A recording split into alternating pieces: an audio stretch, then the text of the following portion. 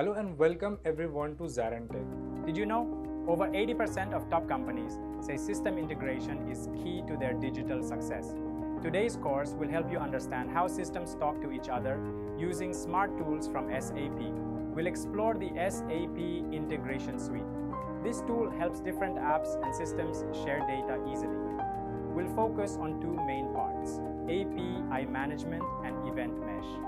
APIs allow systems to ask each other for information, and event mesh helps them react to changes in real time. More than 70% of businesses using SAP Integration Suite report faster workflows and fewer errors. It's used in banking, retail, manufacturing, and more. In today's world, apps must connect. Whether it's sending an order, checking stock, or updating customer data, all systems must stay in sync. SAP Integration Suite makes this possible. In this course, we'll show you how the suite works, how to manage APIs, and how Event Mesh handles real-time events. You'll learn with simple steps and real-life examples. Let's dive in. So we'll start with the introduction of BTP. What is BTP? And what is the journey of this BTP? Now, how SAP has positioned this BTP and what is the roadmap for BTP? So we'll talk about that one. And then we can talk in detail what are various deployment models are available in BTP and just a core concept on BTP like your PaaS, SaaS, IaaS and everything. So then what are the different services are available? So we are not going to touch on any other services apart from BTP IaaS. So our focus is mostly on BTP IaaS because BTP IaaS this has been your entire BTP is grouped into three different categories. So we are going to focus on only integration tools and integration SaaS products or PaaS product, which is available in BTP. And then we'll start with the basics of CPI. Okay, so then we will we'll actually go with CPI. Then one in the CPI, we'll go with the concepts of what are different palette components are available, what are different patterns are available, how do I use different patterns for different integrations, and which component I should use for a synchronous mechanism, asynchronous mechanism. And if I want to design integration with different mapping level of which is the best suited one, example of when I need to use a message mapping, when I need to use XSLT, or when I need to use a Groovy scripting, so on. So we will go in depth of completely processing your integration. Like we have almost 20 to 30 different models we can set around when to use your different data stores, right variables, and we can touch upon all those components in detail. So then coming back to your integration IaaS, we have another major component in integration IaaS, which is nothing but your API management. So example, if you are developing any APIs, so the API backend could be your SAP S4 system, or it could be even your CPI also you can convert as an API when you develop many canonical based structures or any kind of API that you want to expose to third-party system. So what is the role of API management? How do I actually design API management in general, so that we will see in detail.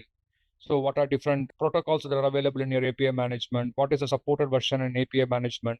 What is the best recommended version as part of the open world or open source? What is SAP's roadmap on API management? And also we'll see how do you have let's take if I have API contract, how do I convert that API contract to API management? We'll see everything in detail. And then coming back to your, again, in CPI, we are going to touch upon all the adapters. I'll show you some of the adapters, how we can use adapters. I'll walk through the adapters, what is available, what you can use as best practice, and what you can actually explore on the different options on adapters. Okay, so then mapping level, we have multiple things as I mentioned, like we have standard, custom, and we have actually XSLT. So plenty of objects that are available in mapping level. So we'll go in depth on Groovy script also, Groovy script and XSLT also, because Groovy is mostly used in your current world. So, and also some customers are preferring XSLT, some are preferring Groovy. There are best practices for each and everything, when to use which one, when to use that one, because I'll explain all those concepts on the Groovy scripts explicitly. And then when you connect your CPA, right, both for inbound and outbound security, what are the required steps that you need to connect? Example, if I want to connect for posting an IDOC to a CPA, so what are various authentication mechanisms are available? So when SAP want to push an IDOC to my CPA, or SAP want to post an SOAP message to my CPA, what are different options are available in terms of security? I'll explore on those options as well. So then I will actually catch up on the how do we do the exception handling, because that will play a major role on your CPI, because when you design iFlow, exception handling plays a major role, and so you can have multiple options to do an exception handling. If you have a common template of exception handling, how do I create a common reusable artifact in such a way I can use this exception handling, or I can call this exception handling in my main process. So when you define a custom iFlow, this factors plays a major role, and we can see all those artifacts and concepts in detail. Okay, so then coming back to the topics on the advanced side, like, so since we have seen on till now BTPIS, but example, like in BTPIS also other components like integration advisor. Integration advisor is for completely for your B2B integration. I'll touch upon what is for B2B integration, what is a take on SAP. And so we have solution architectural metrics that is being driven by how do, if I give a requirement, let's take an example. If you're going for a blue green project or brown green implementation or brown implementations for S4, SAP also provides a methodology for to propose an integration pattern or integration architecture. So that also comes as part of your SAP BTPIS, which is nothing but ISAM. So we will see an example how to create a request for my entire requirement and how do I get the proposed architecture for that one. We will see that topic also. And then coming back to your advanced topics, like we will be seeing more into event mesh, because the ask is from your Spock is like we want a more event mesh concept. So I will work on the event mesh, because event mesh is not only with CPI, we need to have a separate component on S4. So there should be event mesh is something like it's a pub sub model. So it's a broker. It will act as a broker where you will have a publisher, and once somebody publish a data, the lightweight events will be pushed out of SAP, and that will be passed through your event mesh to your consumer. So we can have CPA also one of the consumer. Even I can have any third party site also I can even have as a consumer and get the data and push it to necessary information. We can see the event mesh concept, how to do the development on event mesh, and what are the prerequisites for the event mesh. We can see all those in details. And also I will touch upon some concepts on graph, because graph is nothing but your equivalent to your API management and everything. So and that we can see about that one. So another one, right? Because since you are going to be land into the BTPIS architecture, so like if I want to transport an object from one landscape or one tenant to another tenant, so what would be my transport path, or what would be the transport strategy that I will be taking around? So like I can take CTMS Cloud Transport Management Service as one of the best service that is available from SAP to transport your file. So whatever you transport your file is going to be MTAR, which is nothing but multi-target application from SAP side. Like you will be transporting that from one system to another system using the CTMS tool.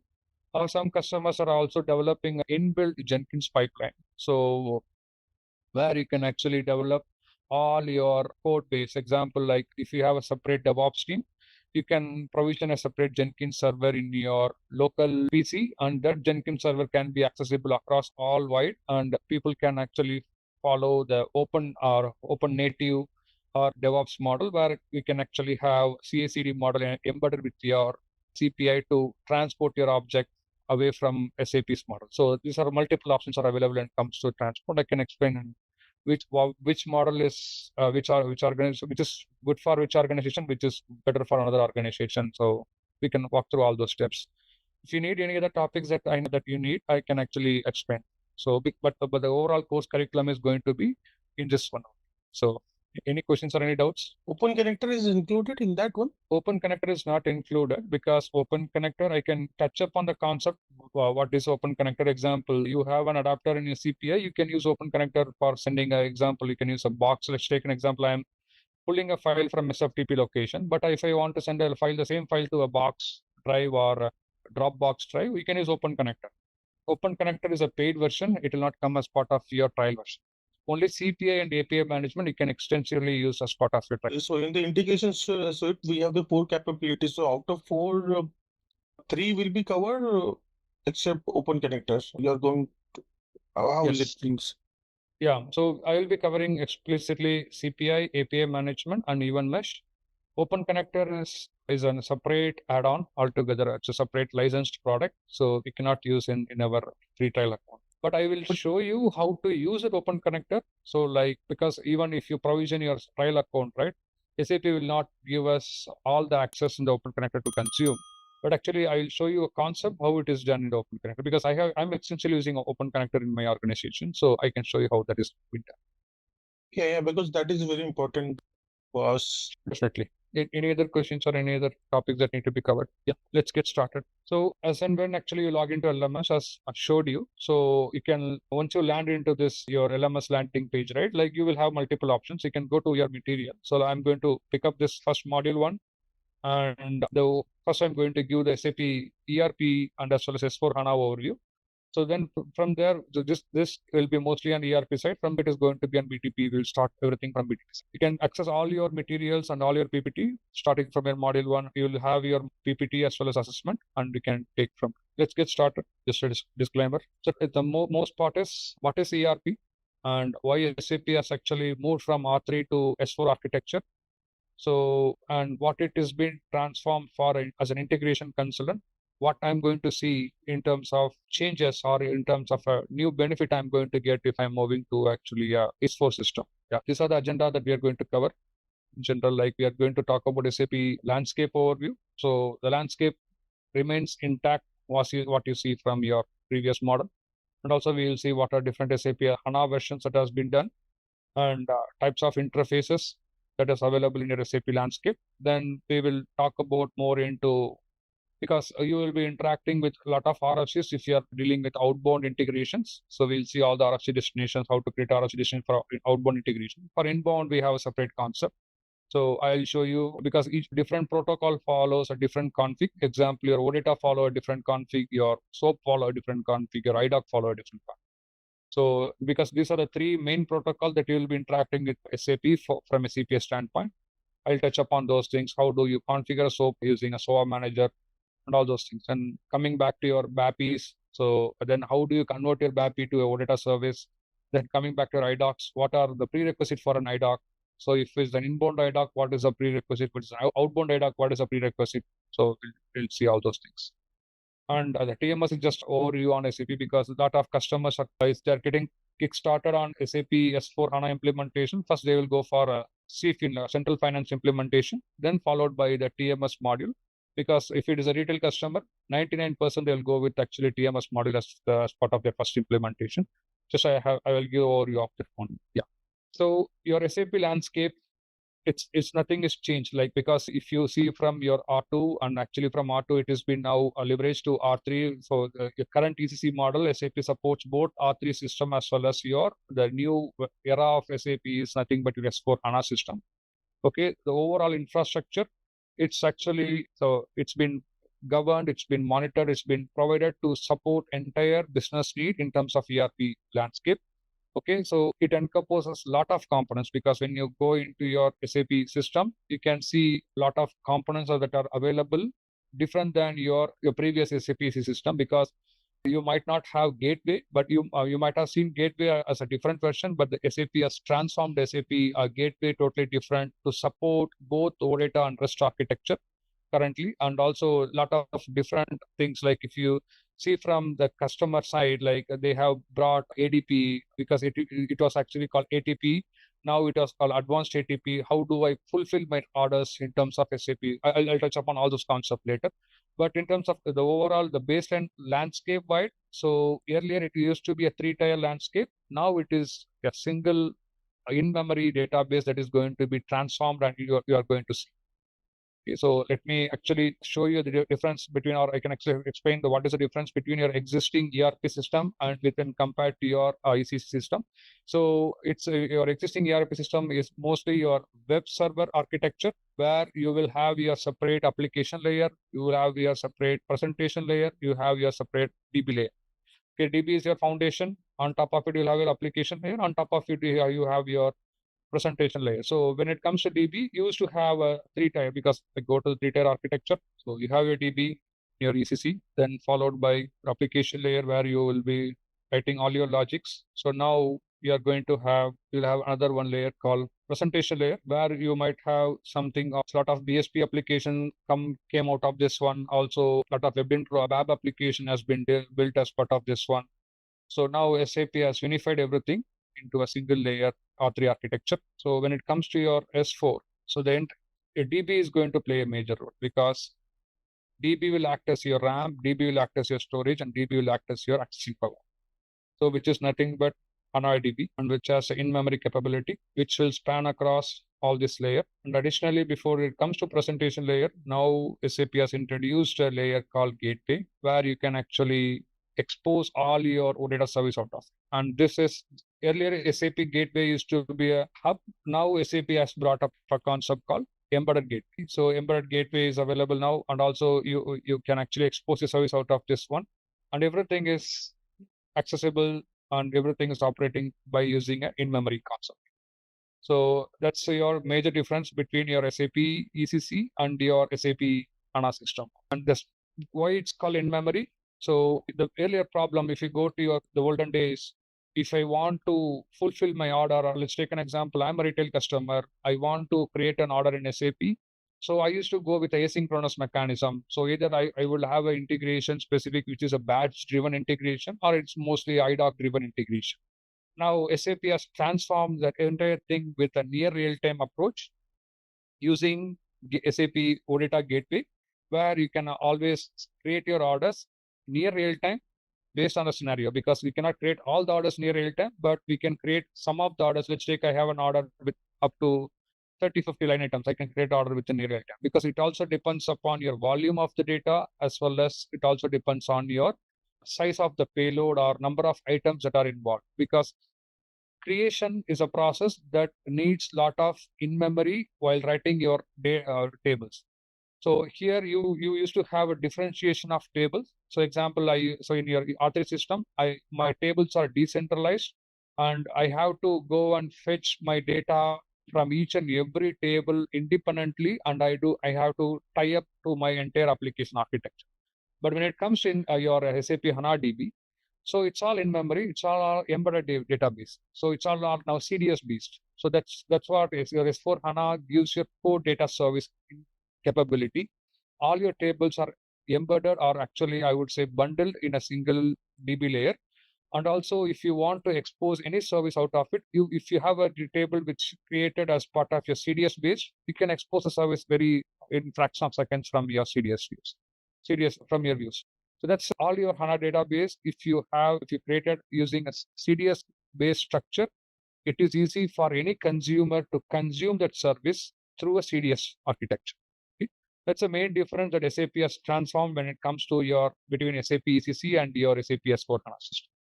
Okay, so when the tire system doesn't change in the landscape, right? So you will have the same 3-tier landscape, and in your development box you will have 2 different client, like especially you'll have a dev client, which is called as a golden client, and you will have a test client. So where you will be actually setting the config specific for specific. Let's take an integration want to follow separate configuration. You can even have that config specific to that client only. And you can have also like some of the objects. Well, let's take an example. I'm a developer. I want to develop object to customize some IDOCs, and I want to create an object to enhance my CDS views. Those are all cross-client objects. So we can have both cross-client repository as well as client-specific repository. Okay, so your development can be done in your golden client, and that can be accessible to your test client as well. That is called the cross-client capability. And if I have a configuration, I can even have the configuration specific to the client. So your integration, mostly I would say 80 to 90%, it's all client specific. Some of the config that might come under cross-client capability, but most of them, like 80-90%, like you're setting up an IDOC or setting up a SOA manager, or even setting up your actually configuration. For example, if I want to set the inbound configuration, outbound OIDA configuration, this is a client specific. If you have the object tied up to your test client, you can transport the same object to upper landscape.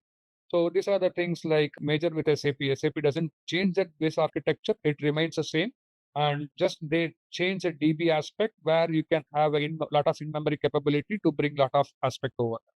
And when it comes to your landscape, like development, quality, and production plays a major role in terms of lot of users can access the data, because that's a real live data for an organization, where you will be having all your business operations will be going on in your SAP S4 system. It needs lot of powerful engine to implement everything.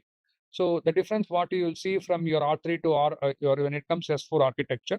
So if you are a big customer in the olden days, if you are having a decentralized ERP system, okay. So example, you might have a ECC system. Let's take an example. If there is a retail customer, they will have a separate R3 for retail and separate R3 for wholesale.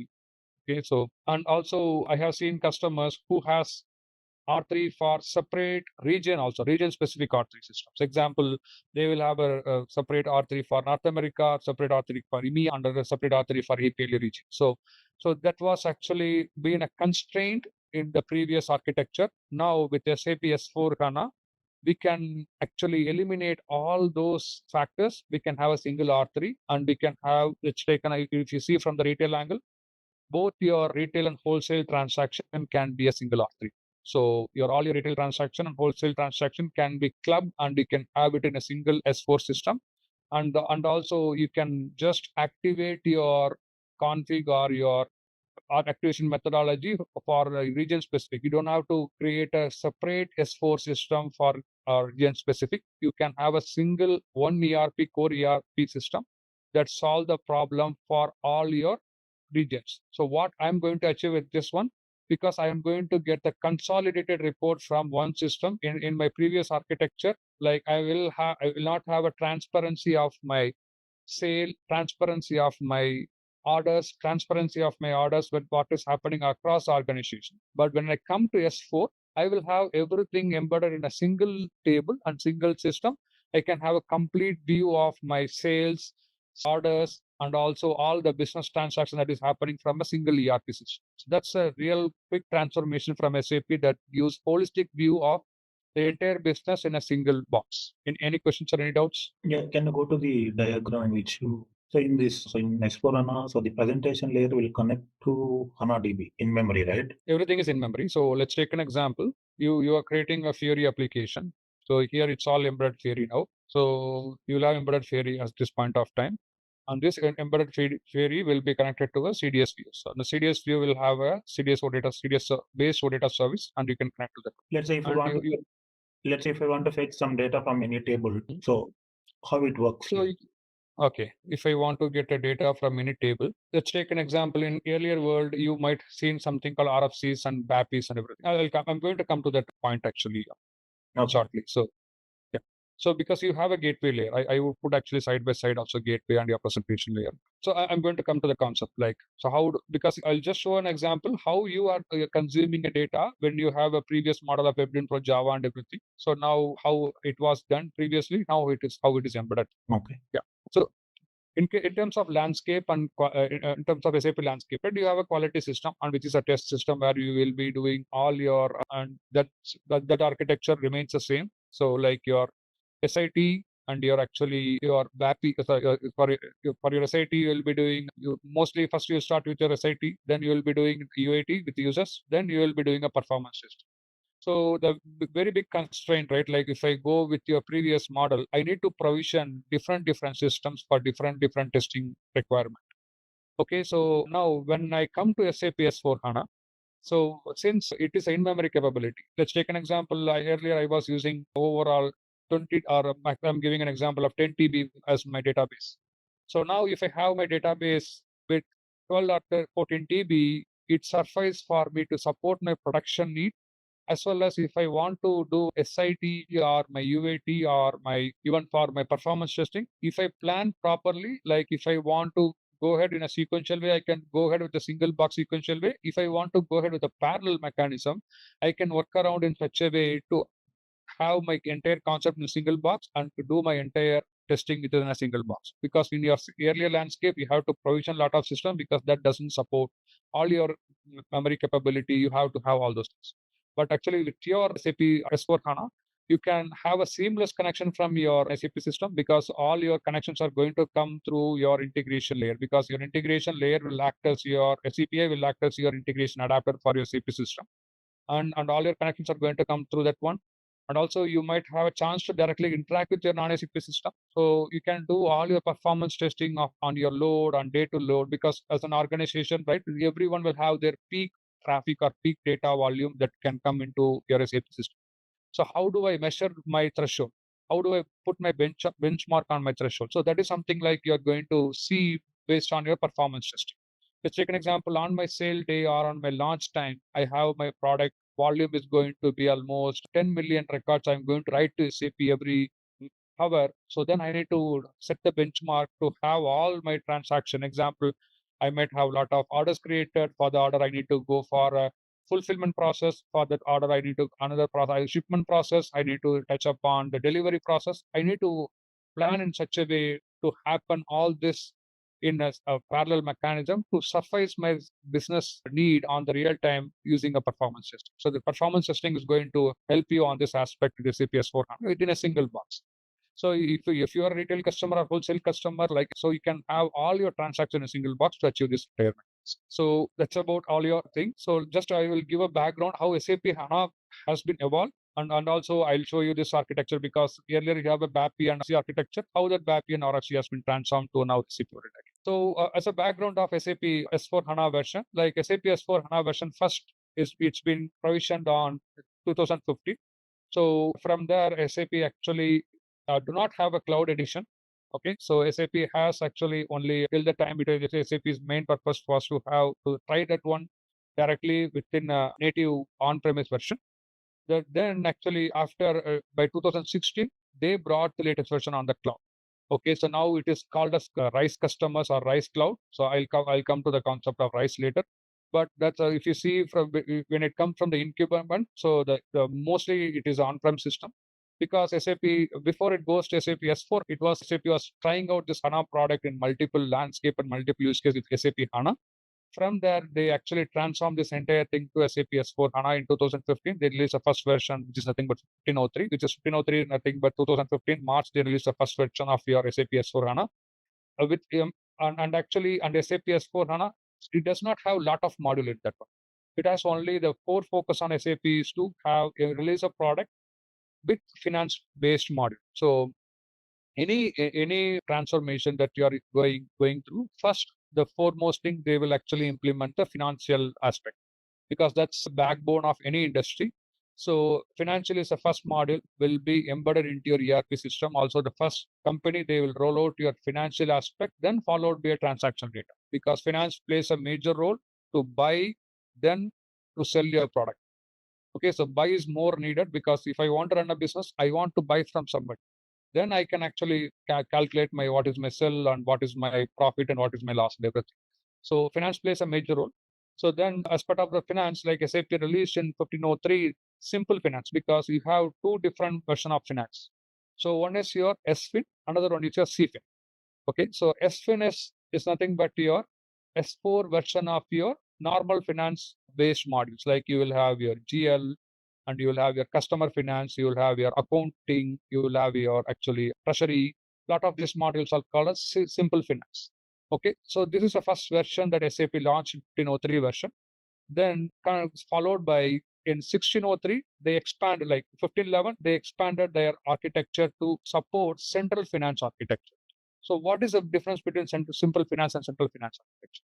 So let's take an example. I'm running a big industry. So in my case, if I implement a simple finance, that is going to be a SAP specific report. Like I'm going to get my report, what is my GL account report, or what is my profit report, or what is my cost center report, and everything. So simple finance will give only the unified report from your core SAP system.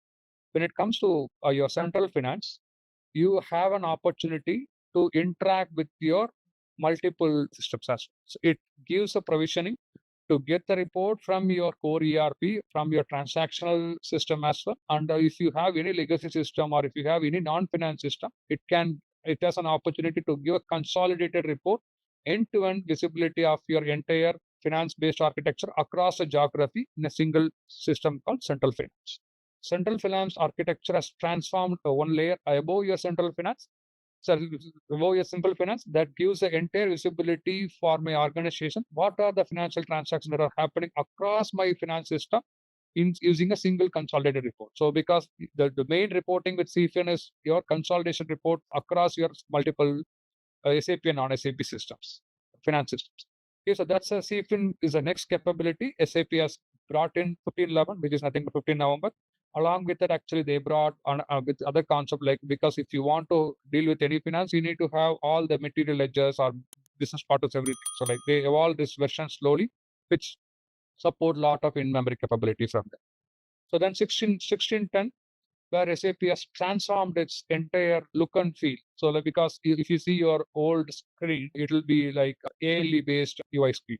Now with your latest S4 screen, they transformed Fury 2.0. So Fury 2.0 is mostly focused on SAP's reforming SAP's look and feel, because if you take anybody from 2000 or 1990s, they will tell it's a blue screen. Now it's completely brought a better user experience with Fury 2.2. It is mostly on your HTML5 based look and feel, and you'll have all the cool gadgets what you see in SAP. That everything has been embedded into your normal SAP S4 system.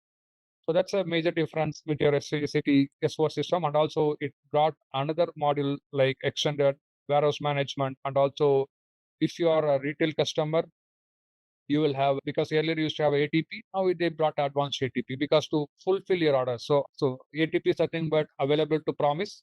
So if I want to fulfill my order without any flaw or without any failure, the SAP brought a near real-time availability check of all my product, that is called advanced ATP. And also I have brought another concept on TMS, so transport management system, also that was also brought on 1610. Then detailed scheduling, another concept which is will be used in manlog industries. So those are the different aspects for each is considered, which various industry aspect they brought different concept in 1610. So the key feature they addressed is advanced availability to promise, like advanced ATP to all the customers. Then they actually used effective order management and billing using your central finance. And also they brought SAP finance scope more wider than your previous layer. And also if in terms of your material, example, you might have a different set of material in your ERP system, like you have a raw material separately or finished goods separately. Now everything is built, because if you're a retail customer, you might see your material into different, I would say, different configs. Now they brought a new concept called material variant, where you can have your size, your material number, everything at the same level. So they brought a lot of, that brings a lot of unified data model architecture. And also it brings effective procurement and extended lot of different models. Like in terms of warehouse, it brings extended warehouse management. And also this is all embedded feature when it comes, because why it is called as embedded feature, because SAP brought TMS as part of its capability to fulfill all my orders effectively. And it brings additional layer, because earlier SAP UI5 and Fiori is not to be an embedded Fiori, it used to be a hub. Now SAP brought embedded or consolidated Fiori architecture, consolidated Fiori screen within SAP. As part of next version, SAP brought consolidated or embedded Fiori as well as embedded gateway into its own architecture. Okay. These are my first version, what I see in 1611 and 1610. They brought another aspect like your transport management has been enhanced to the next level, to have the visibility on the inventory side also, and to have the visibility on my fulfillment side, and also to have visibility on logistics side also. The transport management has been expanded to larger scope now. And also I have a commercial project management as another module that has been brought, and portfolio project management also brought in reach. So every version has been evolved to solve bigger problem, and all those problems has been completely now solved, and it's been defined. So as you might see SAP Copilot. So SAP Copilot was built as a kind of pilot product from SAP, but did not fly through that much. But there is a new version of SAP AI tool. So that SAP has been, it's now testing in BTP architecture. So I'll talk about the product later.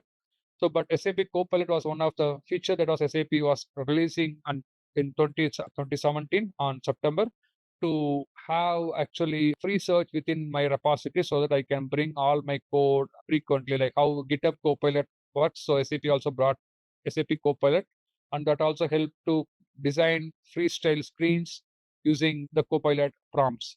But that did not fly through that much. Now SAP has transformed into a new AI tool called SAP Jewel. So, but SAP Jewel it's completely under, what to say, like it's not like matured like SAP GitHub Copilot. Sorry, it's not matured as GitHub Copilot. So SAP Jewel is like, it's a learning curve for SAP also. They're building their entire model to train the system and to bring up to speed on the market. And So these are the new features that has been brought in your 1709. So example, embedded transport management, and then manufacturing based transactions, finance requirement, and also PLM, and also maximize, they have maximized entire SAP Fiori experience. And also in this architecture, they brought embedded Fiori as well as embedded gateway. So to support all my SAP needs. Okay, 1809 is another version of SAP that brought another feature of SAP system, and these are the features that they brought in 1809. So this is I would say like there is a continuous improvement from SAP to meet a lot of business need and lot of customer need to achieve a lot of business operation. And 1809 is, I would say 1809 is 1809, 1909 is a promising version. So a lot of customers has believed SAP S4 HANA, and they started migrating to SAP S4 HANA from 1809 and 1909 was a strong factor to move to SAP S4 HANA from R3 system. 2020 was actually a lot of customers were not actually putting their heads into because of into the transformation because of COVID and aspect. And 2021 has brought the new features. It has brought the innovative feature on SAP S4 HANA, especially on the modules like transport management again, and also on the sales side. Because on the sales side, they brought new concepts called actually how do I have a near real time, like how do I achieve rush orders? How do I achieve actually quick orders within 2 deliveries, 2 hours delivery. So those are the aspects that SAP brought in 2021 S4 system. Because if you see in your olden days in your ERP system, you have to customize a lot of things. You have to write a customized coding, but those things are brought as an inbuilt capability from SAP S4 HANA for rush orders, quick delivery within 2 hours, quick delivery within half an hour. Those are the set of config that has come as part of your 2021 feature. Okay. 2022 has been evolved to interact to other SAP system like seamlessly, because in 2021 also you can interact with other SAP systems like your cloud SAP system like Ariba, SuccessFactors, and you have Coupa and everything. And 2022 plays a major role to interact with other cloud ERP, because SAP has a on-prem ERP separately and it has a cloud ERP also separately. Because the cloud ERP are something like your Ariba system, and your you have, if you're working for a company, mostly you will be touching Ariba, Concur. SuccessFactors was the one which was been completely on peak on 2016 and 17. But now a lot of customers are moving away from SuccessFactors to Workday, because Workday saw a lot of problem than SuccessFactors. So these are the like different things, different ERP system that SAP brought to connect seamlessly with this all the system. Like SAP brought inbuilt capability in CPI to interact seamlessly with your Ariba on SuccessFactors. It has extended the modules in SuccessFactors to connect seamlessly. So those things are like 2022 version, along with CPI also evolved to have support those options. Okay.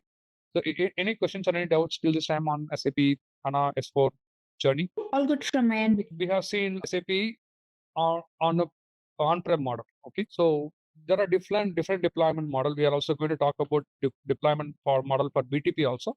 But SAP in 2022, SAP stabilized the deployment model to support multiple customers, because they don't want to see only big customers. They want to also suffice the business need of small customers. How do I actually support the business need of small customers? So then SAP rolled out a concept called how do I support different deployment model for different business. Okay, so let's take an example. I will give an example of Apple. So Apple, if you take an Apple as a bigger company, so they have a deployment model like it's a private cloud. Because I'll tell that what is the difference between private cloud and public cloud. Before that, like we have different deployment models like public cloud deployment model, private cloud deployment model, hybrid deployment model, and community edition of deployment model. So community edition deployment model came in live only in 2024, because a lot of customers start pushing their changes to a community edition. Then the other customers can leverage it. Community deployment model and multi-vendor deployment. Okay, so what is the public cloud deployment model? Example, like I am having my ERP system. Okay, but my ERP system will be managed by SAP, but this public cloud will be accessible over the internet in by multiple customers. Example, if you are provisioning your ERP system, that ERP system will be available, need to be available on the cloud. And this cloud, this version of your ERP need to be accessible outside of your network or across your over the internet. So then that is called a public cloud ERP system. And public cloud also we have different versions. Like the ERP could be shared, that the infrastructure could be shared with multiple customer and with multiple with the different configs config specific to ER customers. Example, I have a single infrastructure. So it's going to be in terms of public cloud. This is a public cloud. So let's assume Apple decided like to go to public cloud. I'm just throwing some name of some companies. So Apple is decided to go to public cloud, and this public cloud will be accessible over the internet. This will be available over the internet, and this infrastructure completely managed by SAP. And this public cloud can be region specific also. So they have a public cloud. Example, they can have a public cloud in US East, and also I can have another public cloud in US West, and also like other regions across the globe. Okay. So like in the US, you take an example of customer A, they want to choose public cloud, SAP will drop them inside this public. Customer A will be here. And if they are in the East region, if they are in the East Coast of US, so they will be using US East based public cloud infrastructure. And if another customer is coming and they are from US West, they will be available here. So same another customer, another set of 2 to 3 customers, if they want to go ahead with the public cloud because they cannot have their own infrastructure or own network, because those are the complications. Because if you want to have own infrastructure, own network, and it's going to be added cost and added security and everything. So they want to just run smaller ERP function and want to manage basic. So in that case, SAP can actually put them everything into the same public cloud infrastructure. Here, B customer will be also landed, could be a target or something like that. This another customer also will be landed. So this means like the infrastructure is shared across multiple clients, and this is accessed by internet, and it is managed by SAP. So that means there is always a pro to it, and there is always a con to it. The pro is actually I don't have to manage my own IT team or my own infrastructure team to manage the ERP system. This can be managed by SAP. So I need to pay to SAP, and I can optimize on my costs in general. But what is my con? Like if I want to scale up, or if I want to receive bulk orders or bulk thing, I don't have any control. I have to rely on SAP, because it's SAP can put one customer or SAP can put 10 customer. And also the config to this one, like it's not publicly available. We have to work with SAP a lot to get all this infrastructure config. If SAP feel if this infrastructure is getting bigger, they will expand, but nobody will get notified on that. So for them, it just they are the client. SAP will put everyone into that one. They will actually have a different aspect. So that's another one con. Like I cannot plan on my business when to expect a bigger order, because the sale for customer A and sale for customer D might be at the same time, and you might actually get a different loads to your ERP system, and you might even see some hiccups to that one. So we need to work closely with SAP to fine tune my architecture based on my business need and business architecture. But SAP might ask for a different client and everything. So that's a public cloud model that is available as of today. So and SAP has brought a RISE cloud model, because if you want to be more premium, now SAP will move this. Let's take an example. Customer A is available here, and customer B, and all of them have same load at same data volume at the same time. So SAP divides them into a premium layer that is called RISE customer. So what they will do, SAP will try to, in terms of RISE, put a different architecture for RISE. So now with RISE, so earlier your infrastructure has been shared by all the customers. Now with RISE, each and every customer has to pay their own infrastructure cost. That's the difference SAP has made now. So we will support all your architecture and thing, because this model was not that much helpful for a lot of customers till 2023, 2024. SAP brought up new concept called RISE.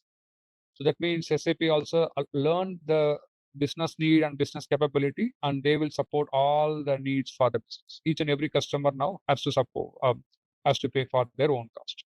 That's a major difference with the RISE. That's what actually RISE has brought new capabilities as well as new add-on, because that adds a major thing with the infrastructure. So that's with the RISE customer. So now RISE been transformed a lot of business, but now your cost should be increased at least 2 times or 3 times more than your previous. So that's a difference between your normal public cloud model and public cloud RISE model. So that's a new model that SAP has brought within public cloud concept. And you can even have your RISE with private cloud also, because I don't want to be accessible all through public. I can be accessible with the private cloud. So how RISE will transform to a private cloud? I'll first touch upon the private cloud model, then I'll see about the private. Okay. So any questions or any doubts till this time?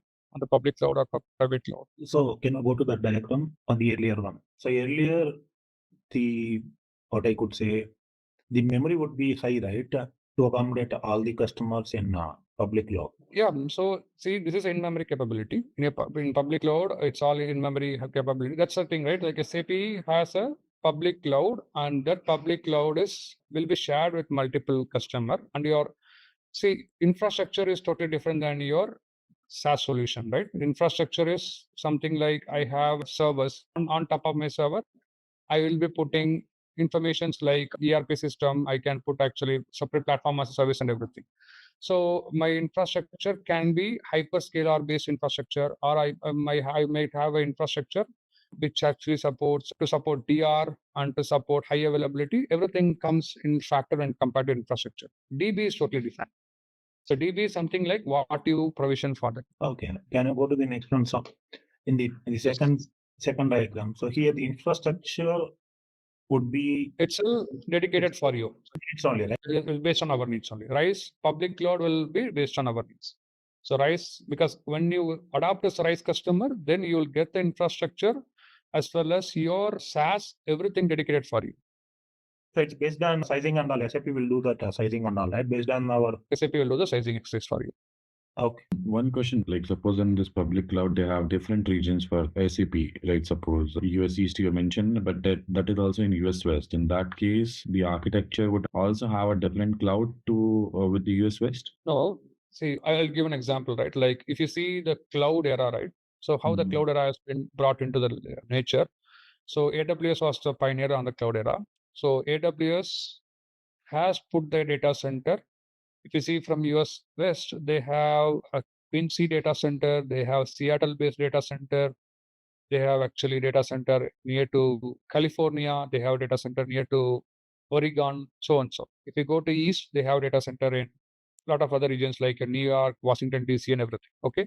So East and West, I'll tell you. So you brought a very good point.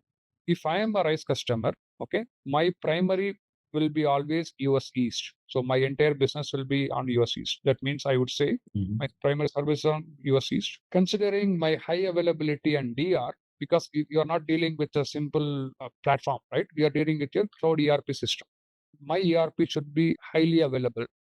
So nobody in the world can promise actually my data center will not go away anytime. So if I'm a customer with RISE, I can actually choose my another RISE cloud in US East for DR and high availability. Okay. So you will have your primary will be running here. Your DR will take a copy of your primary always. Okay. When this is gone down, as part of high availability, you will get another one information, another one infrastructure in US West. With the DR capability, all your information will be restored into another tenant, and then this will be up from that point. Okay. Okay. So that's a major thing with your difference between your US East and US West. Because any customer, because you really brought a very good point. Because when it comes to cloud, we should see a lot of aspects. How do I going to surface my business? How do I going to have high availability? How do I going to have disaster recovery? How do I going to have multi-tenancy? How do I have a lot of other concepts coming to play? Okay, so your primary should be in one region, your secondary should be running in a second region, like so that should adopt actually your DR and higher. One question. So it's a simple question.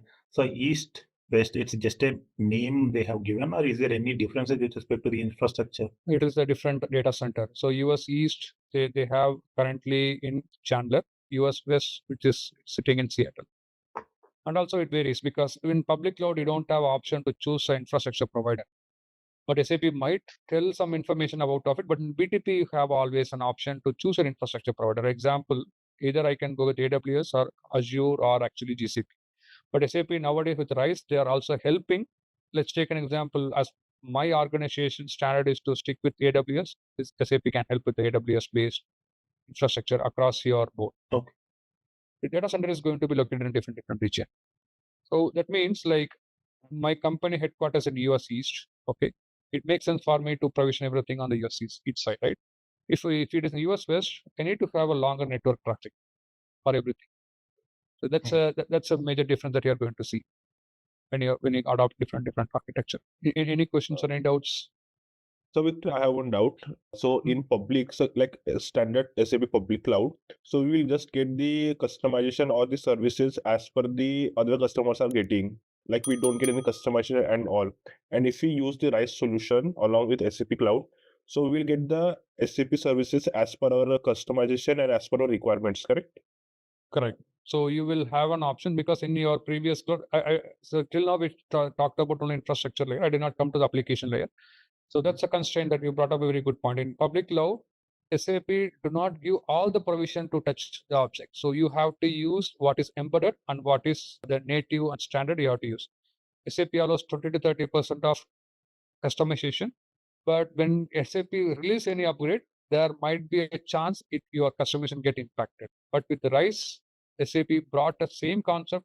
I would say 80 to 90% similar concept to your private cloud, like your on-prem system, where you can extend your functionality as per of your business.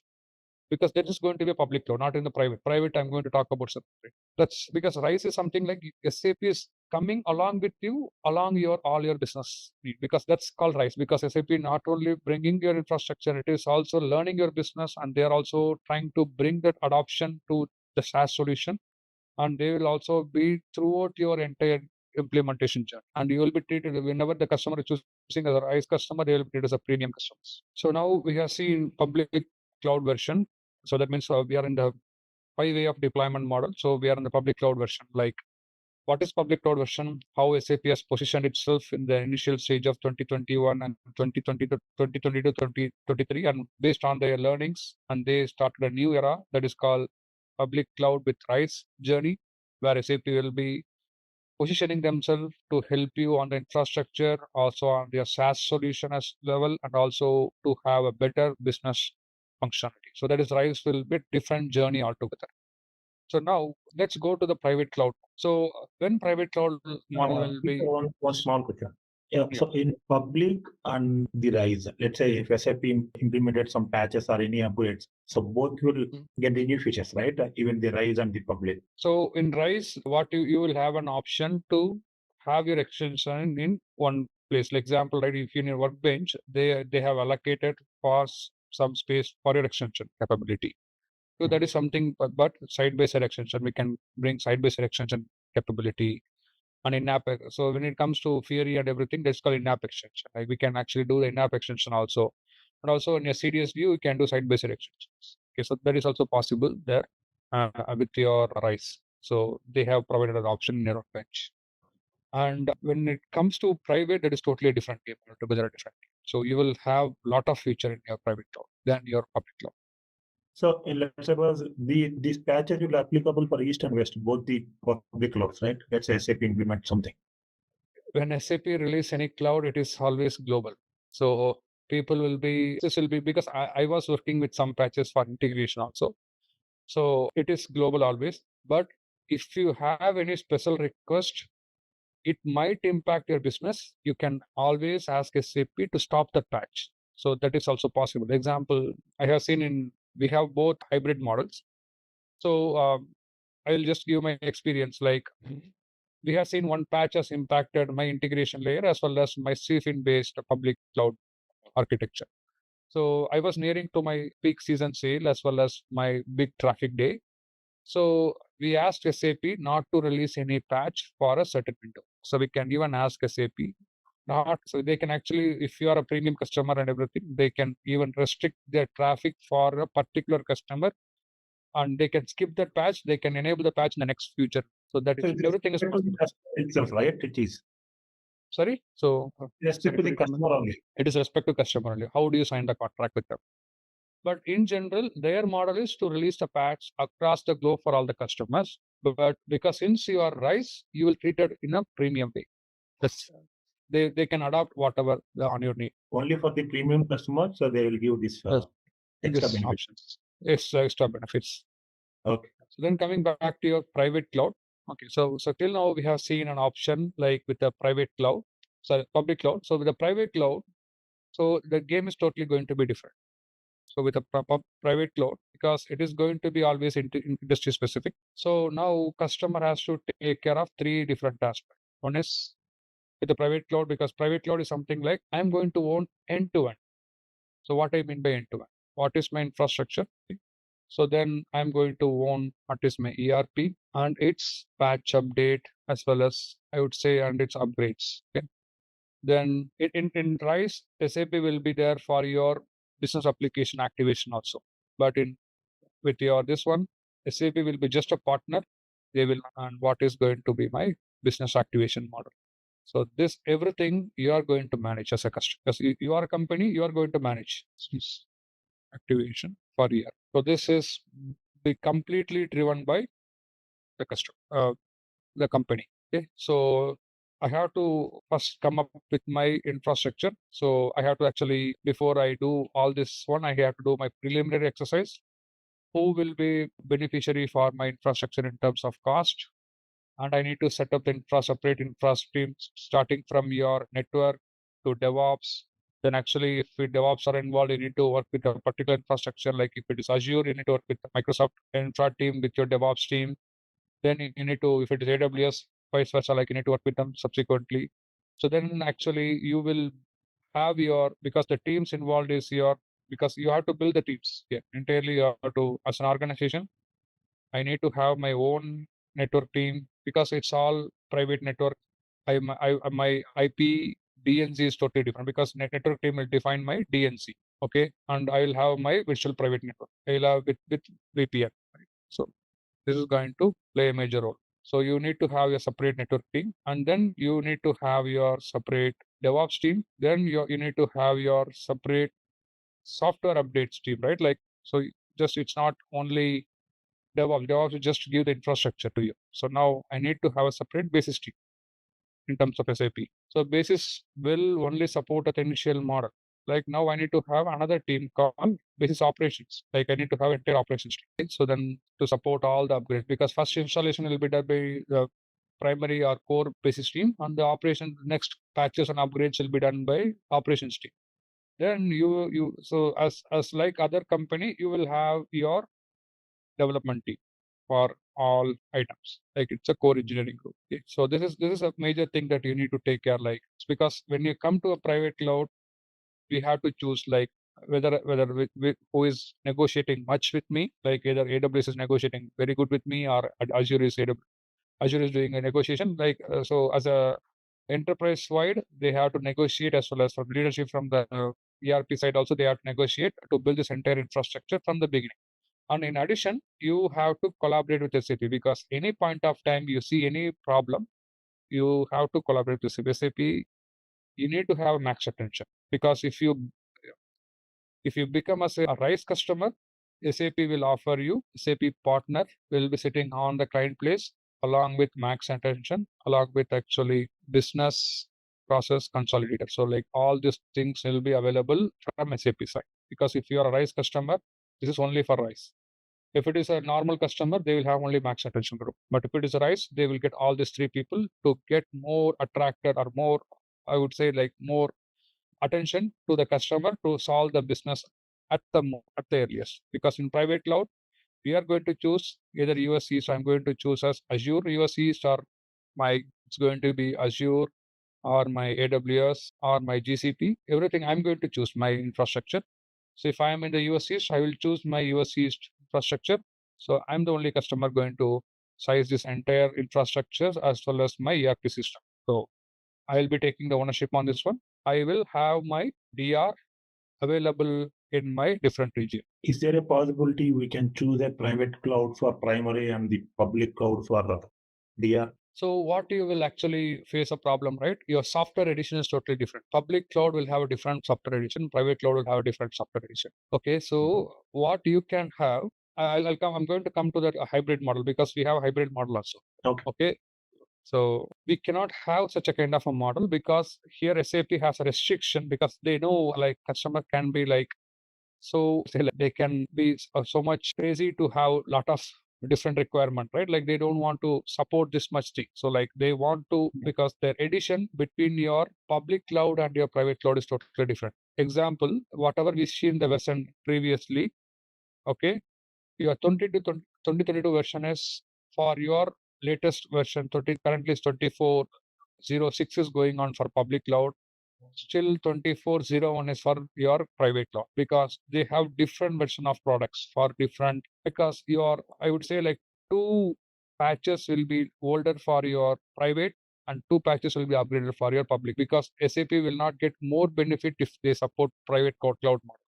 SAP will get more benefit when they are supporting for public cloud model, because their entire business is running on public cloud. So that's the reason, like, you will see upgraded features, upgraded functionality in the public cloud than your private cloud. So they are providing an option. If you want to go for hybrid cloud, I'll come to that later. But if the main purpose of going between the different cloud is like private cloud between regions to support DR and high availability. Okay. So what is the main benefit of having private cloud? So if you go to the public cloud, so everything will be taken care by SAP, right? So if you see, I mean, as per your explanation for the private cloud, so everything customer has to control. I mean to say, network, DevOps, basis operations. So how customers get benefits with respect to private cloud? You will have your own data security. I want to implement high level of security. So when it comes to cloud, security Public cloud is not that much security. It's secured, but I don't want to expose my data to SAP. I want to keep my data intact to me. Security in terms of security algorithms are safe. I don't want to expose my data to anyone. I want to have my data intact to me. Anyone can sell my data to anyone. I never know, right? Like that's the reason. Like, so if I am a big company, my secret will be shown to another customer. I will have my doubt always. Data and security plays a major role in security. That's a decision that will drive an enterprise to choose a public or private. So in this case, you will be having your entire data in the public information. In this one, it's been protected with your own VPN and own DNC. Okay. So anybody, sorry? It's just a doubt, right? Do you have any example that any of the customers' data leaked? No, it's not leaked. Nothing has been leaked in the market, but it's an enterprise decision. So it's all come with the enterprise decision, because mostly public cloud will be going with a small organization, because they cannot afford to go with actually larger enterprise or larger things. Okay. But when you see enterprise like Coca-Cola or actually Apple or so many things, right? Like they have their own infra team. So this infra team has not been set up. They have been doing this business for almost 30, 40 years. So they want to have their data, because if Coca-Cola is there, they are putting all the data of their future ingredients needs into this one, and what's their formula for everything into their ERP system, on what is the partner information, how they do the business on the public cloud. Even SAP can go and tell to Pepsi, right? Example, I'm just throwing an example. So, but when I have my own private cloud, I can have my data and security intact to my own VPC. That's a major thing. That is a major thing that is driving today. So every customer, they are going and directly talking to Azure, like, okay, you support the infrastructure. I don't want to, because earlier, if you see before 2018, customer used to have their own data centers. So they used to rely on any local data center team, and they used to provision the data center, and they used to even own the data center. So now owning the data center become a hassle. So that's what they are actually okay to go to cloud, but because cloud brings a lot of native capability, because your hyperscalers will be there, your actually high availability features will be there, DR will be there. So everything, you don't have to worry about that one. Your infrastructure provider will be taking care for you. So that's a major major reason people are coming for the cloud, because to support my business 24/7 across the globe, irrespective of any restriction on the infra side. So that's the reason, because if I am supporting my own, because my organization also, we used to have a separate data center. Now we move to a cloud-based concept, because cloud is something like it's an enabler for me to run my business. I want to optimize my focus on my business, not on the technology side. So that's the thing, like any company, they want to upgrade themselves to focus on their core business, not on the technology aspect. If somebody is giving me trust and everything, I can take that one and I can protect that one. So that's the thing, like Azure, AWS, they play a major role on that market. So we have to co-innovate with SAP. SAP also will be coming into that picture, because we are first time, let's check if you're a first customer deploying your SAP into S4 into GCP. So SAP will be coming along with your journey, because they also want to see the learning, how it is coming along, because a lot of things will vary for different infra, because every infra has their own infra architecture, on your infra architecture, we are going to deploy the SaaS solution, which is a software which is nothing but a SAP system. We'll have different thing because your Azure will have a different Linux machine, your AWS will have a different Linux machine. Your entire thing is totally different. If you see from the way, fundamentally it's totally different because you will see different variations when it comes to different things. That's a thing. Like most of the if I would say like below $1 or $2 billion customer, they might go with public cloud. So if it is a big billion company, they will go with the private cloud. In which 99.9% they will go with their private cloud because they might have set up this infra team not in 20-30 years. And then private cloud, like so the another thing, right? Because you brought up a very good question, like how do I actually have a hybrid cloud model? I'm going to touch upon that because I can have a private cloud in US East as my primary, and my secondary will be running on my DR will be always DR will be taking a copy. And actually, if my S4 system on primary failover, your master failover, your DR will kick in, and that will bring the secondary from your another region, so that you will have your business running 24/7 from your another region ERP system. That's called high availability and DR disaster recovery. If something entirely happened for this entire one, this will be completely recovered. This will be going. Okay.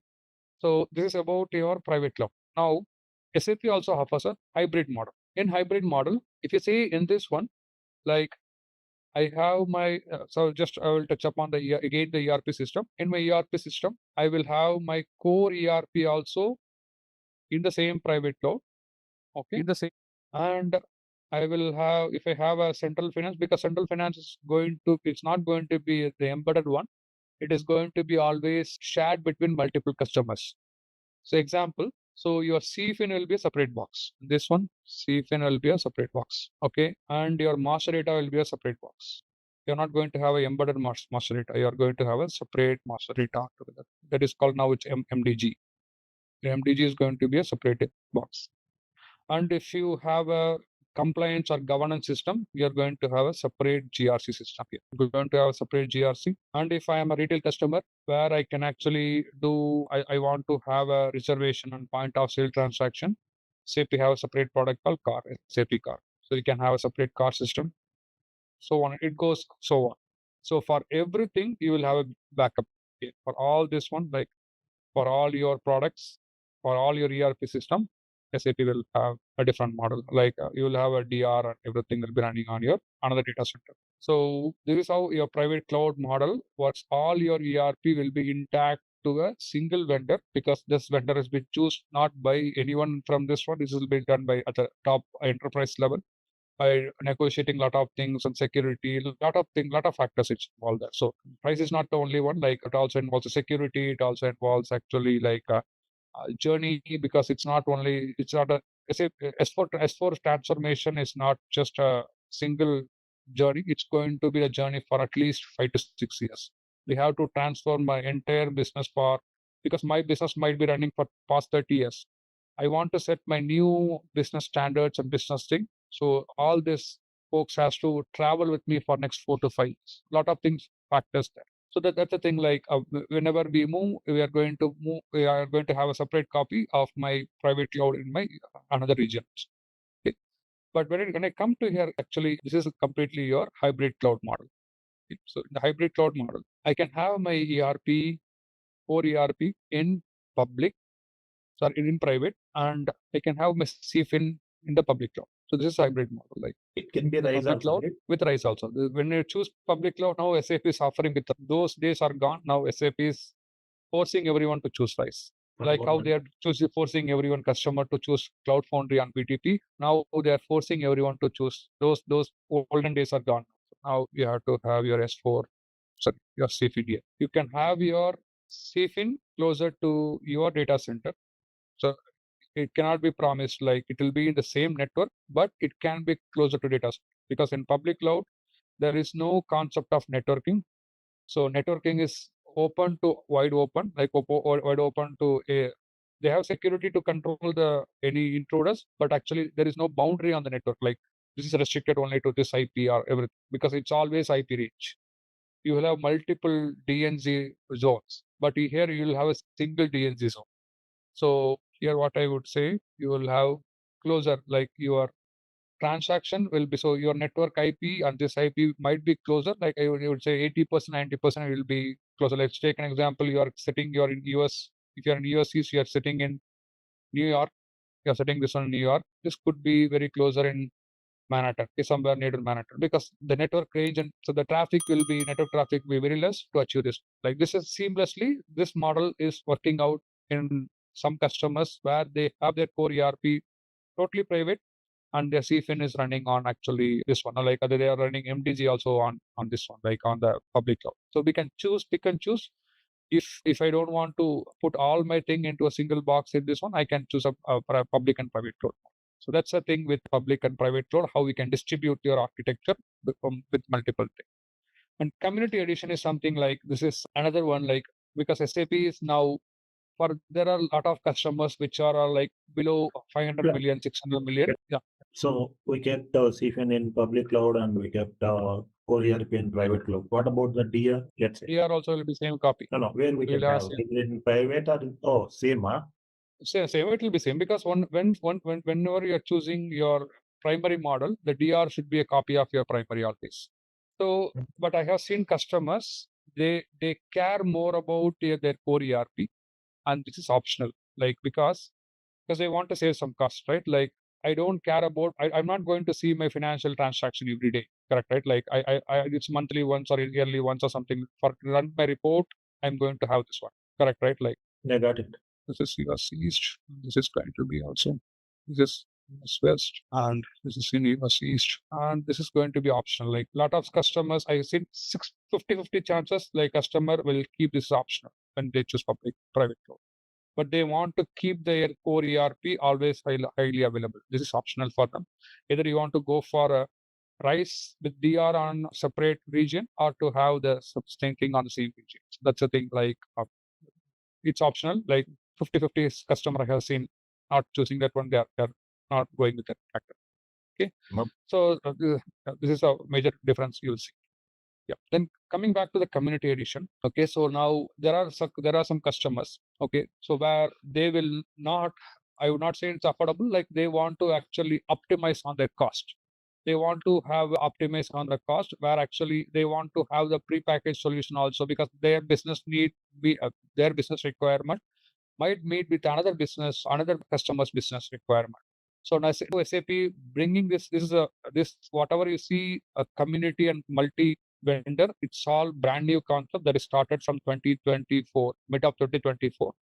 So some customer might get benefit out of it, but every customer is asking me, because I am exposing my core development to other one to get benefit out of it, what I'm going to get as a reverse, right? Because that's becoming as a bigger challenge to SAP also. But monetarily, SAP is not benefiting anyone because they're collecting money for everyone on this software solution. But SAP is also planning to monetarily help the primary customer to pay some. If somebody is using on the community edition, and they have to pay the licensing cost to both SAP and to the primary vendor, so primary company where the solution has been published. So that model is not been finalized, but SAP, the talks are going on for community edition. Like every customer can work on some solution as a goodwill. They can actually publish a solution to the community edition, so that some other customer can actually benefit out of that solution, and they can leverage, like instead of reinventing the wheel, they can actually use that existing prepackaged solution and start the business requirement from there. So community edition is a shared, it's always a shared network, it's always a shared solution, and it's even shared ERP also, because SAP will just put a simple RISE cloud system, and all your solution will be published from your community model. Like you might have tied up with any other customer, a primary customer, and they will be adopting this solution on the go. And this model will work for a parent and subsidiary company. Example, I can take an example of Coca-Cola only. Coca-Cola has acquired another one company on some other region. On if they want to publish the same, because the Coca-Cola primary business is to solve the North America business or core business. But if they want to go ahead actually to publish a similar solution to its subsidiary company, they can use always community edition. Like if they are in the public cloud or if they are actually in the private cloud, so they can publish this solution, the same copy of solution to its subsidiary company, so that they don't want to reinvest so money to achieve their business requirement. So within company, it makes sense because that's what the argument is going on. Within company makes sense, but across the company, monetarily, both of them has to benefit it. That's the thing. It is coming in nature. The community is a shared product across multiple organizations or between two organizations. Then come back to multi-vendors. So this model it's been actually, I have seen this model has been quite used at multiple companies. So example, right, like I have built my entire private cloud on AWS. Example, I can give my entire primary is on AWS. I never know when AWS will be fault. Irrespective of my data center, I don't want to rely on data center because this has already happened with Azure because of one single patch that brought the entire world down. Previously in Azure, like at least 6-8 months back, one data center patch has brought the entire flights down, lot of business down in US and across the world. So we never know what will happen actually, right? So Azure is gone. AWS also could gone. Actually, like your Azure, like GCP also gone. So what SAP is suggesting, so we will choose a different region and also will give an option to go ahead with either other vendors, like either your DR should be in other vendor, like it should be in AWS or in GCP. You choose like your in your company, sorry, in Azure or GCP.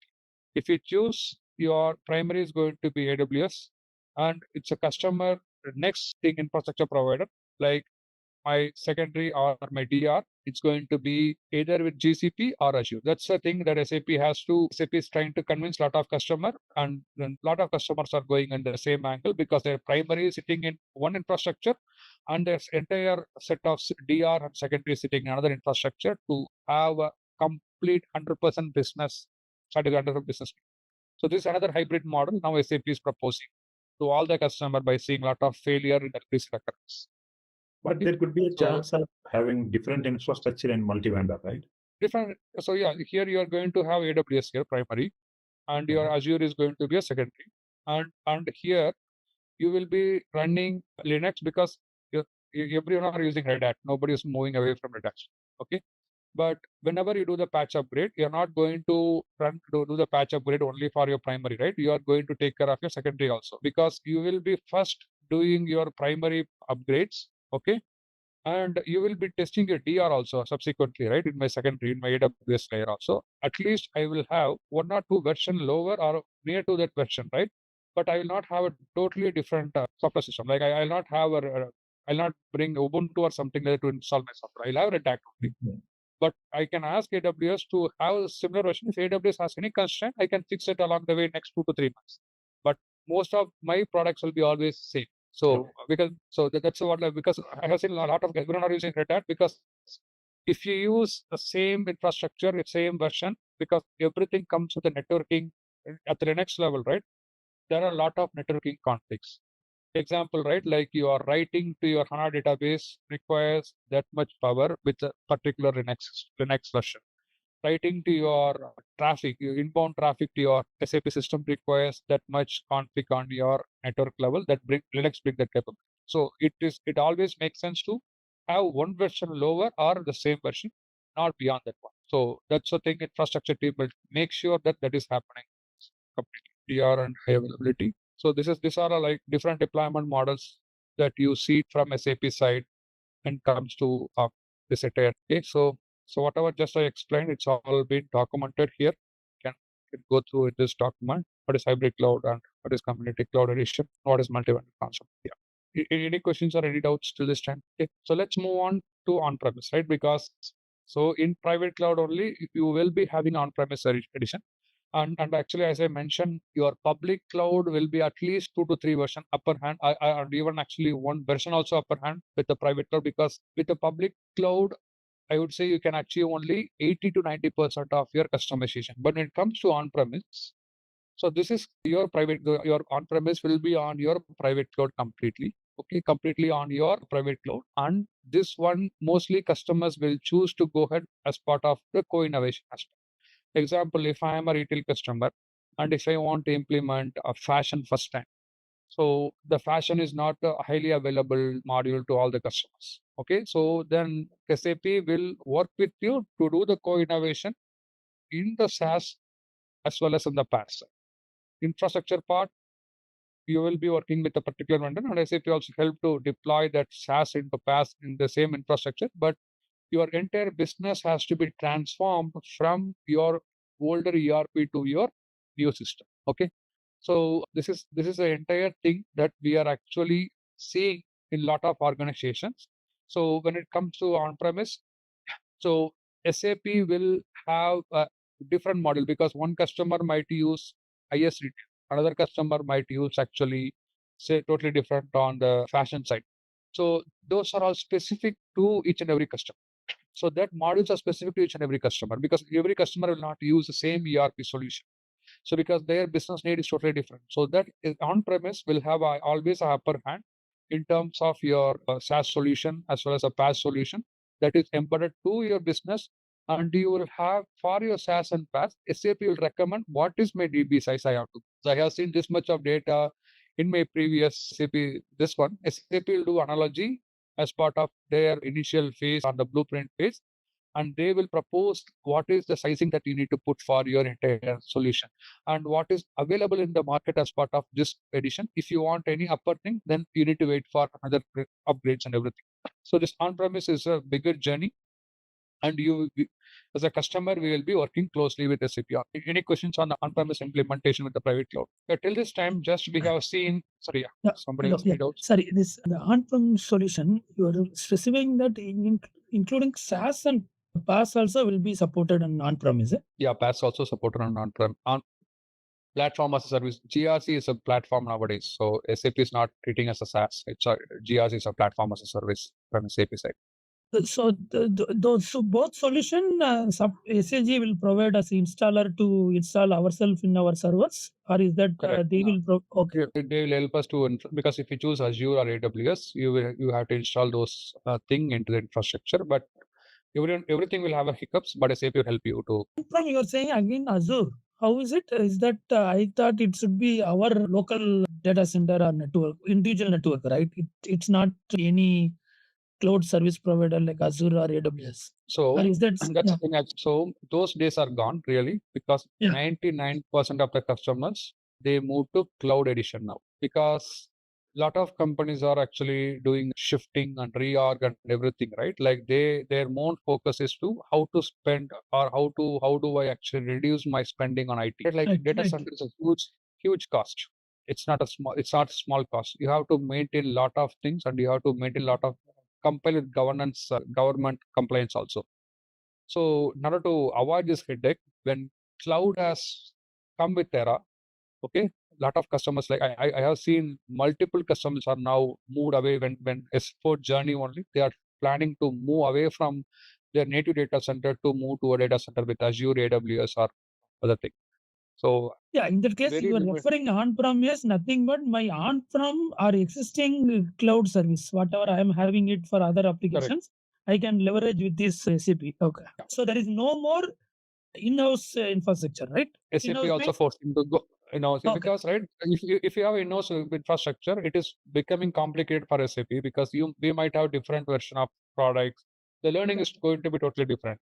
But if I have an architecture, I agree that, but is that still some cases SAG will support, or is that already provided that you're supposed to be in any of the existing cloud provider, either it will be your own private cloud or something like that? Because when cloud came, if you are in a private RISE, you are on-premise, and they will ask you to choose only infrastructure, only three to four infrastructure. But the old data center days are gone now. So I have seen very, very like below 10% of the customers are using those days. But 90% they move to the cloud native architecture. Okay, thanks. Yeah, thanks. Sounds it is altogether legacy days are gone. So it is all native cloud. It's all cloud native. Because we need to keep up with the other competitors in the market, right? Cloud native has a lot of features. So that's the thing. You don't want to go to cloud native. Okay. So let me actually, one more friend actually asked me about the different doubts on this one. I am going to touch upon some. Okay. In your olden days, especially on the ERP system, what you used to have, like we will be interacting with any other software. The software could be Like, so you might be developing a BAPI or a functional module within your SAP system. So any program that you write in you start from your data type creation, starting from other data type, you will be creating a classes, or you will be creating a BAPI, you will be creating BAPI, and the BAPI you can convert as RFC, and even actually can have a classes. Everything is a normal thing that we used to do in our website, right? So now, as a next layer, what we have seen, like, because in olden days, like, we have a RFC created, and those RFCs are being consumed or exposed to a WebInfo application or actually a BSP application to consume those services inbuilt to that system. But so this is RFC based model and BAPI based model are connected in the older days. Like, so you'll be having RFC connection. So you'll be exposing your function module as an RFC, remote function call. Your function module will be exposed as an RFC, and you will, and encapsulation of your function model is nothing but your correct, right? Like, this is architecture, and this RFC will be exposed in RFC destination, or you can expose this RFC as a web service, and any consumer, even PO also will be one of the consumer for this RFC. So you can have a PO system here. You have consumers like PO. The PO will get from proxy also. They'll get from this web service also. This RFC based web service also. So then you can have any UI application, like this UI could be your portal, the olden days portal with UI and WebInfo Java and WebInfo Web. Everything will be there, because this is the connection that you used to go in the olden days. Because your RFC has a embedded with the function module. That function module backbone is your BAPI, and that BAPI is exposed through the entire thing. The RFC is exposed to a web service, and this can be consumed in a PO as well as to WebInfo Java. Why we are going through PO? Because in olden days, PO used to be your ESP, Enterprise Service Bus. Any service that is coming out of your SAP system, you will be exposing through PO system. Okay. And so in the olden days, you have only SAP system to only SAP based product to interact directly through your web service based RFC. Okay, so now here the PO can actually expose a service to any consumers. Like, so it could be a third party system, and then any other SOA based system, like any other third party SOA based system. So because PO used to act as your enterprise bus. Now the entire thing with the cloud era and with this entire model, SAP has transformed everything to a different architecture, like any other. So okay, so systems like so this is our olden architecture. So that's what we explained. If everything has to communicate within our RFC, and RFC will be backed up by a function module, and that function module will be backed up by a BAPI. The BAPI will have all the different business objects. But when you want to expose directly to your system, you will have your good olden days web services, and also you have your proxies. So say PO do not stop only to this level. They will have the proxy also here. These proxies are nothing but this is your ERP proxy. The ERP proxy used to go to ESR and expose the proxy in your integration builder and expose this one to outside world. Even the same RFC will be converted as a proxy, expose this one to go to ESR, convert that as a ID through your ICO. You can create ICO, and we can expose to third party consumer. This is how we used to work in the olden days. Now, with your new architecture, now SAP brought a concept called embedded gateway. So embedded gateway is nothing but that gateway is a separate gateway. So gateway is nothing but your open data based gateway. And this gateway will enhance your security for your function module or your RFC. So now what has SAP transformed? So the gateway can be used to expose your OData services that you create from SCGW, or since I am actually in S4 HANA, I can even create my CDS views. I can convert my CDS views to a OData service. CDS views to a service. So this also will be exposed as a OData service to outside world. And how do any consumer will interact? So once you go and register the service in your gateway, and you will get an URL that consumer can consume. So you can register your OData service here in your gateway, and that actually gateway adds features like security. Gateway adds security to read and write operation, put IO, input and output, and also checks virus scan for any vulnerability. Okay. So then it adds governance. Okay. So this everything is embedded inside this gateway, and this gateway will act as your boundary for an entire ERP system if somebody want to communicate to a SAP system. Now PO is completely gone. PO will not act as a ASB. Now your gateway will act as a security or a complete infrastructure to your entire ecosystem. That's how you will see a embedded gateway will have a native theory app, because that gateway you can expose your data service and you can actually have API management, or SCPA can consume and expose to the outside world. Okay, so these are the features I would put here. Layers will come here. So then I'm going to have another layer here. So where with the gateway, so either you can have custom theory app from BTP, can be a consumer for this data service from BTP, and native theory app that is from the so-called embedded theory app can be a consumer. And if somebody, a third-party system, they want to consume any service, so SAP strongly recommends to go through SAP BTP IS integration, IS API management. So this OData service now completely transformed in such a way that actually connects to multiple things. So it has this has been transformed to support multiple capability. And so now they have only not on a single customer, they have multiple customer here.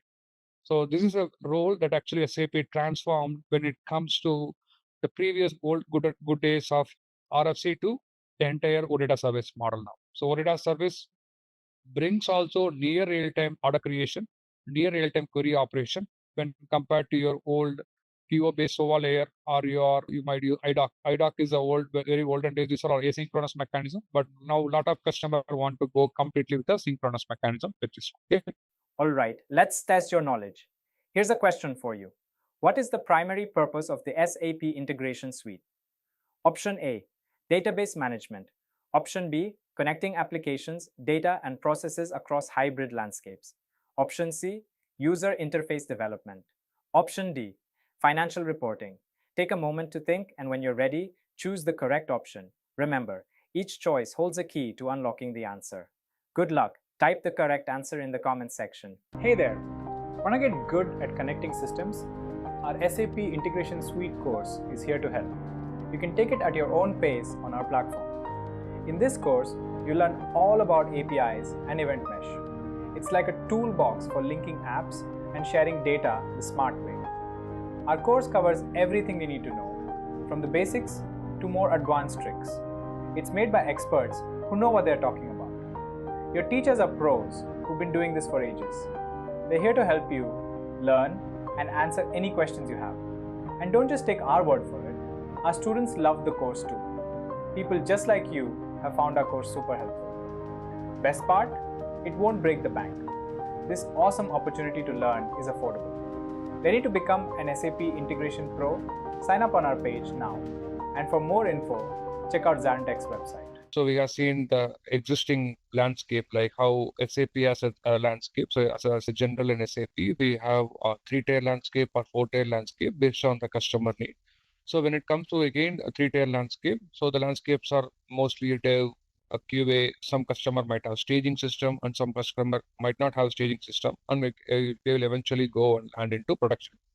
Okay, so your production is considered to be your live data, and production has all real transactions that is happening as part of the business process. Because when you talk about ERP can get lot of requests from multiple sources, and that can be utilized at peak time when it comes to a live data. When it comes to your development, so development is again divided into two variants. One is your golden client, another one is your test client. Golden client is something like where the developers, like the ABAP developers and everyone, will get into, and they will develop the code there. And also the test client is something like it is to test a contest, the entire development process, as well as set client specific config, and also set cross client config. Everything is possible in the test client. So in the development, whatever the developers are doing, especially mostly the development client will be always 100. So like that's a golden client. So whatever development that you are doing, it will be always your cross client. So that's what we will be doing in all the process. Okay, so that's how you segregate your development dev systems, golden client, your dev system, test client. Okay, so then coming back to your other quality system. So since we have the quality systems that is available as of in ERP system, right? So if you see our earlier implementation from SAP era, so like a lot of big customers will have a ERP system as a decentralized one. It's not a centralized one. Example, in case of supply chain industry, especially in the retail industry, they have a separate ERP for retail box and separate ERP for wholesale box. And also it will not stop from there. They will have a retail for North America, retail for EMEA, retail for APLA, and retail for others. Similarly, the same pattern will repeat for wholesale for North America, wholesale for EMEA, wholesale for North APLA and others. Okay, so you see everything is now decentralized, and it becomes as a clumsy of ERP system in the landscape. And actually to consolidate to a single ERP system, SAP S/4HANA brought a bigger direction for that. So that's the thing that we are seeing. So if you go to your new era architecture, so in your old era, what we have seen, it's always your three-tier landscape. It's like client server landscape. Example, so this is your three-tier landscape. Within three-tier landscape, you have your DB as well as DB is your foundational fundamental one. And on top of your DB, you have your application layer. On top of your application layer, you're going to have a presentation layer. This is called actually client server architecture, which is nothing but a three-tier architecture where we have a client as a presentation layer, and mostly the server layers are your DB and your application. You will be mostly interacting with that one. In SAP S/4HANA, since the SAP brought up a concept of columnar-based indexing using HANA database, so HANA database is going to act as your in-memory, which is nothing but it is equivalent to your as well as your database. So example, previously the customer has almost 20 TB of their business operation. Now, if I have 24 TB, I can even suffice as a single ERP system where I can actually do a lot of operations. So now, earlier in your ERP system is mostly your business process are single threaded to execute only one particular operation. But with SAP S/4HANA, you have multi-threaded functionality, and it can operate all the business process parallelly and at efficient and actually more innovative ways. So with the help of your HANA DB, and HANA DB is going to suffice your DB layer, application layer, and also your presentation layer on top of it. Okay, so this is your architecture on your how it was done previously in your SAP ERP world, and how it is being completely transformed to SAP ECC, new era of SAP S/4 system. Okay, so then we have seen the evolution of SAP S/4HANA versions, like started from 1503. From 1503, it has actually transformed to 1511. From 1511, it has moved to 1610. So each and every releases has brought new functionality. From 1610, SAP brought up a new look and feel, and also it incorporated a lot of new functionality, because your 1503 will be your basic simple finance. From 1511, it was implementation of your central finance. In 1610, it was actually completely your warehouse management and EWM. A lot of other factors came into picture. Okay, so so here it's most likely we have effective order management and so on. So everything is happening from 1610 and so then from 1709, additional functionality related to transport management, and then actually portfolio and project management and product, everything has been taken care from 1709. So that also enhances a lot of new functionality over there, and that brings sort of other capability. 1809 was another factor where we actually made the next generation of ERP system that brings a lot of new innovation things. Okay, so 1909, so that is a new thing where actually with 1909, SAP has a functionality to interact with SAP BTP services, example like your SAP Analytics Cloud and other cloud ERP system foundation was laid in 1909 releases that brings a lot of new innovation within the SAP system. So that because by 2021, SAP was ready to interact with other cloud ERP systems like your Ariba, Ariba SuccessFactors, Cloud Commerce, then Commerce, that's Cloud Commerce and the Commerce Cloud, and we have other CRM, Concur system. Everything was actually made a foundation to interact to all of SAP system. Okay, so that happened from 2021. So 2022 was the normal release. From there, actually, SAP just fine-tuned some business process. Everything was stable from year 2022. Okay, if you see from 1503 and from 1511, SAP introduced cloud version of your SAP S/4 system, which is nothing but a public cloud. Okay, so just to be sure on the public cloud side, so your public clouds will have always a higher version of your software patches and software upgrade, because your public cloud is being completely managed by SAP. It's not like as a customer, I don't have to actually worry about managing all those information. It is completely managed. So that's a major things with your public cloud and everything. Okay, so then now we gone into the cloud deployment model. So in terms of cloud deployment model, there are five different model. One is your public cloud deployment model, private cloud deployment model, then hybrid cloud deployment model. Then comes on your community deployment model and your multi-vendor deployment. Okay, so in terms of your public cloud deployment model, where actually you take a foundation here. So to go for any deployment model, always there is a three factor. One is your IaaS, which is nothing but infrastructure as a service. Okay. And then it's like next one is something like your software as a service, which is nothing but a SAP product. And fourth one is your platform as a service. So DB also will be considered as a platform as a service. Okay. When it comes to a public cloud deployment model, so the cloud deployment is something like, because why SAP came up with the concept, because see back in days of your ECC system, so we do not have a cloud concept. So the cloud era came in 2012, 2013, 2014, 2015 was a time where the cloud was completely matured by the pioneers like AWS, then GCP, followed by Azure. Now Azure pick up the market, and it is the peak of everything now. So now, because from 2015, SAP also realized actually, so in order to have a separate data center maintained by each and every customer, and also the customer need also, they want to cut down the cost on infrastructure investment and infrastructure maintenance. They are looking for a model where I pay as you go model, because I want to pay whenever I use it. I don't want to keep it for our life, because my IT spending is going too much. That's the thing actually, like your infrastructure services has been completely matured, and that became actually so much different from your prestige.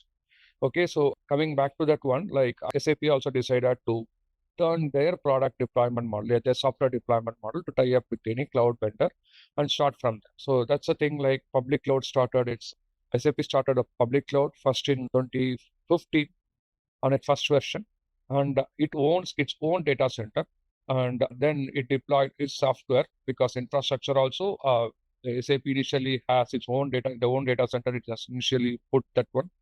And like, so I don't, because SAP do not go for any vendors like AWS or Amazon or any other one. SAP has its own data center. Then on top of its data center, it deployed its SAP software. And on top of its SAP software, then actually, because HANA DB was a primary forward, so they maintain all three by themselves. So then they slowly release to the customer. So then they onboarded customer in all the data centers. Like, so if a customer is onboarding for a public cloud, the infrastructure has been shared for a multiple customer, and actually, every customer can get onboarded as a ERP solution over. The main drawback of this solution, right? So if a customer A and customer B, customer D has a same peak load, same time. So at the same time, if they have a peak load, the infrastructure cannot auto scale by its own. So then SAP has to have a bigger thing, and like SAP has to provision a bigger thing. For example, it has to have higher space or higher infrastructure, and customer also has to pay for the higher infrastructure on increasing cost. And also the maintenance for this one becomes kind of so much clumsy for SAP. Then SAP came on 2018 called RISE model. So RISE was been introduced on 2018 and 2019, but it was forced to customer to go on RISE from 2021. Probably from beginning of 2022. So RISE is something like in the same public cloud model. If I am a customer, I own my infrastructure, and also I have an option to select which infrastructure I want to, because my entire enterprise might decide to go ahead with Azure or GCP or AWS.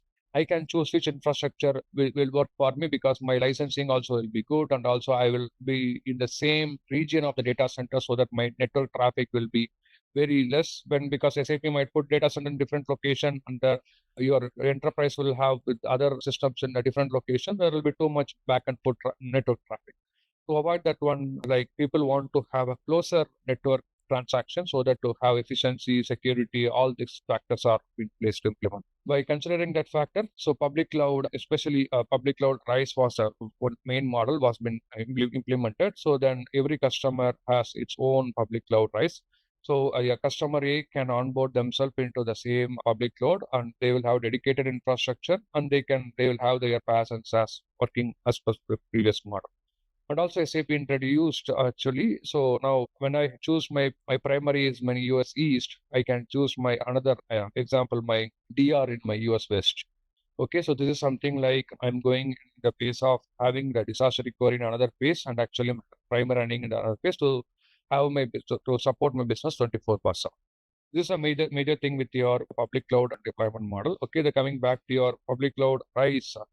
Public cloud RISE brought new other feature additionally, because RISE is something like your realize, innovate, sustain, and enhance model, where actually SAP will be also in the journey starting from the provision of the server until enhancement phase, and it will be a continuous contract agreement with SAP, so that customer also can be business process also fine-tuned based on this new requirement that they face. Okay, so that's what the RISE has been evolved. So then it's that model is what's going. Okay, so then coming back to a private cloud, the private cloud model. So again, now I have, so my major thing is like, I don't want to keep my data into separately. So I want to have my everything within my network, and also I want to manage my infrastructure. So I don't want to rely anyone to manage my infrastructure and manage my data and maintain my data. So I want to have the entire visibility of my architecture. That is something like the customer will choose to go for your private cloud model, because a lot of big enterprise, they deal with plenty of transaction. So private cloud model will suffice some for to handle a lot of different scenarios or different situations.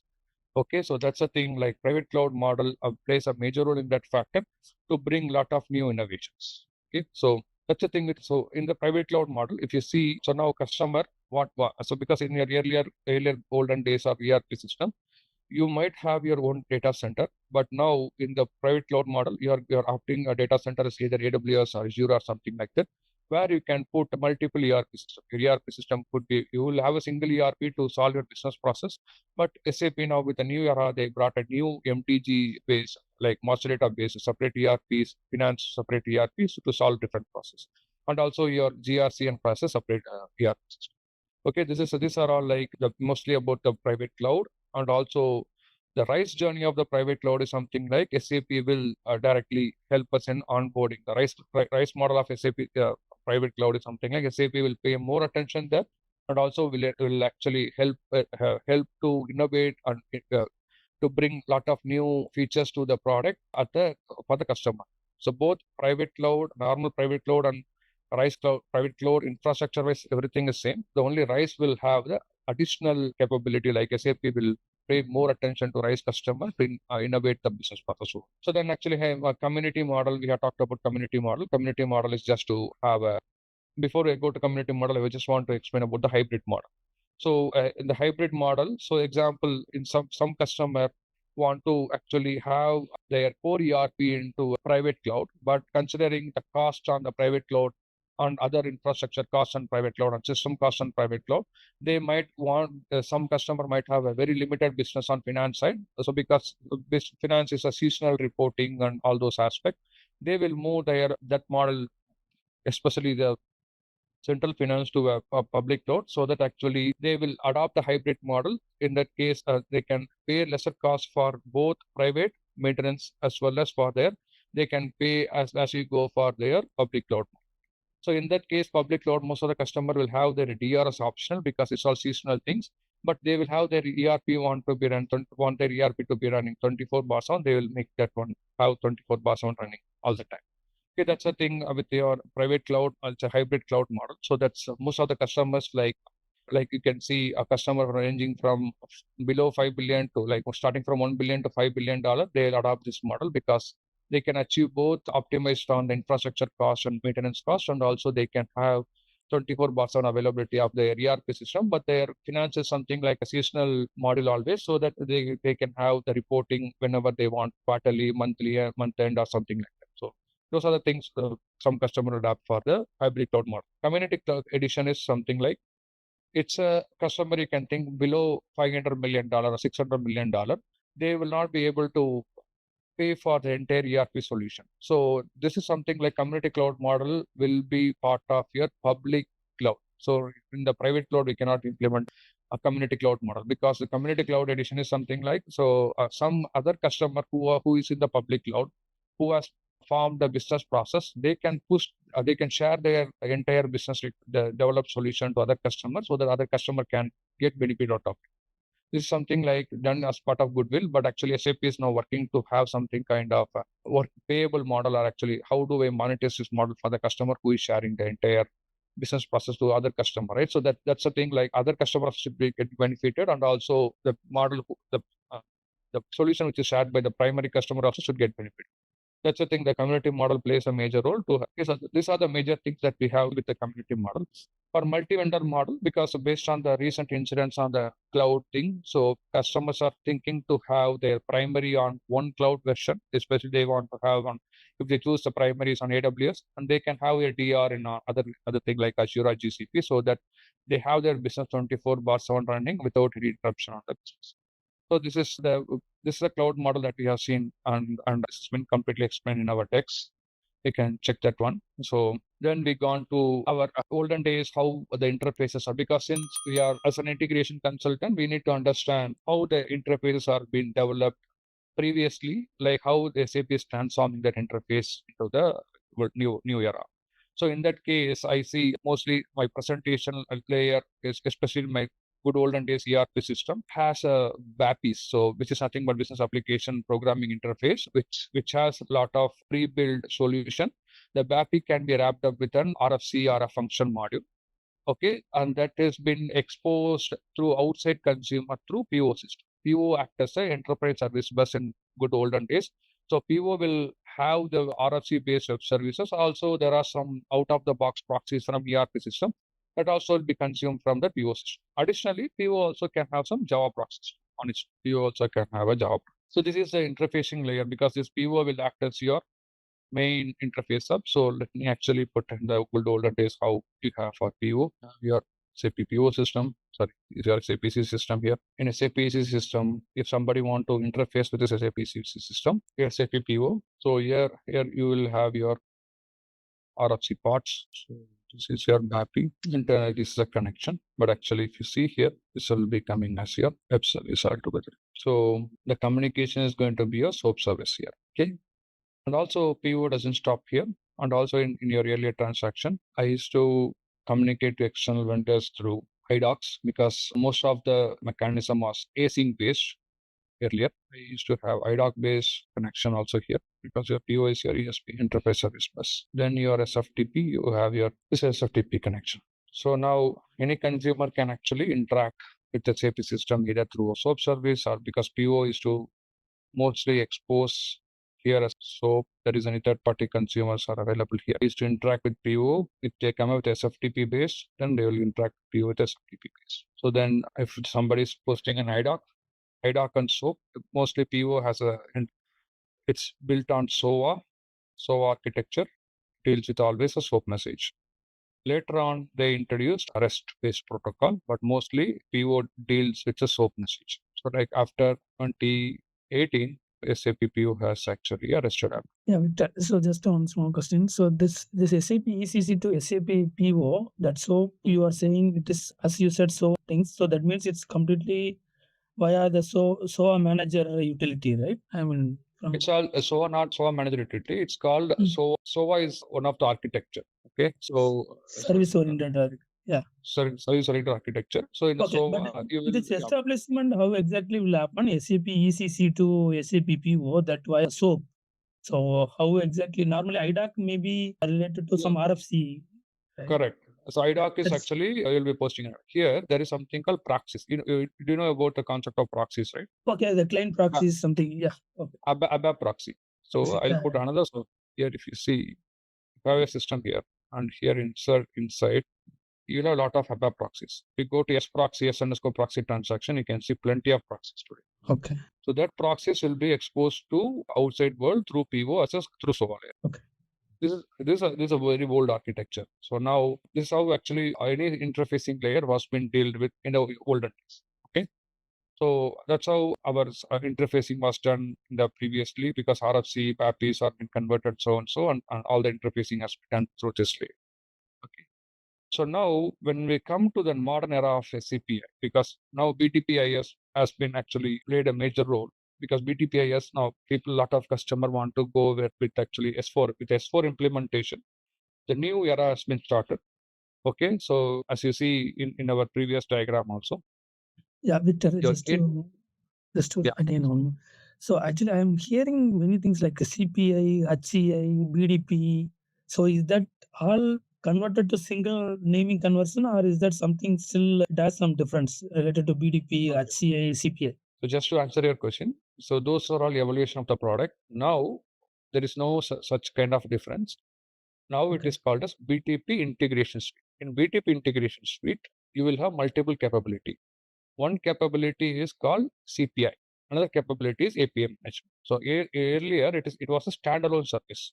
CPI was a standalone service. APM management was a standalone service. Now SAP bundled everything under a big umbrella called SAP BTP Integration Suite. So when you approach Yeah. SAP, we have to go with the BDP only. BTP. Yeah, I'm going to start BTP next. Our next session is completely like from only we're going to start BTP completely. Yeah, So I'll okay, show thanks. about you'll understand entirely about the BTP and everything. Then we can get started. Okay, thanks. Okay, so this is your old era. So the old era is something everything was going through PO and all your data has been go through this model.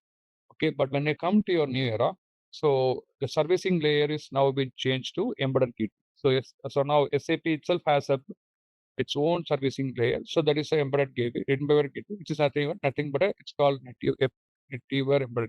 So native is a component where SAP has enhanced that product to have a gateway to deal with all OData and REST-based service. And also it can do its SOAP, even its SOAP service also can be exposed out of it using a SOAP. That is also possible. But if you want to achieve a near real-time transaction, because the main intention of to go with SAP S/4HANA is to have a near real-time transaction. And this near real-time transaction is done through mostly your REST or OData services that is going through your embedded gateway. Okay? So that's how architecture has been transformed now. Like your SAP S/4HANA, any SAP S/4HANA can be from SAP S/4HANA. Anyone can actually have a service. Okay, let me put action more box. This Native gateway. Okay. So through Native gateway, we can expose a OData service and REST service, and that can be now PO, how PO was acting as your enterprise service bus. Now BTPIS, the new terminology, it is called as SAP adapter, where we can, if some consumer want to consume any service, they can actually consume the service using BTPIS. For example, if somebody want to create a sales order in SAP S4 system, they can always use SAP BTPIS API management and expose that if the out of the box service from SAP and consume the service through API management. We are going to see this part as part of our training also. How do I expose my service from SAP to outside world through API management? But for the first and foremost thing, first we need to register a service in a network gateway. And if it is available in the network gateway, then this service can be exposed directly to API management. And if some consumer want to create an order through asynchronous mechanism or synchronous mechanism, your CPI will come into play. Like in the BTPIS, IS is a bigger umbrella of your subscription under BTP. That has another product called CPI, which is Cloud Platform Integration. Now it is called as Cloud Integration. And that has actually capability to create orders in SAP system through synchronous way using API through same sales order API. And through asynchronously also, we can send the data through IDOC. And even if somebody want to send invoice requests and everything, those are all done through SOAP request. So the BTPIS has been it's been front end to support all different interface type. The interface type can be your OData based synchronous service or REST based synchronous service, or it could be your IDOC asynchronous service or SOAP sync and async service. And also it deals with SFTP also interaction with your S4 system. And if some consumer actually want to, it's because now the entire world is moving to a streaming based architecture. If you want to connect a stream to your BTPIS also, because SAP introduced a Kafka adapter to stream seamless data from any streaming platform. The streaming platform can be a Kafka, or it could be any other queuing system or any broker system. From there, you just subscribe to the particular topic so that actually you can consume them. So in general, this streaming is nothing but your broker. So this fall under a model called producer and consumer model, where the producer will generate the information, post to a particular topic. So the topic would be let's take an example. If I'm sending a customer master details, so I have a topic in my broker called customer master detail. I don't have to send to multiple consumers one by one to avoid one by one link and one by one failure. So if I put my entire information in a particular broker responsibility to distribute the information to multiple subscribers. So this is called producer and consumer model, and CPA can be one of the consumer and can consume and send it to SAP S4. This is a new entire era architecture that has been changed for this with SAP S4HANA system implementation. Okay. So is APM management is a mandatory to expose our URL to the outside world? Yeah, that is very mandatory because you will be adding security. Let's take an example, right? If some consumer not to internally to SAP systems, okay, some customers are even using API management to talk internally to SAP system also. But let's take an example. There is a cloud third-party solution, right? The cloud third-party solution might have a different security architecture, and your enterprise want to have a whenever somebody is calling your SAP, because ERP is your system of record and it's single source of truth for your entire business transaction. Okay, so I don't want to send any junk data, or I don't want to any intruder to hack my system. So if you put your guardrails by putting API management, you can achieve the security over there. So that's the thing. API management is now become as a mandatory to front end for a lot of things. But in SAP PO, we are directly exposing our restaurant and our superior to the external world, right? I'll give an example. So you're exposing your post. If somebody want to inject a data to your SAP PO system, how do you do what you do? Let's take an example. Some cloud system is injecting to your SAP PO system. What you do? You put a punch hole. You put a hole in your punch hole, your firewall. You have to whitelist some range of IPs. Correct, right? So you don't have to do this one in your. You don't have to do this one here because SAP has something called Cloud Connector. I'll bring that architecture here. So everything, whatever you connect to your BTP, it is connected through a Cloud Connector. And that Cloud Connector will act as your proxy or a firewall, and that will whitelist everything by connecting to your cloud system. You don't have to punch any hole in your firewall. That has been taken care by this architecture. Do we need Cloud Connector in between BTP IS in S4HANA cloud system also? Yes. That's a major one. If it is on-prem, you need to have a this. If it is on-prem, let me put. If it is S4HANA cloud? If it is S4HANA cloud, you don't want anything. Okay. If it is on-prem or private cloud, then you will cloud connector. Because private cloud has its own infrastructure. Yeah, right? Because you will be having your own DNG, right? Your entire thing will be through cloud connector will play a major role. All the communication has to go through cloud connector. So one end API management will take care of all. You don't have to put any hole in the firewall, right? It will be a seamless business process. Yeah. This is a new architecture that we are going to deal. Okay. So that's been explained here. So then actually the another thing, right, with SAP earlier, you might actually see in the earlier world, right, whenever I post an IDOC, used to have iDoctor to monitor everything. So in SAP, if I post an IDOC, so all the failures will be captured in a separate system called iDoctor. Correct, right? Like all my failures will be available in iDoctor. So because after IDOC posting, I might have a separate thing for when I post on a simple IDOCs, then all the IDOCs can turn into a different status, like it from 28, 52. 52 is the final state for your IDOC. If there is any failure, that everything will be captured in iDoc. So this is your error handling mechanism, which was handled earlier in your SAP, especially in your ECC system. Now SAP developed a common interfacing or common error handling framework, which is nothing but application interface framework. Put here like AF captures the error for iDoc, and then for OData, and even for SOAP. Everything will be captured here now, and any error handling mechanism or any errors can be gone corrected in this entire process. Okay. So that's a major thing. That's the entire transformation SAP has done with this error handling mechanism with your data, and also it has a framework to do a monitoring with theory application. AIF abbreviation adapter interface. Okay. Application interface framework. Let me put here. That is inbuilt in SAP system, because now error handling has become very easy. I post any data to SAP S4 system. For any failures, it was really a troublesome in the previous architecture. Now it has been made very simple. Is it an inbuilt feature or it's completely inbuilt, 100%? This is especially for your interfacing layer. No, earlier to say on-premise systems, we usually go for SMQ1, SMQ2, or SM58. So now we need to go to any of the T code and we can directly check in AIF, right? See, we are talking about from technical aspect, right? For error handling. So example, you'll be going to W0203 to check your IDOC status. Especially if you go W02, you can check your IDOC status. And you can go to your SRT Moni or SRT underscore it will check your all the related messages. Correct, right? So, but these are all technical things, right? As a business, how do I know what error has been occurred? How would business will understand this error information? Technical aspect, I'm good. But in terms of business aspect, how they will resolve this error. So this, if you go to that one, tell you this is a status code and this is a problem. It will not give any clear information. But if you see from the business aspect, so the IDOC has been failed because of some missing information. How do I capture that information? That is nothing but AAF. AAF will give the actual business problem and it will also give the suggestion. If you go and correct this one, you can reprocess the information.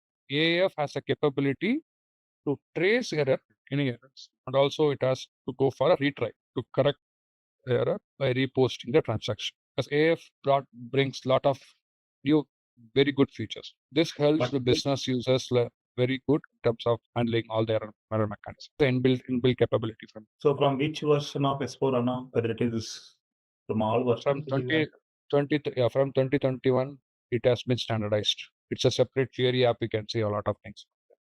Anyway, we can see in this also AF as a separate transaction. But /AF/error, you can see all that. Okay. So these are just an overview of your entire EDC system, how do the monitoring tools and everything is working, the SAP S/4HANA system, all those things. Any question, any doubts till this time? No. Okay. So now we will go to EDC system. Before that, actually, I just want to complete the transport management because transport management is a module in a SAP system where it helps because any retail customer, if they want to implement, especially when somebody want to implement actually fulfillment based request or actually other requests, something like order. In terms of order, we have delivery process. So in terms of delivery process, I want to capture inbound delivery and outbound delivery end to end. TMS is the first module they will implement in SAP to have end-to-end achieve end-to-end business process and read out to faster business processing as well as read out to multiple vendors, partners that brings SAP to have this one.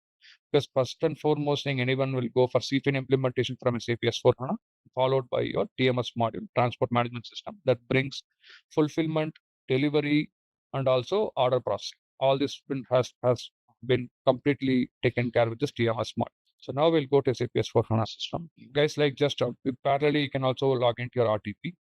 I'll show you some transactions there. Now, once you're into RTP, you have SAP Logon 800. This is new GUI version of your SAP S/4HANA system.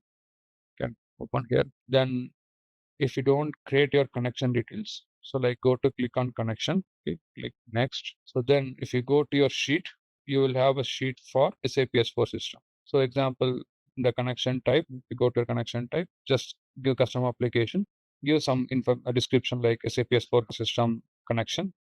Then give all the relevant details, your application server information, instance, then your system ID.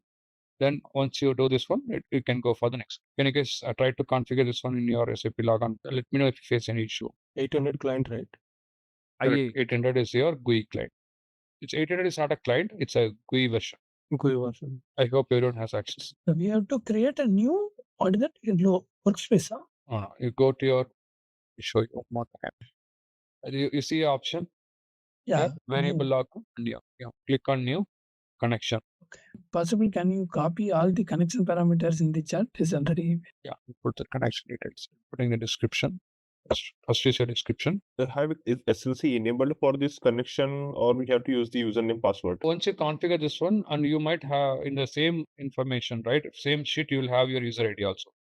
Okay, thanks. This is your system ID, then instance number, and your application server. It is the SAP Logon 800, right? Yeah, SAP Logon 800, yes. It's a GUI version. Yeah. After that, it asking SNS details, secure network. Those things I can skip. Which ones? Yeah, click on next, give and finish. Yeah. Oh, give and finish. Yeah. So then actually you'll see a connection like this. You're able to see my screen, right? Like one connection will be added. Yeah. So once you click on this one, you will have a client as 100 and you need to give your user information. So in the sheet, we have given what is the user that you need to use for your email address Are you guys able to go inside? Can you show again? I need to reconnect. I think I am not able to get the chart. Sorry, what is the problem? The Teams chart is not coming up for me. So Okay, so Maybe I'll ping you, Sharath. okay, that will be helping. Yeah. Is the same user we used to connect for RDP where I'm getting this? yeah, Okay. can you share your screen? Like I can guide you. If somebody can share your screen, I can guide the tool. I share, but I don't have much access to the Excel sheet. But yeah, I will tell you this. So, yeah. So I tried to give these details. Yes, try to click on tick. You see, just scroll this one, copy it to top. Pull this on top, or maximize your RDP. Okay. Yeah, just click on tick. You see a tick bottom at the bottom. Yeah, Right click, yeah, right yeah, click. yeah, Right. yeah. Yeah. I can go to the basics now, because once you log into your SAP system, this is your landing page or your home page of your ECC system. Because I know like somebody from PO, they might be well aware of ECC, but I'm actually telling to the guys who are from web methods, because they are very new to SAP system. So as and when you log into SAP system, right, the users will be created in a transaction, because SAP works everything by a T code or a transaction code. Okay, so it does not have any kind of a fancy landing page or a fancy tile to create everything, or fancy navigation page to create everything. SAP is working with the T code.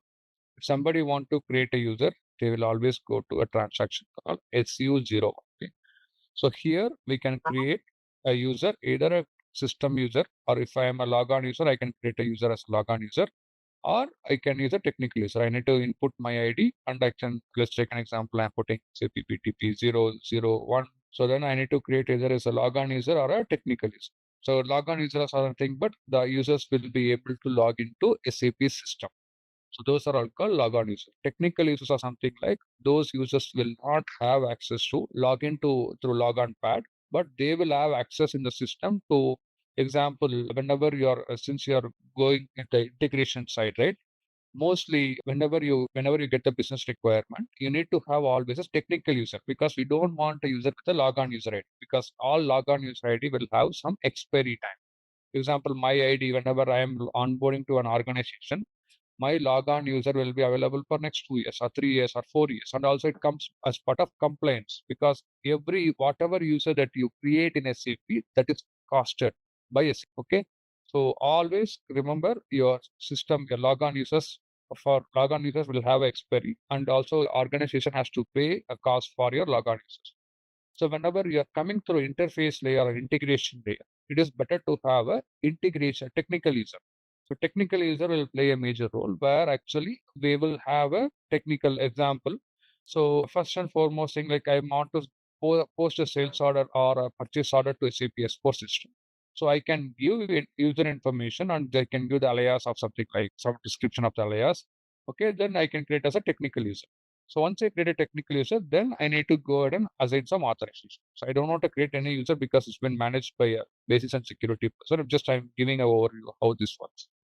Okay, so for integration side, whenever you deal with any requirement, so you need to create most likely a technical user. Okay, you might get a user ID as a user for your account or for your ID, but whenever you're dealing with any requirement, you need to create everything as a technical user. The technical user will have all the access to post any data to SAP system, or post an IDOC, post an OData service, post a SOAP message. Everything will be done by your technical user. Okay. If you want to display any user access, you can go to always a transaction SU02. SU01 is for creation, is it? Yes, SU01 is for a creation. There are also SU03, because that is a profile based. User creation, right? Yeah, user creation. Okay. No, don't create anything. Don't create anything. I just asked. Yeah. So here also, right, like this is 0 only. So now it's been sorry, I was in old ECC days. So in ECC we used to have separate, but actually in S4. So everything, like if I put SAP BTP IS, I can see I can even have a display of my user ID sample. Even in SU01, I can do a display activity. But in ECC, it was totally different. Now here, I copy this my user ID. I would say not to create any user ID, please. So because it's been managed by our backend, this is my user ID. Once I click on this one, At the top, there are glasses. If you click on that, please. once I display, once I click on Yeah. this user here, I can go ahead here. So now I see my information, my address, my logon data, and what are roles, profiles I have. I might have actually SAP all. So SAP all is a role. So that actually comes up with all the systems. So it's something like you get the access to the entire SAP system. But in your real time, you will not get this many authorization. So you will get only authorization to limited transactions. As an example, whenever you are dealing with system user or a technical user will have only access to limited set of information. Okay. But if you want to, if you face any errors, right? Example, they are creating some users and that user has some authorization issues. How do I find all the authorization issues? Go to a transaction called SU. So like put slash, you can put /o SU53. Yeah, Victor. So previously also you told SU01 also transaction code, T code. Now also you are doing transaction code. But why we are adding slash and without slash? What is the difference? So if I slash means actually it's next screen. So Okay, if I new want window to, kind of. Okay. new window kind of. Yes, Okay, correct. So if I go to SC53, I can check all my authorization errors. If I get any authorization issue, I can trace everything here. But if you have any other user, if you want to check authorization user, you can always change the user. Like let's take an example. This by default, it will bring your logon user information. But if you have any technical user ID, right, just you can put the user ID and execute that one. You can see all the logon authorization information.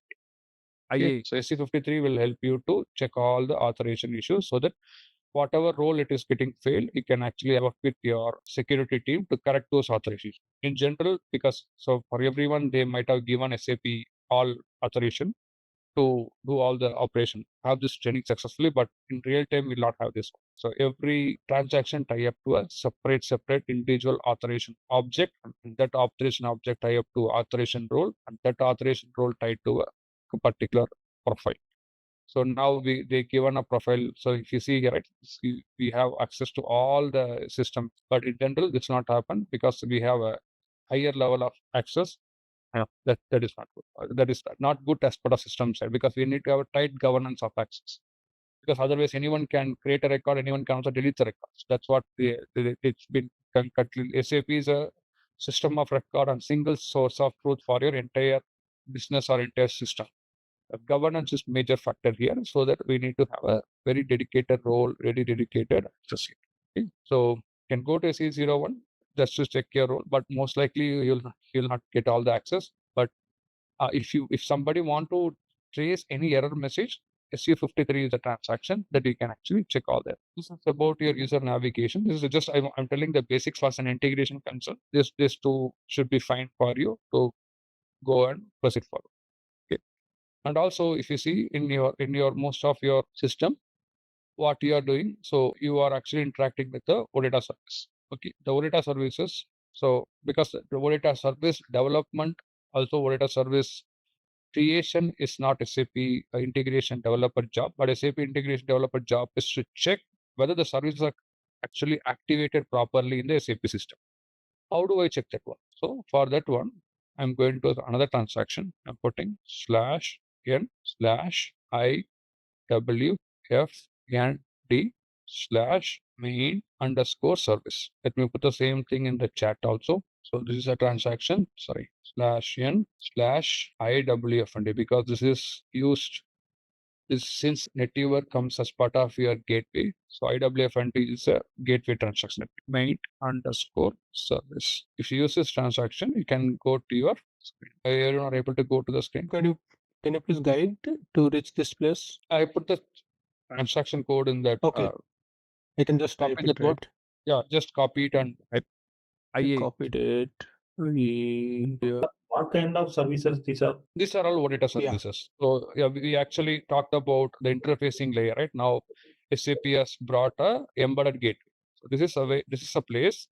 So any ABAP, because as integration consultant, we do not want to develop all these OData services. This will be primarily developed by a ABAP consultant, ABAP engineer. Okay. So whenever they create any service, they will come and maintain the service over here. This screen is nothing but to maintain your OData service. Okay. Okay. Even this has to be done by the ABAPS only, right? Purpose only, but actually we can also go ahead and check whether the services are activated. So I'll show you how to check that service is activated, also how to test the service. Because Okay. our job is to make sure the service is working fine.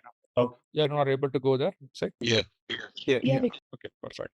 So now I'll show you how to filter. Example, I'll take one example service like sales order service. If you are into this maintain service screen, now there are a lot of terminology here. You don't get confused with terminology because you have processing mode and everything. So those are all will be taken care by ABAPS.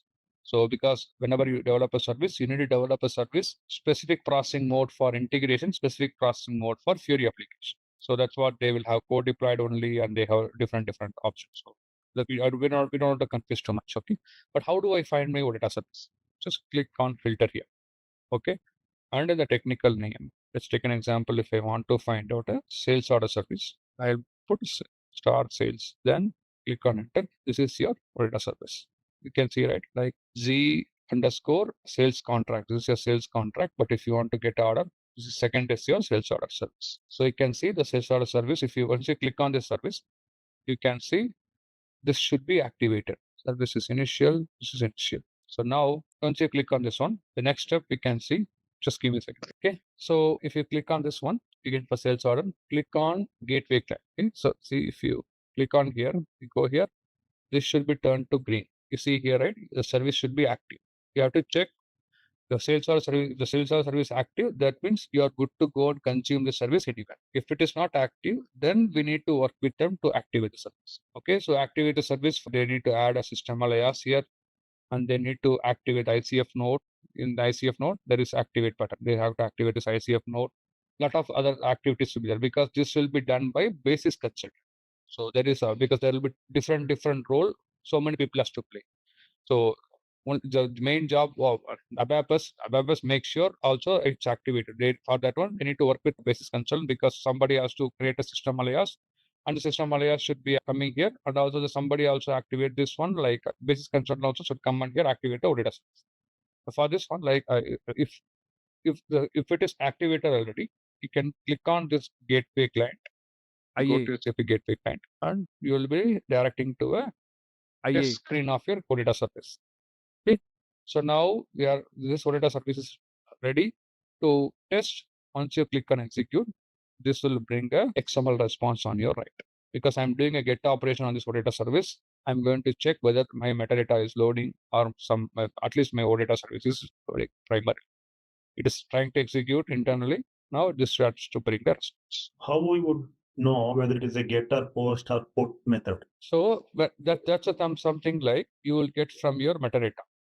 I'll come to the part of get or put or post. You asked really a very good question. There is something called API contract. The API contract, everything has to be defined. And to create a API contract, we have an automation process where that will actually help us to find out the operation. But in general, ABAPS will tell us this service can do a get, post, or put operation. Okay. If you put $metadata also, metadata has the information. Metadata, this will give the information of what are different entities that are available and what are different aggregations are available with the system. Everything will be captured in your this metadata thing. So it has a metadata called personal data. It has a metadata called measures. It has metadata called communication, common, SAP code list, capability. These are different for this metadata service. Okay. So, and if you want to see entity, just put SRV. If you want to see all the different entity set, question mark, dollar, format equal to JSON. These are all different query strings. Here, put it as. So you see, a sales order has these many entity sets. One is sales order billing plan, sales order plan item, sales order header partner. So many entity sets are available. So this you can actually check from your data service. This OData service is ready to act. It's ready, and we can go ahead and actually do all the transaction. Okay. So this is about the OData service. Okay. So guys, are you clear? Because this is a primary one. So mostly whenever you work in the project, right? Most likely, most of the 80% to 90%, because with S4HANA, people want to go ahead with OData service as much as possible than your other type of services. Okay.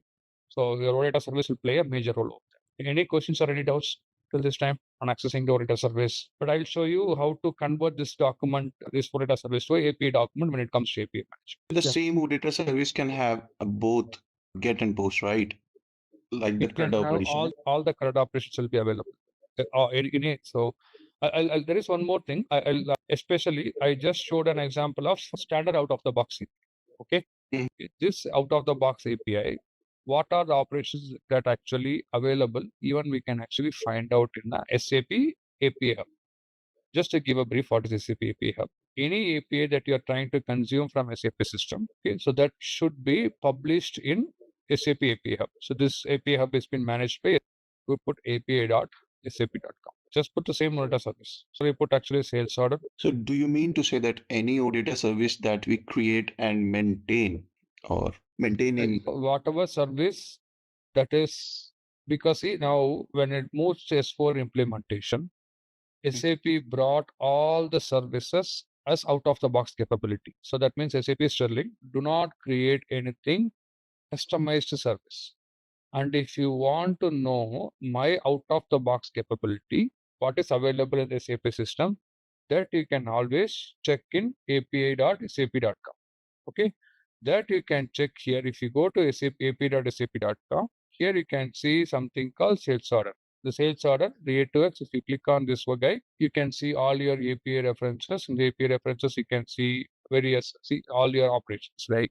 As out of the box capability, you can check what is your get method, what is your post method, what is your patch update, and all those things should be available here. Okay, so because SAP, that's a main motive for SAP to bring all your API Hub information, everything to a single place. So let's say if I'm creating an OData service, I mean a custom OData services from scratch, will that also be registered here, or how is it going to be? No, this is going to be only a standard out of the box one. Standard out of the box. Okay, standard out of the box.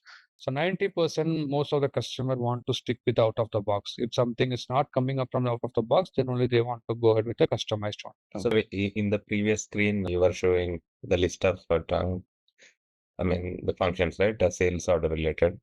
So how to differentiate which is out of the box and which one is customized by the developer? Okay. If you go to your OData service, let me go to my screen. Okay. You see here, if it comes as API without, if it has a Z here, okay, if it has a Z, that means it is not out of the box. It is actually, so example, if my OData service, go to the transaction directly service. In your external service name, if you have Z appended here, okay, so that means that is actually a custom OData service. If it does not have a Z, if it doesn't start with API and everything, that means it's a standard out of the box API from SAP. Okay. So for example, in this, the highlighted one, if I want to add a new field or change the field name, it will not allow, right? Because it is out of the box inbuilt. Correct. It is out. Correct. It's out of the box inbuilt. Yes. Okay. Got it. Thank you. So ABAPer needs to write a new service, right? For ABAPer will write the new service for customer, right? Yeah. Yes. ABAPer will write a new service for customer, and also that will be. So now with S4 HANA, so in my diagram, I forgot to tell you one more thing. See, in traditional way in ERP system, people used to go and create a service in SEGW, and from SEGW, in this SEGW nothing but you wrap up your BAPS service and you expose it out. But when S4 HANA, especially when you have your HANA DB, okay, your HANA DB has a CDS, and with the CDS view, you can actually wrap as a CDS OData service direct. So SAP brought that also so simple now with all the service creation.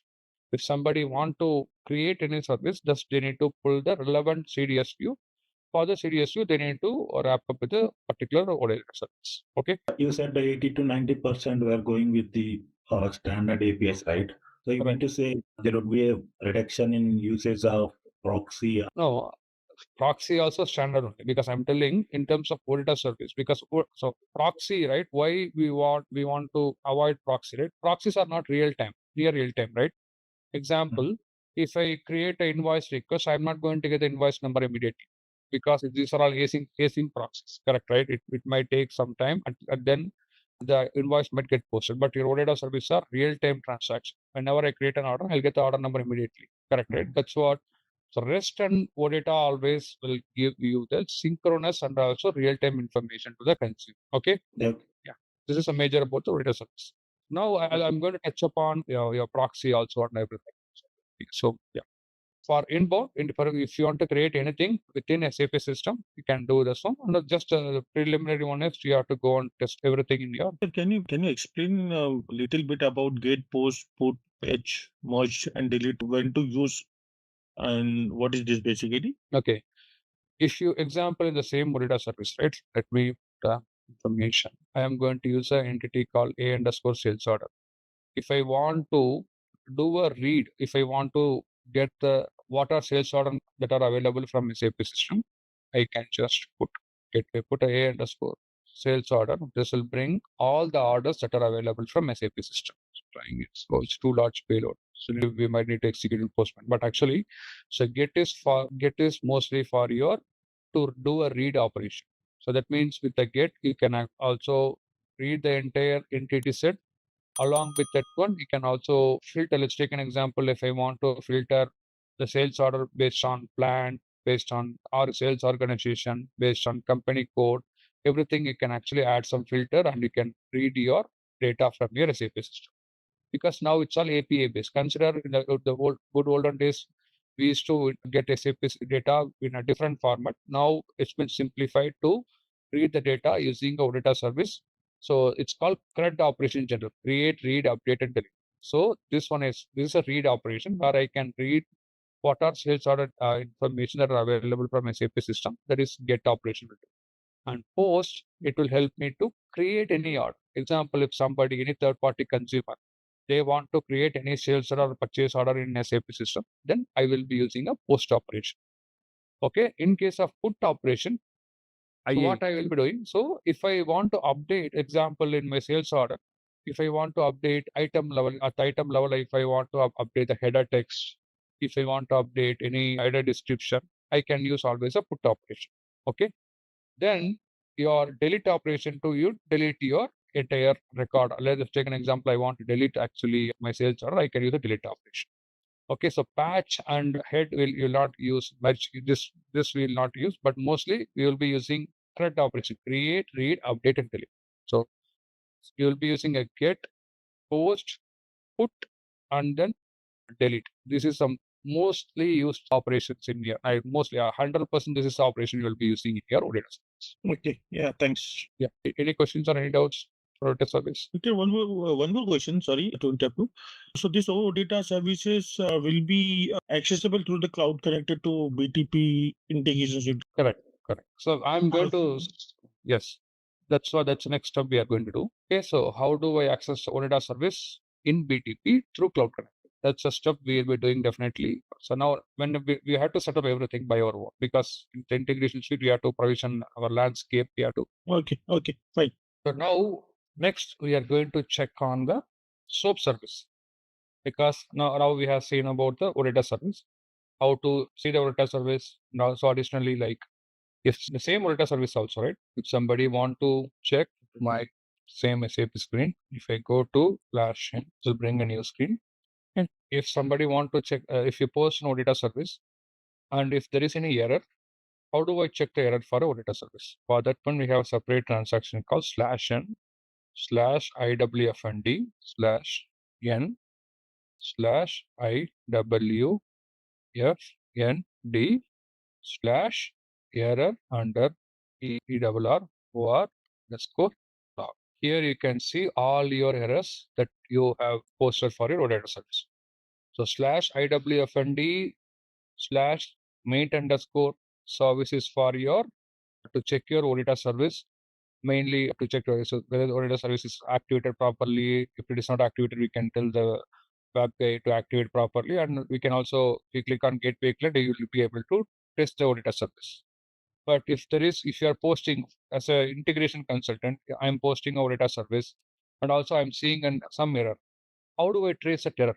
So that you can come to always /n/ I'll put in the chat also. So is this T code only for OData service? It's only for OData service. Yes. Okay. Yeah, I did not come to SOAP service yet. Okay? You can check all your errors in this. So since this system has not been effectively used, you will not be able to see anything.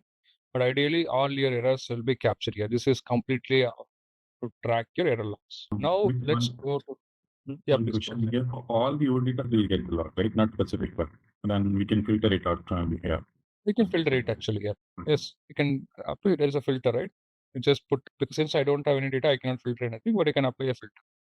You can set a filter and you can do it. Okay. Now let me go to /n. /n is your new screen. So any SOAP service which will be activated here. Go to SOA. Thanks. T code is SOA manager. It's trying to activate here. See, so I'll put the transaction SOA manager. It should bring an URL. Yeah, it is bringing a URL here. Okay. Yeah. This is a SOA manager screen. You guys are able to see my SOA manager screen. Under SOA manager, so you will have multiple options. You have a service administration, you have technical administration, you have logs and traces, you have actually management connections, service registry. So these are a lot of things that Basis will do. So under some of them, web engineering will be doing. Everything will be there. Okay? So, but if you want to check any web service, you can always go to service configuration. Click on web service configuration. Now you can search for a particular object. Let me take an example of one service. I am taking a journal entry service. If I go to journal entry service, now I'm inside a service. We have to check whether the service is already activated or enabled. So I could see this service is not activated. So how do I activate the service? Now I need to create the service. Click on create the service. Okay. So I can put the score bin. Then next, there is a after in your space. Now I will give a SSL because I can give the transport layer. If I give a transport layer as SSL, then it will go with SSL. Or if I give none, that means it will take HTTP request. Okay, then other authentication by default it will be basic. If you choose SSL, then it will have different authentication mechanism also. You can change anything here. So it's the same. I'm trying to activate the service. Okay. And so if I keep SSL, then you can actually enable the authentication. Like by default, it will be always basic, or you can actually check if I want basic, then this one, you can check all the possible options. Okay. This is a logon. This is called logon policies. I'm selecting as none. For now, I'm not sure about the certificate, how it is there, but in your client system, always it is recommended to go with SSL. Why I'm not selecting SSL, I'm not sure. I have all relevant certificate in the app server to activate that one, but it is always recommended to go with SSL. But here I'm not sure how the team is done with all the SSL. Since a training system, right, you'll not see much configuration. But in a client system, you will see everything as SSL based. Next. So this web service is different than OData services. This is or is this SIP services? It's different than your OData service. Okay. It's completely different than your OData service. So in your client system, when you click SSL, right, you can choose other authentication mechanism as X509 SSL client certificate or user ID and everything. But since if you choose as none, you should be able to proceed forward. So, and I'm going to just finish this service and activate the service. Finish. Now this service will be activated. Just please do not try in your client system. We are not authorized to create any SOAP service. You have to give the service interface name. If you know from your API app, so everything, the basis, security, basis and web team will take care because this involves a transport to go to IS system. Okay, you see this service is activated. Okay, and then you can check if you want to get Vistal. Click on this one. You see a lot of icon, right? This is icon that will bring the Vistal. And then click on execute. I'm going to put my user and password. You'll get your Vistal document. Yeah, this is a Vistal service. Vistal for your SOAP service, especially for this journal entry SOAP service. You can use this Vistal in your SCPI, or you can actually, if some consumer need a Vistal, you can always give this Vistal file to them. So this is a way, like if service already activated, if you come to your SOA manager, if service already activated, you can check. Let me go to that screen. The system, if the service is already activated, you will see this create service and binding is that service and binding will be already available. And also you can see all those things like your service, service binding will be done, and also you can get your Vistal also. Everything will be available in your service. Okay. If something needed, you can republish the service also. But I would say the service is active. We don't have to check. You just come and get the Vistal. and we should be able to move forward with that one. Okay, so once you get this OData URL, you need to use this URL to put in your, let's take an example in SCPA. If you are posting a SOAP service, we need to put this visual URL to get the post to a SOAP service. But also, we can also get the actual URL. See, you know the visual, so whatever URL I have showed you to get the visual document, correct? Right? But how do I get the actual URL to post the service? So for this one, you can also guide your ABAP team how to do that one. Okay. For that one, go to your SAP system, get your URL. I'm going to get the URL in Notepad. Let me go to gain. Let me get the visual information. This is my visual URL. In this one, copy this bin. Okay. Go to a transaction called SICF. Under SICF, put bin as your service name. Click on execute. Now come here. Right click here. Do a test service. Need to put the user and password again. Okay.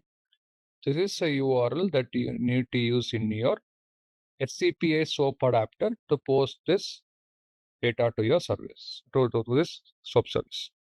Let me put that URL here. Say SOAP service URL that you need to configure in your, so which comes with the host followed by /SAP. This is the actual auth where the service is residing, and this is coming under the client 100.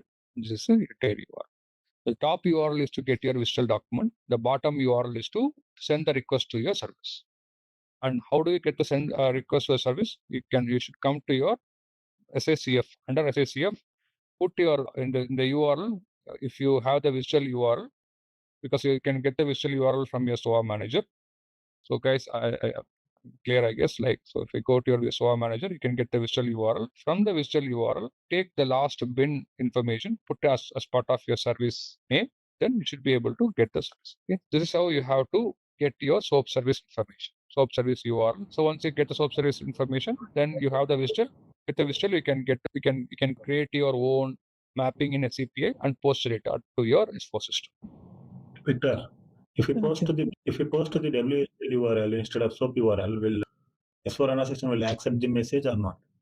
It will not accept the message. Visual is for your contract. So visual tells me, so it is a service definition file, right? So I need a data in this format. Visual will give me a data contract file.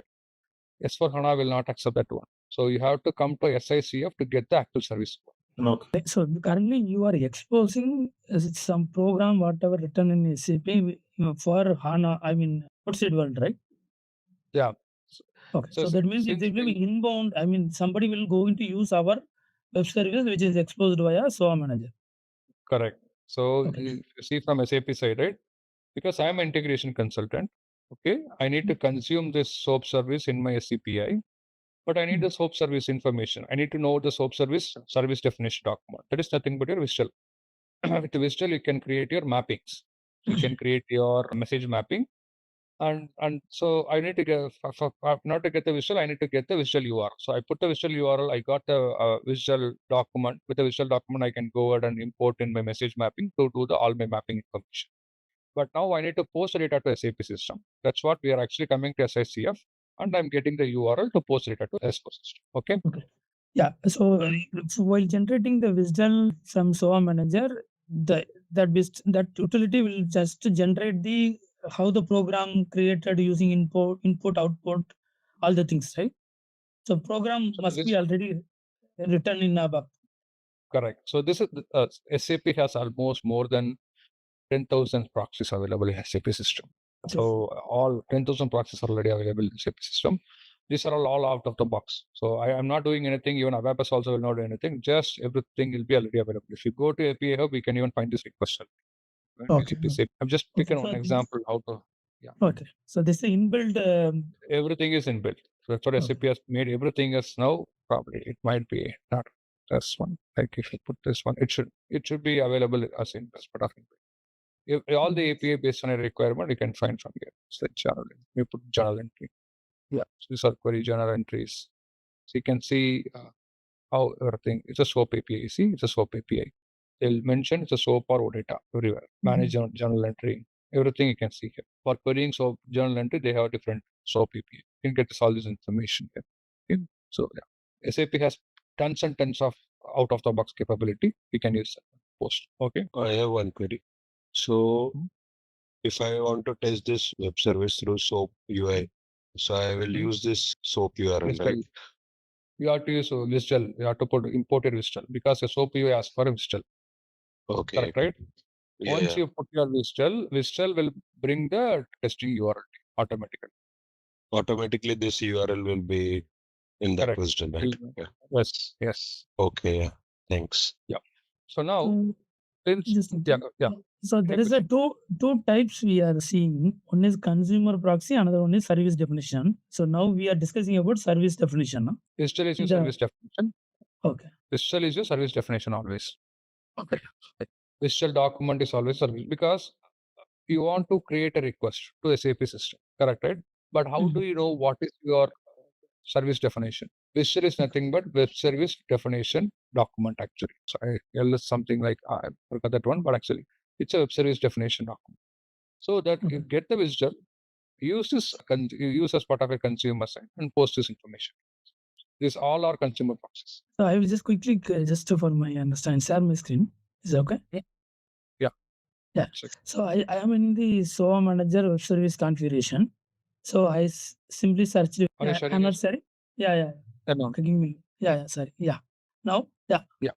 I am in SOA manager web service configuration page. I simply search with the journal. So I see these things.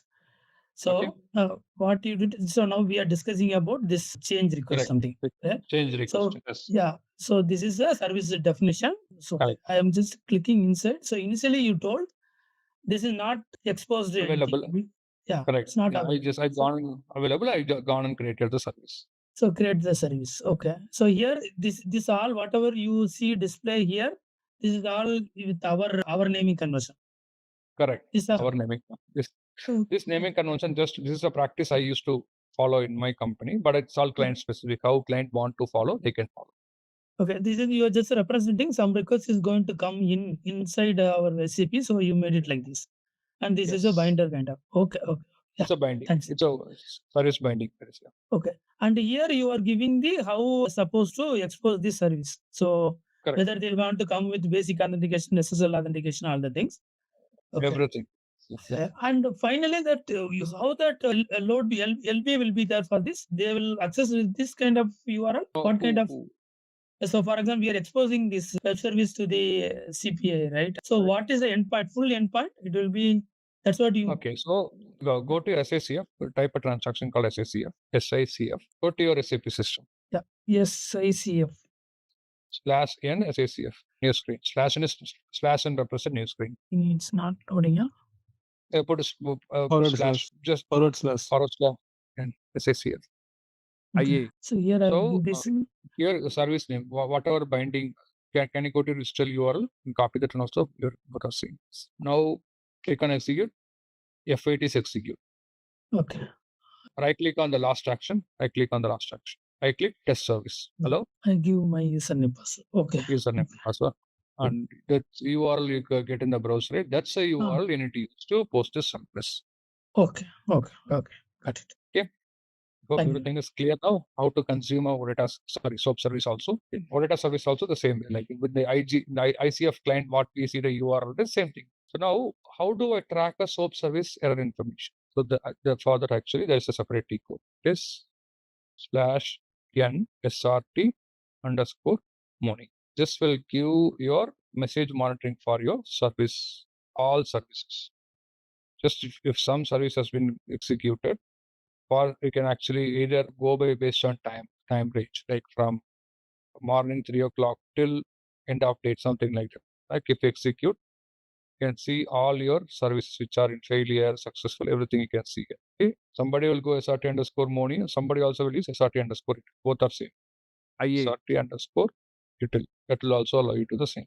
Here you will have a consumer proxies and everything, but SRT _ money will give you all the information about your SRT _ money will give you all the information about your consumer side. Like if somebody is posting a data, if you see any error, that everything you can trace in SRT _ money. So that's the thing. You have to use a transaction. Any questions or any doubts on this one? Can you type the command in chat? SRT _ money. The T code is SRT underscore. So you'll get all the things to track your service. This is about your SOAP service. Okay. So IDOCs come with a lot of process because I can show you for IDOC creation because this is a step I used to follow for my clients how they used to do. Generally, IDOC requires first activation of the IDOC. Okay. That is not SRT IDOC. If this is activated, only you can post IDOC as a SOAP service to your SAP system. How do I get a IDOC? So let's take an example. You know, there is an IDOC info. There is a IDOC you need to post to a SAP system. But actually, you need to know the URL how to post an IDOC to a SAP system, right? Like for that one, again, you need to go to SACF. SACF is always that's a major one for all your interface communication. Okay, /n, put SICF in the service path, put star IDOC star, then execute. So that means this is not even activated. So let me get the same URL directly. Or else we can go into the services and we can check, right, Victor? We can directly check in, say, IDOCs will be coming in multiple directions, right? But if I want to post from SAP, I need to activate this SRT IDOC first from SAP system. Taking this URL /PC. Let me check if it is already, this path is already activated. Otherwise, I need to activate this one now. It is here. Probably need to.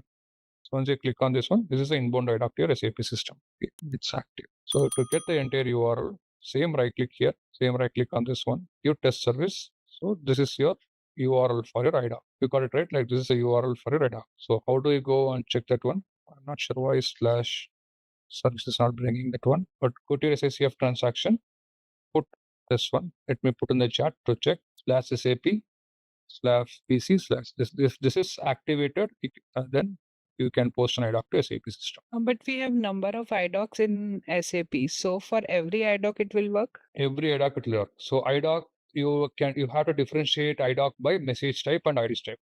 Yes. So you have order 0 for IDOC, you have actually delivery, many orders. Yes. So for that, we need to create a partner profile. And actually, if you want to know for every message IDOC type, there is something called transaction W30. I'll come to that one later. Okay. So there are plenty of IDOC.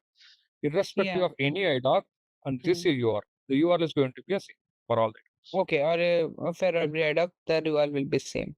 For inbound and outbound, it should be different, right? Inbound is on URL. Outbound is because for outbound, you need to configure SCPA URL in your outbound configuration. Till now, I'm talking about only inbound.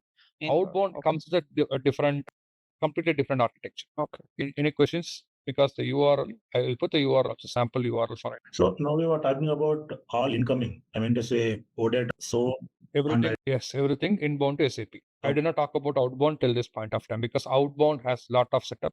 It's a big setup. Okay. Okay. So this is your URL for this system, especially for this test system. You have to post an IDOC. This is your URL. You can get this IDOC information also from SACF. SACF has the URL to get the IDOC. Any questions or any doubts till this point of time? So Victor, this inbound IDOC is coming only via the SOAP services, correct? No, IDOC will be coming as an IDOC adapter from SAP. So we are going to see that IDOC adapter also in SAP. So SAP has multiple adapters. It has OData adapter, it has HTTP adapter, it has a SOAP adapter. SOAP also has both synchronous and asynchronous way of posting and SOAP message. IDOC is always asynchronous. It is going to be a IDOC with, there are two ways. Either to create an IDOC with text class XML format or native IDOC format. So it is always preferred to use a native IDOC format so that we can use some other implementation called idempotency. So let's take an example. If consumers are posting so many same information repeatedly, example, if somebody is creating 10,000 orders, if you use native IDOC, there is a feature called idempotency. With idempotency, we can avoid duplication. Okay, so those are all like a deep concept I'll tell you later, but actually it's always a general practice to use a IDOC adapter with a native adapter content type. So I believe that things are clear, right, for IDOC posting. So now how do I check IDOC? How do I check if the IDOC is posted? Okay, for that one, just give me a second. Just guys, I'll be 1 minute. Right. Guys, are you clear about IDOC posting, right? But whatever IDOC that you see in SAP system, you can always check in the transaction W02. If you go to W02 transaction, you can check all your IDOC that got posted to SAP system. Just click on execute. It is saying no IDOCs are at this point of time, but W02 will give you all the IDOCs that are posted for so-and-so time region. Are you able to hear me, guys? Yes. Yes. Yeah. So to post an IDOC, that's a URL we need to use. But to actually see whether what are IDOCs that are posted in SAP system, this is a transaction we need to use. Okay.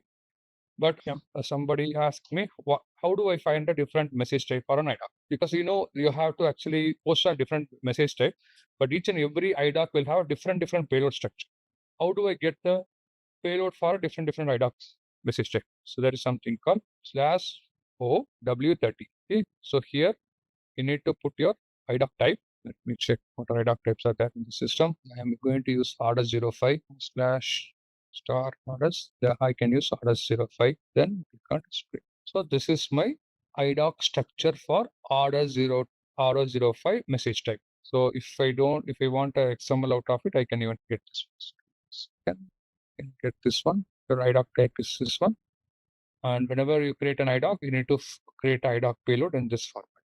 Because in Google, if you go to Google, right, you can get how simple payload to get an IDOC. But actually, if you want to get in what are the deep structure that are involved for a particular IDOC message type, you have to come to a transaction W05. You can also get all the IDOC type. So like not only this one, you can type any other IDOC message type. So it could be MB, MC, a lot of things. Like if you type star for delivery, it's called MB, MP, MCR. I'm not sure whether that it will be there or not. It's not there. Order05 is a common IDOC type. It will be there in all the systems. To post an IDOC, you need definitely a proper structure of an IDOC that you can get from this W05 transaction. Okay, so this is just a small information about how to post an IDOC, how to see the IDOCs are getting posted or not. So, and how to get the IDOC for different message type. How do I get the different payloads? That always you can actually check in this one. Okay. Any questions or any doubts till this time? Any queries, guys? No. When I'm trying to execute it, it's going to IE, and there I cannot see anything in the iCloud gets client handled with information. Sorry, which transaction are you executing? I'm executing this star IDOC in the service name.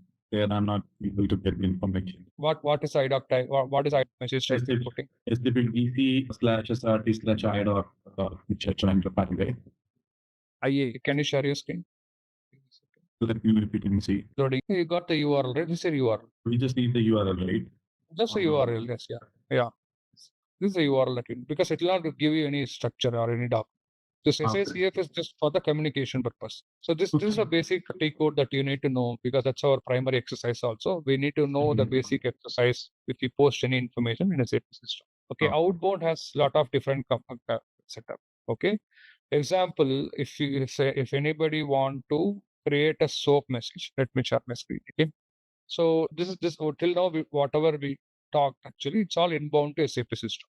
Okay, but example, the data is not going to be a outbound because what data is going to be synchronous service. But your SOAP message, your IDOC can also receive as a outbound from SAP. If I receive outbound message from SAP, what are the initial configuration that I need to check? Okay. First and foremost thing, we need to check whether our SAP system, SCPA, because whenever they push any IDOC or whenever they push any SOAP message, it is going to come to SCPA system, which is I think BTP-IS integration, a cloud integration system.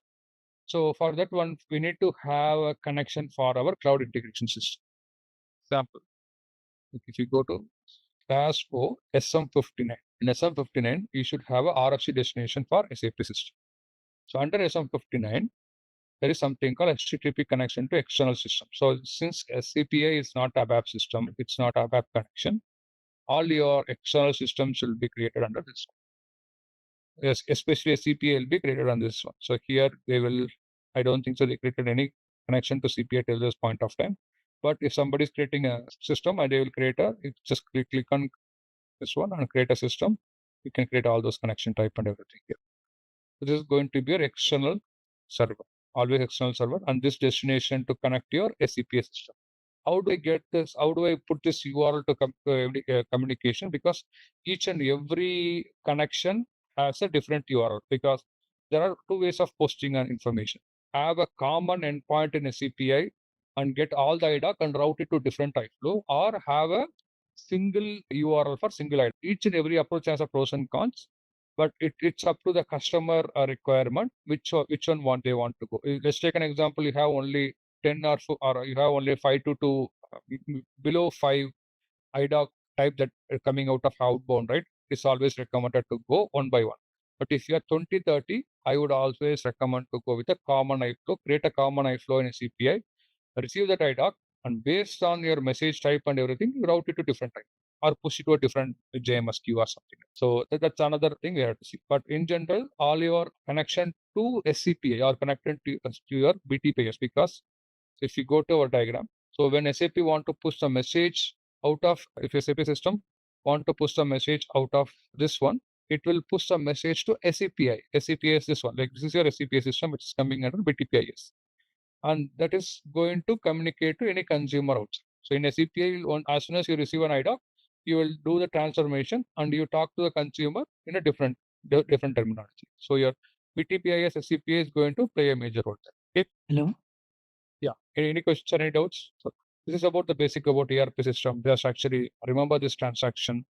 Let me put the transaction also to check the RFC destination, because there are too many setups are there for outbound, because outbound comes with a lot of requirement. I can actually talk in detail because that is a separate altogether. Because first you need to, the objective of this training is to, you need to know the basic T code. SM59 is a basic T code. You can check all your putting the transaction.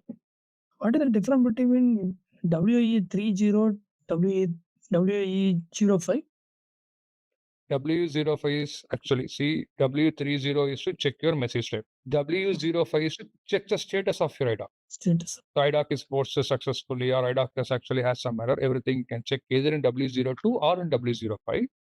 W30 is to check the payload, like, because you have to, I'll put an example, right? Like simple order 05 IDOC structure. I go to Google, order 05 structure. But these are all like assumptions. People are actually telling everything based on assumptions. But I want you guys to go and check in the system, get the payload structure. They talk about everything. That's what you can see all this format in your W05 transaction. That's a sample payload, then you'll understand. Can you just help us to get that XML out of that status of IDOC structure? I do not have access to get that actually. To get the payload, but actually in general, ABAPS will have access to get that. But this is the payload is pretty much straightforward. Okay, so structure instead of just IDOC payload is very, very simple. It start with SOAP message and everything. So this is your IDOC. This is your IDOC structure. So IDOC will always come with two segments. So if you go to your W30, right, order 05. Okay, so this is your general data, which is nothing but your, because this general data comes up with your control record information. So control record has almost, if I go to your IDOC structure, okay, the top 6 segments are your control records. IDOC type, message type, sender port, sender partner type, sender partner name, sender receiver name, sender receiver port, sender partner type. These are all your control records. And this control record should be configured in SAP system to receive an IDOC and post IDOC success. If some of these informations are not correctly configured, even though if you pass this data to your IDOC will not get posted successfully to your SAP system. Okay. Yeah. This is a preliminary information. Just know about these transactions and everything, then you can easily manage. So who configured the IDOC configuration? It's a integration consultant or ABAP here? It's a web and basis. Okay. And what will be our role basically as an integration consultant? Because if you are working on integration consultant in SAP BTP, might be that customer will not give us the S4HANA backend access. 100% true. Our role is to check the IDOC status either in W02 or W05. Just go to W02 or W05. Check if you post an IDOC. Ask them what is the status of an IDOC. You're getting a proper IDOC status or not. That's the only goal we are going to get. But if somebody don't know to get the IDOC structure, you can tell them, go to W30 and give me the structure for the particular IDOC message type. Okay. Go to W30. Yeah. Got it. Thank you. Yes. Just I want to know you guys, this is because since we have seen all the S4 system and everything, this is a basic answer. T code. The T codes, whatever we discussed, is both the same for HANA as well as on-prem current version SAP, right? Yes, both are same. Yeah. Any questions or any doubts till this time, guys? I'll put actually here also SM59.2. This is called RFC destination configuration, and SCW30 to get IDOC structure, get structure of IDOC type. Then W02 or W05 to check the status of an IDOC. Yeah. These are the preliminary T code. It should be enough for the IDOCs. One more common SM58. SM59 I put RFC destination. For this is for outbound. RFC destination. Yeah. We put clearly SM59. IA RFC destination creation for outbound from SAP to BTPIS cloud integration. Yeah, I think with this one, we are completing our module 1. Okay, let's go to our module 2. Any questions or any doubts till this time? Because I with this one, you guys might be clear with the basic understanding of SAP and also with what are SAP system, how you can check the services and everything. You might get a fair idea by this time. Yeah, one question. So when somebody is posting IDOC over URL, that SRP IDOC, so based upon the payload, SAP will recognize which IDOC type and how to process, right? You will give the IDOC and the payload also. Let me show you the payload. Then here, the control record, you will give the IDOC type. So if you see here, right, the message basic right on the message type. Message type, you can see. So when we give this structure to them, but the URL endpoint, what they used to send message, it will remain same. Only payload will be get changed. Correct. You got it. Not sure this is not there here, but actually this is type. It should be here, but it is not here. The system. Yeah. See, everything will be available in your control record. This is your first segment. EDI, DC40 is your first. Actually, there we need to search with IDOC type or message type. Which one? The search window where we are using it, WE30. Most likely, you just put sales order star. See, I would say put as IDOC type as primary. Message type is to get, if you know the, mostly IDOC type and message type should be same. Example, for order 05, it will come as orders. A message type as order 05. So search with always IDOC type.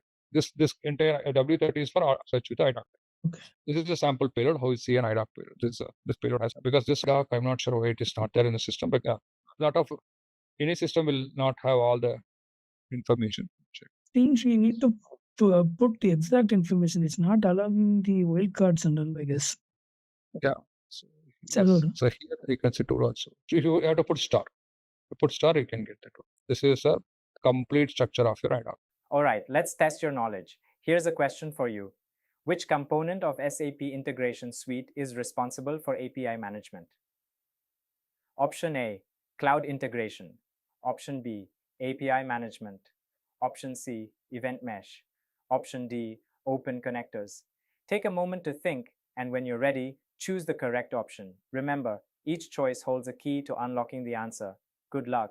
Type the correct answer in the comment section. Hey there! Want to get good at connecting systems? Our SAP Integration Suite course is here to help. You can take it at your own pace on our platform. In this course, you'll learn all about APIs and Event Mesh. It's like a toolbox for linking apps and sharing data the smart way. Our course covers everything you need to know, from the basics to more advanced tricks. It's made by experts who know what they're talking about. Your teachers are pros who've been doing this for ages. They're here to help you learn and answer any questions you have. And don't just take our word for it. Our students love the course too. People just like you have found our course super helpful. Best part? It won't break the bank. This awesome opportunity to learn is affordable. Ready to become an SAP Integration Pro? Sign up on our page now. And for more info, check out ZaranTech's website. So we are also going to cover cloud deployment model. So we have seen 5 ways of cloud deployment model in our S4 system. Here in BTP, we are going to see the cloud deployment model, but it is slightly different. So the main difference is you have an on-prem version and you can call it as also private cloud in your S4 system. But in BTP, your private cloud is called as a different, because SAP is not allowing everyone, or SAP do not have a roadmap, or SAP do not have a feature to have anything on-prem. The main intention of BTP is to sustain only in the cloud network. We'll talk about everything and what are different service models are available, and just what are the overview, and we'll see all the service model and what are the cloud native features that SAP is planning to bring, and what are the cloud native features that are available in BTP as of and what are different BTP tools are available. So example, we'll walk through a different BTP tool and different services, how we can adopt in our development and deployment. Okay, so then we'll start with tenant creation. I hope you can actually create your tenant with your TCS ID. So we are going to use a trial account, and we'll set up the trial account and we'll activate the integration suite, add the capability, and we'll get started with our integration suite. Okay. Yeah. So just to touch upon this cloud deployment model, right? Like I just want to tell you the brief about how SAP landed in this one. Okay, so before this Cloud Foundry, so just to give a brief about this one. So before SAP come into this entire development model, so starting from 2015 and 16, so SAP do not have a multi-tier environment. SAP has a single-ended environment. So in BTP, so that is called as HCA. SAP came up with the product. So initially, let's take an example. When you are working with SuccessFactors, or when you're so SuccessFactors was the first cloud SaaS solution for SAP that SAP has acquired externally and they kept for evolution of HCM module. From there, SAP do not have a dedicated integration platform in the cloud. SAP partnered with Dell Boomi to do the seamless integration. So then starting from 2016, SAP came up with the cloud concept that is called HCI. So HCI is your first SAP cloud solution. It is called HANA Cloud Integration. And this HANA Cloud Integration is holistically managed by SAP.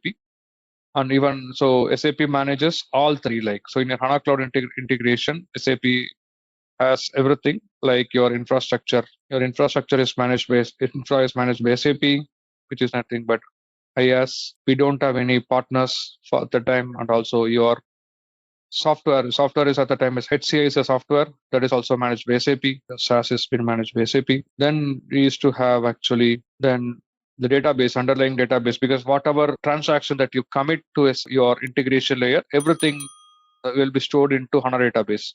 They have a cloud edition of HANA database. Everything will be stored. Let's take an example. If you run a message, all your message will be stored in SAP's HANA database. So everything will be underlying in the HANA database. So, and also if you store anything on your local memory, that is also stored in HANA database. So HANADB, cloud edition of HANADB was there. That's evolution from, and this landscape was totally called as Neo landscape. So Neo is something like SAP has all its own and it manages all those things. So this is called SAP Neo landscape. The drawback of this Neo, right? So the biggest challenge of Neo, right? Like, so slowly SAP, so starting from HCI, they put a lot of services. So starting from HCI, right? Like they adapted other services too. So they brought API management here. Slowly they brought API management in Neo. They brought plenty of services into. A small question. What do you mean by environment? So like a Neo Cloud Foundry? Yeah, I'm going there actually. So Neo is holistically is managed by SAP. So that's what I'm getting there. Okay, so other API management, you have even workflow, business rules, everything was part of this Neo. It's all standalone service. Flow management, you have WebID. So then they renamed to flow management, business rules, etc. Like we have almost 18 services initially. So now what happened, like, so this has been renamed a later point of time. Instead of HCI, this has become as HCP on our cloud platform. And this is managed by SAP. And the main thing is SAP do not have a cloud native feature into this one. SAP was able to manage this platform. The main drawback of this one, right? So they do not have a cloud native feature at this time. So that means, so they are onboarding it. Let's take an example. They have a data center in US East. So when they have a Neo in US East, they are onboarding all the customers in the US East. So the Neo do not have a visibility. Like it came in US East in Chandler. In Arizona. So Arizona was the first US East location. Then they do not have even actually DR capability when it was Neo. So they do not have a lot of cloud native feature. It was a complete small abstract they developed actually with Neo. So then SAP, because the complaint from customer, right? Because when you do a heavy peak load, or when you do actually whenever there is a seasonal sale, or whenever you have a plenty of traffic on your landscape, so we used to see our entire HCI will going down. So like because that you are putting all the customer in a single infrastructure, and you do not have a capability to scale up and down, right? Because when there is a peak load is happening, you have to scale up tremendously. So you don't have a feature to tremendous. The auto scaling feature was not there actually. So now the cloud edition has actually evolved in such a way you have edge computing now. So even SAP is not up to speed in edge computing as of today. So like SAP is trying to achieve auto scaling feature. So in terms of this one, right, like it's not, we are not able to sustain the load, and actually HCA was going down. And also, example, I'm a customer. I'm actually my data center of my private cloud sitting in a US West in Seattle or Quincy as my data center. Then SAP has a US West in Chandler. So if you see the network traffic between the integration platform and actually between your ERP system, you have to have plenty of network traffic. That adds a lot of network delay. Okay, so then SAP transformed to the next step is called Cloud Foundry. So Cloud Foundry is not SAP's product. Cloud Foundry is a vendor. Okay, so SAP partnered with Cloud Foundry. So the next edition of SAP is just they partnered with SAP because there are plenty of complaints from a lot of customers. So all the customers are ask is like, how do I actually have a quick turnaround on my solution? So that's a evolution that, yeah. My question here is environment in the sense that the base where we are hosting all these applications. Infrastructure is nothing but, so your infrastructure comes with multiple components. Okay, let me show you. So this is your infrastructure. Your servers, networking, storage, these are your infrastructure where you deploy this one. Okay. So the deployment where we are deploying is the Neo environment. So Neo environment is something like the whole package is called as Neo environment. Your infrastructure, your HCI, Cloud Foundry. This model of cloud is called as Neo-based deployment. This means SAP manages everything. In terms of Cloud Foundry, so what is happening? Cloud Foundry is a vendor. So you have to actually understand only one thing. So if it is a native to SAP, that is called Neo. If it is a Cloud Foundry, it's a partnering product with SAP, and Cloud Foundry is going to manage all the deployment. You got my point? Yeah. Cloud, it is. Yeah. Okay. So this is Cloud Foundry is a vendor here. So Cloud Foundry is a vendor. You can actually go to cloudfoundry.com. They are separate vendor. SAP is also one of the partner for them. So what SAP transformed this one, like CF was an environment that has been transformed, and you can choose your infrastructure provider now. So like I can choose my infrastructure provider, whether my infrastructure provider can be my AWS, Azure, or it can be your GCP. And those infrastructure will be as close as with your private network of your SAP EC system. Because SAP could not fulfill provisioning lot of data center across the globe. Now SAP actually partnered with this infrastructure provider with the help of Cloud Foundry, because Cloud Foundry is not going to, SAP is not going to work with all these vendors. It's a job of Cloud Foundry. Cloud Foundry job is to keep the infrastructure upgraded and work with SAP, have the SaaS product deployed into BTP. So BTP is the SAP product. So Cloud Foundry will make sure whatever patches SAP is releasing, that is getting updated properly in the infrastructure, and it also comes with a lot cloud native feature. So Cloud Foundry is a kind of enabler for SAP product or a partner with SAP to have this seamless connection. So now from that, SAP has kept that BTP edition as a Cloud Foundry based BTP edition. So Neo is SAP stopped provisioning Neo because it has a lot of challenges, and now in my landscape I have both Neo and Cloud Foundry. So I am also been asked to move away from Neo by end of next year. So end of next year is the last for everyone. We have to move away from Neo and we need to move to entire Cloud Foundry based solution, because they are going to completely sunset this one by 2037. So the Cloud Foundry is the only one. It's going to be the future, and they are working with SAP. So SAP is working with Cloud Foundry and all the infrastructure provider to bring lot of cloud native features. Cloud native features has plenty of things, like it has your auto scaling, edge computing, container based. There are a lot of cloud native features because SAP is not till there. So we have to BTP is not till there. We have to come to the point on time. So their focus is their strategic investment is on with Cloud Foundry and with all the infrastructure provider to have this solution sustainable for everything. Okay, so that's a major one. That's how your Neo has been transformed to Cloud Foundry. Now Cloud Foundry has multiple options. Example, if I am a customer I'm sitting in US East, I can choose AWS or Azure, and with the AWS or Azure, I can actually go ahead and spin up my BTP tenant, and I can activate the services.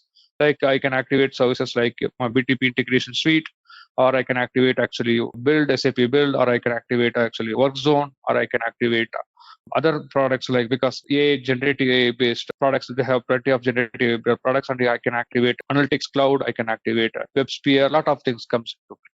Okay, so your BTP has different level of deployment, different level of pattern. So once you are with Cloud Foundry, you have an option to choose AWS and which data center first you want to choose, which location you want, which provider you want, and where you want to be as much as closest to. So these are the things like Cloud Foundry transformed for SAP to bring this option. Okay, it's just a brief. One question, sorry. So here you said that Neo the user or customer should migrate to the Cloud Foundry. So how the migration will happen? SAP will do, or customer has to migrate their application and data from Neo to Cloud Foundry? Okay, so that's a really good question. Okay, SAP do not have any migration tool at this point of time. Okay, so we have to plan our migration. As a customer, I am planning my migration. I'm not actually relying on SAP. SAP is helping me because so consider actually I'm in this landscape for almost 10 years. So we started with our BTP journey 10 years before. So now I'm also in the journey of migration. Before I migrate to this CF, so in CF it was not BTP Integration Suite. You have to go like 3 years, 4 years before. Everything's a standalone service. Your CPA is a standalone service. So your APM is a standalone service. Open Connector is a standalone service. Now SAP bundled everything into a integration suite. So SAP is helping me only to move the standalone service to integration suite. That itself a migration for me. So coming from standalone services to a BTP IS integration suite itself a migration for me. First, I'm going to make that one integration suite. Then next up, I will go back. I'll actually work with SAP. So SAP asks for almost 6 months of time to come up with a migration tool. I'm not sure when they will come up, but we are planning to migrate by our own because we cannot wait for the timeline.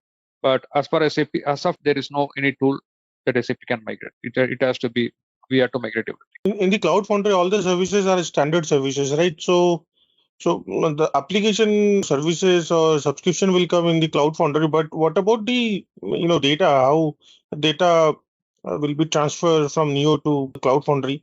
So any idea? So data, there is no. So in terms of integration, you are not going to use any data. Only you are going to have the MPL logs. So that is called message processing logs, correct, right? And you will not. So the most data you will have some write variables for your schedulers or some kind of interim variables you have in your data. So those things you can export and import to from one layer to another layer. So there is an option for export and import. So even actually, if I have a data store, I can even export. Those are all manual, but I don't want to do manually. I want to have automation process for this. So whatever data you have, even actually if you have a JMS queue, you can actually SAP can do the underhood operation to migrate your JMS queue or to another JMS queue. But you have to clear all your JMS queues and we have to go to the new launch queue. That's the strategy. But I don't want to do anything manual. I'm looking for a tool that do automation for me. So, but they given me a first time automation to copy everything one copy to another copy and do a copy of everything. But actually, there is no single tool that does everything that I'm looking for from SAP. So cloud transport management system will not work between Neo and Cloud Foundry between two different environment. Oh no, sorry. Can you come again with your question? So we have the cloud transport management systems, which helps to move the changes from one accounts to another account. So you're telling about a cloud transport management service, right? CTMS tool. Yes, CTMS tool will not support between two different environment. CTMS will not work between Neo to Cloud Foundry. CTMS has to be Cloud Foundry. So because in CTMS you'll create nodes, correct, right? You will create a node for dev, UA, production. That is tied up within your same CF. Okay. CTMS. I have an API also because see, so we are developing a lot of automation from our side, right? Like I have a Python. With Python, we are actually doing everything manually, but I don't want to do myself. I'm looking for a product from SAP. So SAP also has a API. Like you drive any artifact from here, you pick any artifact from here. Like if you go to CPI, if you have any iFlow, the entire iFlow can be moved from to here to here. But those are all API based. You have to get an API from artifact from here and import it here. So we have written a Python to do all those options. But SAP proposed some tool. I don't want to do myself. And even API also, I have an Python to do everything. But I'm looking for a native product from SAP to do this migration. Because if they are doing strategically, if they are telling, they have to come up with a product. Okay, so this is a complete migration. Like 2027 is the end of Neo, and everything will be in Cloud Foundry going forward. Okay, so these are now, if you see, this has been now evolved more. Okay, so now we'll come to the Cloud Foundry. In Cloud Foundry, so now when SAP is onboarding anyone in Cloud Foundry, so they are onboarding as a public cloud or private cloud or hybrid cloud or multi-cloud. So here the cloud strategy is totally different. So consider there is no on-prem version here at all. So how we are actually categorizing as a private cloud. Okay, so let me actually tell you. So now it is SAP BTP. So in public cloud edition, which is public cloud, let's take an example. In your public cloud, you have 10 to 15 services. So example, I am in CF. So my infra is going to be, let's assume my infra is going to be AWS. So now everything, like I have a BTP SaaS solution, everything that will be deployed on AWS. Okay, the only difference I'm going to see here, if I'm a customer A, East, CF East, I'm in the public cloud. I'm a customer A here. So in this one, I have services like BTP IS Integration Suite. I have actually build apps, workzone, a lot of things I'm bringing here. I have build, and I have plenty of other services. Then I have WebSphere, DataSphere. I'm just giving an example of DataSphere here. It is just an example of services that I am here. In the public cloud, you do not have a dedicated environment. Okay, so that means your services will be deployed in the same network or the same. So you don't have a dedicated network, you don't have dedicated software or dedicated infrastructure. So if the customer A is here, so next they can onboard the same customer B, the same infrastructure. So they can onboard another customer here. So there is no dedicated environment. So you will have everything shared between the same network. So this is called the public cloud model. Like your IS and IS of your customer A and IS of your customer B will be shared in the same infrastructure. IS a build of customer A and build of customer B will be shared in the same infrastructure. And DataSphere, it's also shared in the same infrastructure. We do not have any dedicated infrastructure or dedicated services. This is about the public cloud. So in terms of private cloud, so BTP is going to work in a totally different way. It's not like your cloud edition because SAP is just investing so heavily in BTP starting from 2 years or something like that. Their focus is just turned into BTP. Okay, so in terms of private cloud, if I'm a customer A, okay, so they are not actually changing the model. Like example, if I'm into BTP IS, so they are not actually your entire BTP cockpit will be on the public cloud. Example, I can tell your BTP cockpit on the public cloud, and your services, standalone services like your integration suite, you can make that as a dedicated one. Only your integration suite will be dedicated. So if I'm in the private cloud, this will come into a separate infrastructure. This will be dedicated. That means they will move me inside some infrastructure, but they will not keep into any other thing. That's a major difference that you're going to see. Okay, so your integration suite can come into a dedicated one. That means they will have a separate dedicated landscape. An integration suite can come here. Services can be a dedicated, come as a private model, but your BTP still will act as your public model. So SAP is mostly, let's take an example. If I have only in IS, so they will put me into dedicated infrastructure and dedicated so BTP will be shared across, the BTP cockpit will be shared across, and the services can be moved as dedicated inside. So SAP most likely they are into the hybrid model of deployment for your BTP IS. And if I want your build also to be dedicated, I can ask SAP to move my build also dedicated infrastructure. But you will be hosted on the same, your BTP will be hosted on your same, your template will be on the same region, but you can move your services to dedicated. So once you move your services to dedicated, your licensing will be totally different. Because here you can have a different licensing model. When you are shared between multiple clients, your licensing will be totally different. When you move to dedicated infrastructure, you will have a dedicated one. Like in BTP IS, you can have CPA as a dedicated one, APM as a dedicated one, open connectors, everything as a dedicated one. So the entire bundle also can be dedicated. Or if I want only some services dedicated, that is also possible. I want only cloud integration also dedicated. I can make that is also dedicated. I want only APM as a dedicated. That is also I can. I'm not moving others to dedicated. I'm keeping only this only to dedicated. These are the major difference that SAP is actually doing with this deployment model. They are not actually doing with other deployment model.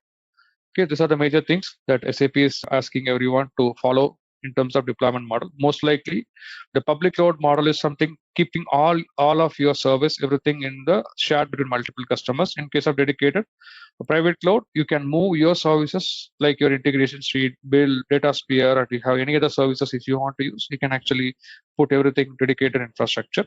And most likely, SAP is going with a hybrid model of this one. And multi-cloud is something like you can have a one service. Let's take an example. The same way multi-cloud, your primary can be with AWS and your secondary can be with your Azure. So that's a multi-cloud model that SAP is doing. How we've seen for our SAP SEC system. The same thing with the same services, they will replicate your DR and your high availability in a different region. That is called a multi-cloud model. So primary will be running on, let's take an example, I'm choosing AWS as my primary. My this infrastructure will be completely set up as primary, and I might have a DR, and another thing will be completely into the dedicated. Sorry, another infrastructure like Azure or something. Any questions or any doubts to this one? Because consider your BTP is not on-prem; it's all cloud-enabled solution. But you can move your services dedicated. That is called as private installation on the BTP. So currently BTP is offering in both public and private cloud, or only public? Yeah. BTP cockpit will be a public and private cloud. Your services can be moved to a private cloud. Example, if your BTP, let's take an example. You can even ask SAP. I have plenty of applications. Because your BTP mainly contains of your BTP Fiori application deployment, Java application deployment, or Kappa application deployment, right? If you feel like if you want a dedicated for BTP, you have to pay so much cost for that one. 99% customer want to keep that as a public because they will have a continuous model. So like what SAP is telling, because the Cloud Foundry runtime itself highly costable. Like if you want a dedicated one, they are giving another product model called Kima. They're asking like, okay, you move your deployment to Kima and keep the deployment to Kima as your own container base as a private, but the skeleton of your cockpit will run on the public cloud. So there are a lot of bits and pieces. It's all like hybrid cloud models. But your services, because the services can be moved to separate dedicated. It looks good, but seems such a complex, right? Yeah, it's a complex architecture. Yeah, it's not straightforward. Like yes, private is always good, better than the public. But yeah, cockpit will be in the public. Then your services and tools, whatever you are building, that you need to bring into a private dedicated area. Yeah. Also, it would be costly, right? Yeah. In compared to public. Costly. When compared to public, you have to pay at least 2 times, 3 times extra. That's a customer service. Even actually, we are also negotiating. So like it's so costly. Like so that SAP has CP, your BTP has different model, basic model, CPA model, and pay as you go model. If you are into CPA, you will get credits to carry forward for 2 years, and you can use the credits next year. So there are plenty of model now.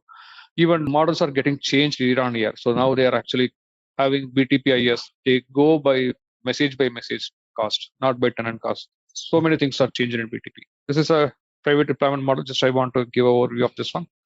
Okay, so like then coming back to your service models, like your software as a service, software as a service, and you have platform as a service. So when you call the software as a service, your services like your IS, your build, DataSphere, and actually whatever service that you see, those are all software as a service. Platform as a service, nothing but your HANA cloud. Like so, if you're developing a CAPM based application, this cloud application programming model, you will have a database either as a PostgreSQL or a HANA database. Those are all called platform as a service.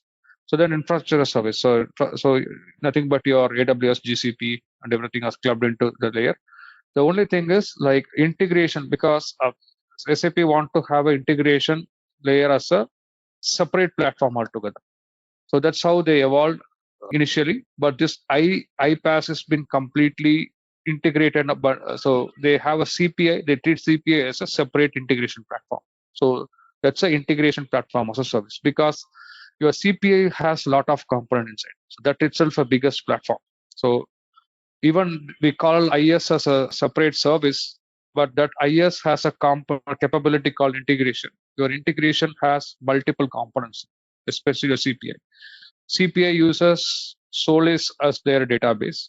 Solace as their database to store all your data, and they have HANA DB to store the MPL related transaction. And we have Kafka that is also dedicated to have a JMS capability. So CPA is a complete platform as a service altogether. Even though you have another services like your Open Connector, SAP Graph, or even Mesh, everything can be into a same service. But if you see CPA, it's a big bundle. We have to work component by component to make it available. So even actually like we are paying separately by component. Like I have MPL dedicated. I have the highest core level. Like I have almost 16 CPUs running only for CPI. And also I have a lot of things. We have to make a lot of things dedicated component by component. And JMS queues, I have almost 2,500 JMS queues. So those are all like called, so SAP want to have this CPI as a separate platform as a service. and that comes under the umbrella. Just I would say, like, integration suite is just they want to change the metering, so just they put integration suite, but underlying services, whatever you see, that is all remains the same. Metering wise, they want to change something, but if component, there are a lot of components inside. Any questions or any doubts in service models? Yeah. This SaaS example, is that correct? It should be on platform as a service, right? This one? In the software as a service, we had given an example of SAP HANA Cloud. This is actually platform. This is a platform as a service. And, yeah. And integration suite, would it be coming under infrastructure as a service, or it would be coming under as a software as a service? Okay, I'll tell you. So integration suite, you consider it's not a single tool, right? Integration holistically, if you see, that is a software as a service, because it has multiple capability. Correct, right? Yeah. It has capability called your API management, your cloud integration, then open connector, SAP Graph, integration advisor. Plenty of things are available. That bundle is treated as a software as a service. If you go take a capability under that one, cloud integration. That cloud integration will come as an integration platform as a service along with your integration advisor. Okay. So the bundle is always called as a software as a service. Okay, but the integration platform as a service, right? Like under that integration platform as a service, that is something totally different. Okay. The platform is coming under ISAS. Okay, and then the bundle itself, the solutions belongs to the software. Okay. Yes, solutions belong to the software. Yes. Just to give a high visibility. So this integration platform, it's been managed by multiple. You have to work with multiple folks. So, but SAP is a front end for everyone. SAP help us to work with everyone, and we have to just raise a OSS note, and they will help us to work with everyone in general. Okay. So BTP is a platform as a service or software as a service, or both, basically? BTP itself is a platform as a service. Okay. BTP itself, consider BTP itself a platform as a service. Inside BTP, you have so BTP is that platform itself provision on infrastructure. And that infrastructure in BTP, you have a SaaS that is nothing but all your services. And that SaaS actually has independent, because entire BTP itself running on a HANA platform. So that we call it as entire BTP cockpit as a platform as a service, because the underlying hood of all your data, everything is going and sitting in your HANA database. Okay. Any questions or any doubts? So it's not straightforward like your S4 system. So people will get, because we have to see each and every component totally here, because SAP bundle a lot of things and they want to have some cloud native feature. They bundle everything in a different. Any questions or any doubts? Just give me a second. Yeah. Any questions or any doubts, guys? No, I think. So next we'll go with actually out of the box SAP application, right? Like, so now if you go ahead with CAPM, because CAPM is mostly treated as side-by-side extension of SAP. So that means SAP is, so the core concept of BTP is to keep the core clean. So that means keep your SAP system clean. And if you want to extend your business logic, you can always use a cloud application programming model to extend your business logic and keep some component BTP and run your business as expected. Okay, so that's called SAP CAPM, with actually SAP CAPM also tied to a platform. So that is nothing but a database. It has two kind of databases. It can talk to HANA-DB or PostgreSDB or actually SQL DB. Based on your requirement, HANA is going to be very, very costly. And if you choose any other cloud service like Redis or your PostgreSQL, that is going to be cheaper. Okay, so then that is all the entire CAPM will be running on a Cloud Foundry environment, and that Cloud Foundry environment will be running on a separate infrastructure. It could be AWS or Azure GCP. Okay, so these are all like different service models that enable to transition seamlessly with your SAP. Okay, so just in terms of a service model, right? Like you can see, so what we call it as infrastructure is like your virtualization, servers, storage, and networking. Okay, and your platform, your runtime, because your platform need a runtime, and it need a middleware. Like it's nothing but your OS. So OS is just this middleware is nothing like your actual middleware. So between your OS and between your runtime, you need a separate hyperscaler threading that is called middleware. And your software services, your applications and data. Okay, so these are like various components. We can divide your service models and infrastructure providers. Or you can see GCP. You can see all other components, like you have a GCP here.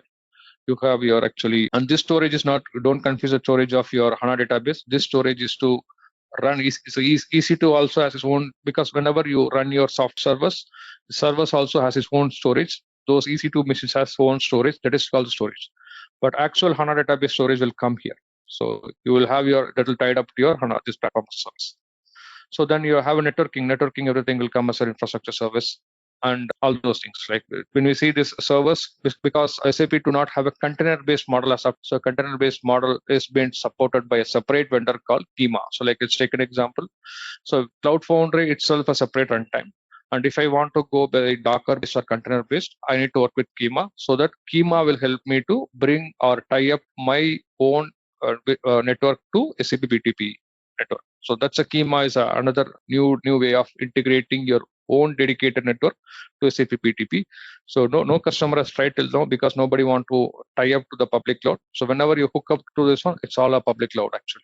So that's what actually is. So Kima has a provisioning to do that one, but it's all kind of in the initial stage. Okay, so then your runtime is totally different. So let's come to your platform as a service. Your runtime is either it's going to be Cloud Foundry, and Cloud Foundry is backed up by your HANA DB, and you have OS layer, that is Cloud Foundry has a lot of memory OS thing that will be running to support the entire thing.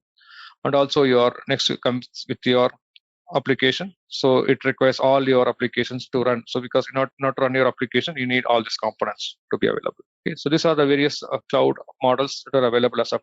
So the most important thing, right? SAP want to move to a cloud computing based architecture. So the main problem with SAP CPI as of, right? Like because even though if you go dedicated, I don't have hyperscaler. Like I don't have actually auto scaling features. So I have to have a fixed layer of my CPUs. Example, my traffic, whenever my traffic is less, I don't want to spin up always 16 worker nodes. I want to have only 4 worker nodes.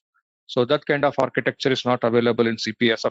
You have to have all worker nodes active, and SAP will manage to distribute your load and to run that one. So this is the old way of doing it. But actually, when you see with the new cloud era, edge computing came very faster. So you can actually, based on your load, you can spin up only required worker nodes, and you can have other worker nodes as your secondary worker nodes. So there are a lot of cloud computing model that SAP is trying to bring to achieve the new edge capability here. And SAP also supports hyperscalers. So on the database side, not on the platform side. Then they have a multi-cloud model with AWS, Azure, and GCP. Okay, so these are the things that actually it's having in SAP. Any questions or any doubts until this time with the model, data model, or hyperscalers? So before that, actually, like let's actually take the brief about BTP. So BTP has 3 different kind of development. One is development on app development, automation tool development, integration platform development, and analytics-based development. So it has been categorized into 4 different sectors. So when you talk about your app development, so then apps are something like your Fiori app, Capem. Those are all like app development. Those are core application development on BTP. So then coming back to your other things like integration development. So integration suite, along with everything, is like your API management, open connectors, your CPI, everything will be an integration platform development.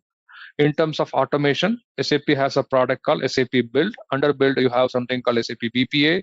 So BPA is called Business Process Build Process Automation. So that will be complete your automation capability. And the entire hosting, like if you want to have interfacing layer or front end layer, SAP has something called Workzone. So the new era is called SAP Workzone. So where Workzone is something like you can expose all your application to outside world. So Workzone also brings a capability not to only expose application native to BTP, also application that is coming from SAP. So Workzone has a capability to talk to both SAP and SAP application. Like if I have a standalone native Fiori application that is running on S4 system, even I can connect with Workzone and expose through BTP. So then coming back to your automation layer, like so this automation layer is this one, like build apps, and your BPA is your automation layer. Analytics layer is something like your SAP Analytics Cloud. So it has categorization with Analytics Cloud. And then if you see your next gen, like SAP is also putting more into AI space. I'm not sure how many of you guys use SAP Jewel. SAP Jewel has its, so AI has been categorized into 2 capability. One is the new AI capability, and AI is a bigger umbrella. All AI innovation in SAP is happening within BTP space. This is your generative AI. This is called generative AI. The another one is called cognitive AI. So generative AI is something like your Chat GPT and everything, right? Chat GPT. So in terms of technology, so you have equivalent as GitHub Copilot. If you see SAP's version, it's called SAP Joule. So SAP Joule is now accessible in BTP. And if you want to do any development, so it is enabled through SAP Build. SAP Build has capability through access to SAP Joule. Because example, if you have a prompt, if I give the prompt, SAP can generate the code in Build. And SAP is also trying to build capability for CI, cloud integration, APIM. Because if I give any problem prompt, it will create your SAP APIM template or SAP template so that we can actually start our development from there. So this is generative AI. In terms of cognitive AI, so it has in the space of Concur. So this cognitive AI space is happening in the cloud ERP system. So it is in the Concur, just it's in the pilot phase, and also it is available in Ariba. So the use cases are something like auto scanning of report and so on. It has a lot of MLE based error detection, which are all like machine learning error deductions are there that actually help to tell this kind of a report can be approved or not. So these are all happening in the cloud ERP space. But so since it's a development phase, everything is happening in your generative AIs are happening in your BTP space using SAP Joule. These are the evolution SAP is investing into the cloud era, like in BTP and outside of BTP. Okay. Any questions or any doubts? No, we can proceed. Yeah. So these are actually like the current challenges, right? Like in the current challenges, business continuity is a biggest challenge, and also scatter to best breed of functionality. These are the challenges that we have. To achieve that one, SAP has improved its hyperscaler network. So in terms of cloud integration, because if you want to in the private cloud, you will have a dedicated worker nodes, you will have dedicated brokers, you will have dedicated MPL logs. Those are the improvement that SAP brought for each and every services to support seamless connection. And those connections are not available on all the region. So let's take an example. If I'm the first customer in the US East, it will be so based on the customer need, they are provisioning into different data centers. Okay. And these are the various types that are available, like service types, as we see in a lot of. So whatever you see as a SaaS, those are our services. And once you create a SaaS, and that means you're subscribed to the service. Okay. So we'll get into BTP, but this is an example of how we can see the entire development. You can do your development in BAS, and you can do your deployment using CI/CD services, and you can transport the same CI/CD through CTMS tool. And actually you can have your HANA database to store your data, and actually this you have your access UA authentication in BTP to do all the authorization of your application, and you can use logging services to log all the data, and you can have auto scaling to improve your scaling feature of your logging capability. Okay. These are all various tools that are available. SAP Web IDR Business Studio, Business Application Studio, that is available to do all the native UI5 application development. And you have ABAP RESTful application that is for ABAP. This is called RAP. So RAP is available to do any development for your SAP ABAP system. And you have Cloud SDK. And also you have BTP CLI to do any CLI commands with SAP, and Cloud Foundry CLI and Cloud Connector. So these are the various tools that are available within SAP to start with that one. Okay. And another tools are like your build. So SAP build itself will bring another workspace to create, and Helm, Kubernetes, these are all like tied up with your schema. These are all called schema based landscape.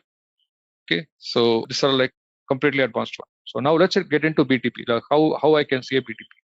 Okay.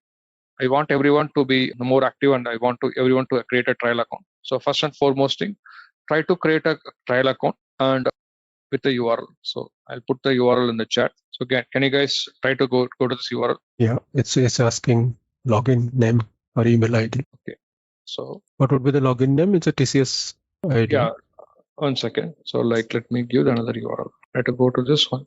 Just in the Google, if you type SAP BTP trial account login, you will be directed to a trial home page. Can you go to this one? You can put in the chat too. Go here. It's giving two options, like US is AWS and Singapore Azure. So which one to use? Can you share your screen? Okay, Somebody sure.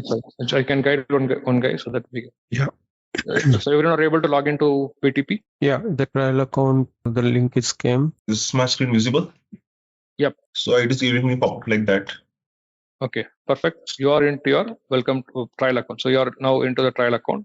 Choose US East AWS. Okay. Then click on create account. So now you are creating a global account. So that's what I'm going to talk about. What is global account? What is sub account? And what is R? And what is a space? So you are creating a trial account now. No, when I click this link, it is asking me like register or sign in.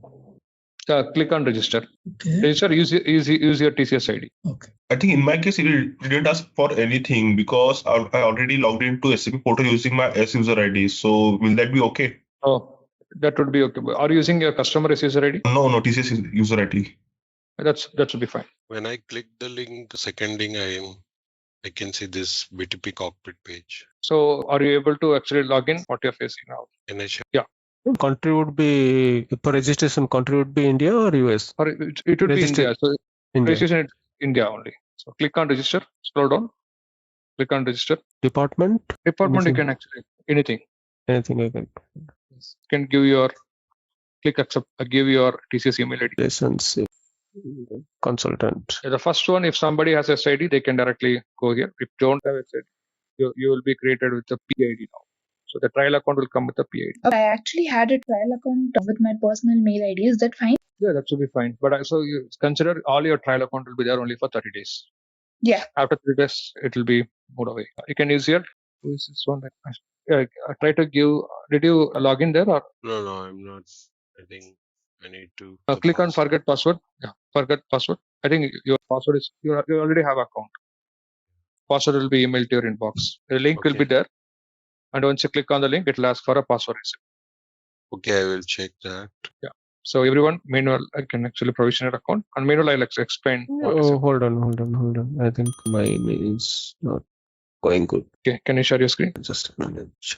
It asked me to just verify your email, but then it's gone. Going and registering again. Click on register. Give your TCS ID. Yeah. Give everything. Just give some other department, right? Like just give retail or something like that. Department. Scroll down. Scroll down. There will be something called IT services. Can I type IT services or information technology? This is a partner with SAP. It's not a customer. Cycle. Where are the cycles? I think there's 3. No, I read. Okay. You have an account, but it needs to be active. Oh, this is created already. Yes. Okay. Please click your to send it in. Click on it. Yeah. So it should be asking for password reset, right? Yes, it will be asking for a password reset. Or either it could be if you are doing for the first time, it will ask for a verify email. Or if you already have an account, it will have for a password reset. Okay.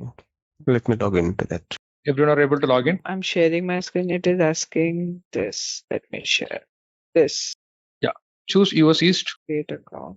So first, as I explained, right, like first you have to choose which infrastructure you want to onboard. So I'm onboarding into US East AWS. So region is US East AWS. Then you are creating your account, global account, sub account, and your org and spaces. So it will create here, right? It will create that. Yes. It will take some time. Yes. Yeah. Let me explain the core concept, how it is available in your BTP. Okay. Thank you. Anyone has any questions or any doubts? So after password reset and login, we need to select the US East. Huh? Correct. US East. You need to log into US East. Okay. Is it mandatory we have to select, because I don't see that option to me. It is. I will share my screen. So Yeah. when I log in, I tried with my ID, registered, and then it sent a mail to my TCS email ID. From there, I activated. After that, I am tried to log in. I am seeing this. Okay. Click on Trilo. Now you will be asked the same. Click on accept all. Thanks. I did mail verification and then I came to this page. Are you able to see my screen? Yes. The number I have given it already registered some time ago. It's a long back. Okay. So do you have that email ID? No, I'm talking about mobile number. Okay. So you tied up with your mobile number with something different, some other email address. So that there could be two possibility, right? So you might have used this mobile number for your personal account, or you might have used this mobile number for your TCS account or something like that. No, So with my personal account, I have used it long back. So now how I can? So long back means you might have signed with some email ID, right? Do you know that email ID? For sure, no. I forgot. Okay. I did it, I think 3 years back. Even if I tried 3 years back, it's a 1 month trial, right? now I can't access the same thing now, right? The user account must be deleted. Yeah. Then how I can You need to contact SAP. Other option is to just to contact SAP and try with another mobile number. I have to request a new code. Yes. Could not be authenticated because you delete your browser cache. Okay. What you do? So now open it. Yeah, that's fine. So you see 3 dots on your browser. Open incognito window. Incognito. You see something called incognito. New incognito window. Open your entire thing in incognito. Yeah. So now try to sign in the first URL. You're actually already there. Yeah. You click on sign in. You know the email address that you used. Put the email address. Correct. Click on continue. Yeah. So now click on trial. Accept the agreement. Click on accept. Identifier could not process. Request you receive. Delete your browser badge and cookie. Visual experience issue. Okay, can just close all the tabs and try to re-log in it again. Correct. And try to delete your browser cookie also. Some cookies actually stop. I think you might have logged into multiple SID and PID. That is stopping them. Can you close all the browser and delete your browser cookies? It is, I think, the same thing for me. It's telling the phone number is already been used, so you change it. Yeah. Oh. Yeah. Click on trial on. You accept all. Click. Yeah. Now create account. Yeah. Okay. Yeah. Are you guys okay? No, I'm not getting. Even if I change the phone number, can you share your screen? I need to get the code to activate it. Yes. Request for a new code. Wait, we have sent a new code, but why it is not reaching to me? You have network problem. Don't have network problem, right? So you have network. No. Let me just disable and enable the network. Lock spoken. So are you using Edge or IE? Yeah, it's so try to use IE. Let's. Do you have IE? Chrome. Sorry. Chrome is Chrome? Okay, right? Chrome. There. Yeah. Open with Chrome. So it's general recommendation from SAP just to use Chrome rather than Edge because Edge has a lot of limitations. You need to put the URL, second or first URL. Don't put this URL. Come from the beginning. This is a trial account. It is getting created, but the activation is not coming. Okay. I'll be going from the scratch. Click on sign in. Now give your ID. Already SP is created for you. Click on continue. Yeah. So now give your password. Yeah. Now click on trial. Okay. So now give your requesting code. Requesting. Come on. No. Okay. I think we need to wait. Maybe it may take some time. Yep. Not reaching to me. It should be pretty fast. Okay. Meantime, let me try with another numbers. Okay. Yeah. All right. So anyone has any other issues? Or yeah, just a core concept. Like we'll go there now. Are you able to see my screen? Yeah. So whenever you log into BTP, first you will be asked for a region. So that means, so you will be asked you to choose infrastructure. First and foremost thing is to choose your infrastructure is the first one. Choose infra and region. Okay. So here your infra is either could be your AWS or GCP or Azure. Region could be any region like US East, West, Singapore East, Singapore, anything, Frankfurt, anything. Okay. As soon as you create an account, like next you can see like sub account is getting created. So what is this sub account? Sorry, first you will be creating a global account before we go to a global account. So your umbrella is something like I'm taking a customer A. This is a customer A. This customer could be anyone. Or customer will have a global account. So this, like I take an example of Apple, they will have one global account. And under one global account, I can spin up n number of sub account. This is called multi-tenant model. So I can spin one sub account one. Victor, a small question. I'm having this question from here. What do you mean by tenant? Tenant is something like, okay, so consider, so tenant is, you want the abstract meaning or abstract something like? No. See. So tenant is something like, example, so that same terminology. So let's take an example. If you have a house, if you give the house to a person, how you call that one? Tenant. Same here. That means. No. I'm having 13 plus years of experience, mostly into SAP PAPO. So can I compare this tenant with app server? No, we are not going there till that level. Tenant is nothing but your collection of services. Like 2 BH, one bedroom, 2 bedrooms, 1 kitchen, 1 hall. Tenant is something. No. Okay. Tenant is something like don't take as an app server. It's one sub account could be one BTP account. Okay. So this BTP account will have n number of. You consider this is a PaaS, platform as a service. Inside PaaS, you will have software as a service, and inside software, plenty of things will be. So one sub account is one single PaaS. platform as a service. You got it? Okay. So one sub account we can treat it as a one tenant. Yeah, one sub account is treated as a one tenant. Yes. So this is nothing but a tenant. One is nothing. I can put a tenant on. So one sub. So when we go to the environment mode, I mean to say dev environment, QA, production. So where those things comes under? That is going to be second sub account. Sub account 2, you can put tenant 2. So tenant 1 will be a development and tenant 2 will be a 100%. Tenant 1 will be a dev. It depends on your tier landscape. You want to have a 2-tier landscape or 3-tier landscape. So 2-tier landscape, because in cloud people want to have a non-prod and prod tenant. If the customers are okay to pay so much, they can have 3-tier landscape too. Because now for your tenant also you have to pay a cost. Got it. Thanks. This one BTP account is a pass. It's a tenant 2, so you can have this is as a QA. So I am following a 3-tier landscape. Example, Apple is following a 3-tier landscape, and then actually I have production. This is my tenant 3. This is again my same pass. So if I have a 3-tier landscape, I create all three sub accounts under a single global account. Okay. Even so, there is one more. So this model has been widely used by all the customers. Okay, but some customer want to categorize their tenant under a one bigger umbrella. Example, another model is, so this is your normal nomenclature that they want to follow. Another model is what we see. So this is very, very old model. Let's take an example. I'm a customer. I want to have directory based concept. Example, I have this tenant on this BTP account, and inside this BTP account, I will have only integrations. And this is a dev integration suite. And this is again another dev for application development. So I have here 2 development. How do I control this development? Okay, so now I can put something called directory on top of it. So directories will help you to combine all your sub account under a single module. This is directories. It's called directory. So one directory, this is a dev directory. Under dev directory, you can have n number of categories for dev directory. You can have a separate directory for dev, separate directory for QA. Same architecture you can do. But this is really a highly costing, because if you put under a directory, so the cost is you will have different tenants and you have n number of single tier landscape for a single directory. It's not a cost effective concept. So I can have a QA directory. The QA directory I can have for integrations separate. So that means SAP will activate only integrations. If you go and set a directory, you will have only integration suite here, and you will have only entitlement for integration suite. And next, here you will have only for application development. So directory will control the entitlements. In this case, in this case, like you will have all the entitlement that is entitled for. I'll go and show you next. I'm going to show you how do you find yourself what you're entitled for. Okay.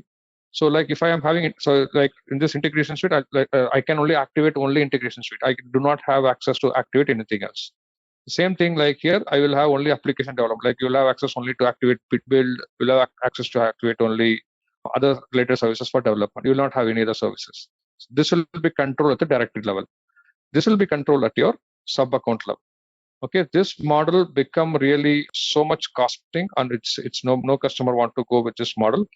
Every customer want to stick with this model because I'm not sure like what kind of service I will activate. I want to have all my service directly to add it to my sub account directly, so that I will choose and add whenever I want. Okay, these are the 2 different concepts that are available in your SAP BTP. So that's what like we can categorize your global. You're going to have a single global account. Under global account, you can go ahead with either directory based entitlement or sub account based entitlement. So sub account based entitlement is more cost effective for a customer, so that they can entitle for multiple services. I'll show you what is entitlement also shortly. Okay. Any questions or any doubts to this time? So we can create a number of sub accounts, right? Let's say. Correct. You can create a number of sub accounts. So is there any cost related if we are creating multiple sub accounts? So every sub account is treated as a single tenant. You have to pay for the tenant cost. Okay. So that's what actually, right? So I have a single global account. Under single global account, I can have a same global account, one account in one region, another sub account in another region. Even I can have another account in another region. It's all up to me. Okay, so you can create, so that's your sub account can be in multiple region also. Like and also SAP, whenever you go for a DR, so your primary will be running in one region and your secondary will be running in another region.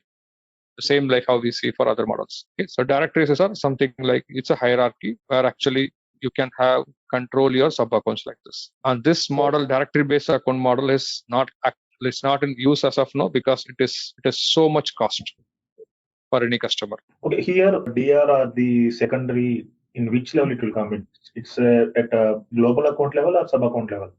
It will come at sub account level. So one global account, yeah. So let's take an example. I have my development or I have my product, because DR you need only for your production, right? So because how much DR you subscribe, you have to pay for all the tenants. So my production has to be running 24/7. So I will have DR only for my production. That means if I am having my production primary in US East, I will choose either US West or US Southeast somewhere. So that sub account will have another replica in some other region. Oh, sorry, go ahead. All these setup, who will perform? Either SAP or we have to confirm them? So there will be a global administrator. So this is called global. So global account is for a global administrator. So this will be like in your customer place, there will be a global admin or somebody will be at the senior director level or vice president who will be taking the global admin signing contract, and they will delegate to the COE. Like the basis will take care from that point all this administration along with SAP. Okay. So global account is deployed also in the region. Okay. So if that region is down, then we will not able to log into our global account, right? So global account is, just to be clear, global account is not region specific. So global account. So global account is your ID. So if I go to your account, let's take an example. I'm signing in here. Okay. So only sub account is deployed in the region. Correct. So like if I come to trial, right, like so I can spin up another tenant. This is my global account ID. Correct, right? This global account is not tied up to anything. Only the sub account is tied up to a region and everything. If I want to create another tenant under the same thing, okay, I got it. I can choose a region here. I'm not restricted. Yeah. Any questions or any doubts till this time? No, I think we can select any other region next creating a sub account, huh? Because when you do a registration for the global account, it giving the one sub account only. Yeah? Next time you can actually choose any of the region. Like if you create a sub account, okay. So if I'm giving another trial account, but the only problem, right? If you use any entitled, it's a trial. Trial is not that much effective. Okay, but in your actual enterprise account, you have multiple options. Let's take an example. If I use an integration suite in this account, SAP will not allow me to create another integration suite, another account. Either you have to delete this entirely and you have to come to the in trial. But in your enterprise edition, you can create a number of things because you are paying for SAP. Okay. So here only we are creating for QA or the production, right? So let's say everyone will have the access to production also, or is it a authorization based? Only these consultants can go into the production. They can edit and they can do changes, or everyone can do the changes. Nobody. See, there is something called global administration, right? I am in this one. Okay. Example, you are here, right? Like you can see your roles. So this create option will be available only if you are a global administrator. So let me show you where you can see your roles. If you go to your roles, you see your left side, you see all the tabs, right? And if you go to role collection, okay, there is something called users. Come here, users, click on your user. And if you go to your role collection, you are a global administrator.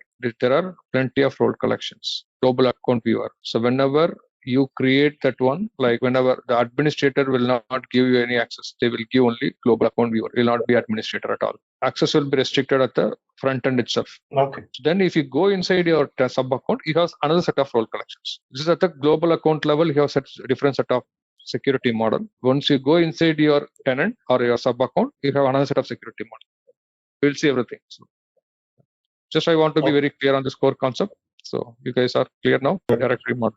Yes. Let's take a short break. Then we will get into all the services, subscription, and everything. Okay, let's regroup at 10 o'clock. Okay. Hi everyone. Shall we get started? Hello. Yeah. Yes, sir. Yes, Victor. So now I believe you guys are created a tenant, and actually you are able to create a service out of it. Correct, right? Like first we created a tenant. Now our next step is to go to the next level. Okay. So once you go inside your BTP tenant, you will have. So once you land into the BTP tenant, you have multiple options. Okay. So you will be landing into BTP overview page. This is your BTP overview page. Okay, inside BTP, so you will have multiple information. Okay, the first and foremost information is services. Okay, so if you come to service marketplace, if you type integration suite, so whatever you see under service marketplace, for this services, you need to create a service. So services are nothing but actually whatever you see under service marketplace, like you can see services for integration, you can see services for analytics, you can see services for automation. So first, so if you want to go and subscribe, and you need to create a service for your integration suite. So let's try to create a service. Like you will be having, go to your cockpit, and instead of cockpit you'll have a service marketplace, and so inside service marketplace you have integration suite. Type integration suite and actually try to click on create. Somebody want to share your screen? Yeah. Click on your integration suite, click on create. Okay, so see the service you choose as a integration suite as a service, and you are going to create a new instance of subscription. First and foremost thing, we will be create a subscription. Click on create. It should be under trial, right? It should be under trial, yes. Yeah, Create. view a subscription. Yes. View subscription. Okay, I think everyone will be subscribed to the integration suite. Okay, so now can you go to security? So everyone are already subscribed now? I did it. Okay. How about others? Can you just quickly say where exactly I can see the subscription options in sub account? Is it? Go inside sub account. Can you share your screen? Go inside sub account. Answer in the left side, services. Under services, there is a service marketplace. Okay, service marketplace. Okay. Then just type integration suite. It will come. Suite, yeah. Under integration, I see. Okay. Just click create. Yeah. Okay. Yeah. Then you will be having two application, integration suite and SAP Business Application Studio. Yeah. Have you wondered actually how this service subscriptions are available for you? So the core concept, right? Like I'll go to again to my slide. Okay. Whatever you are seeing in your service marketplace.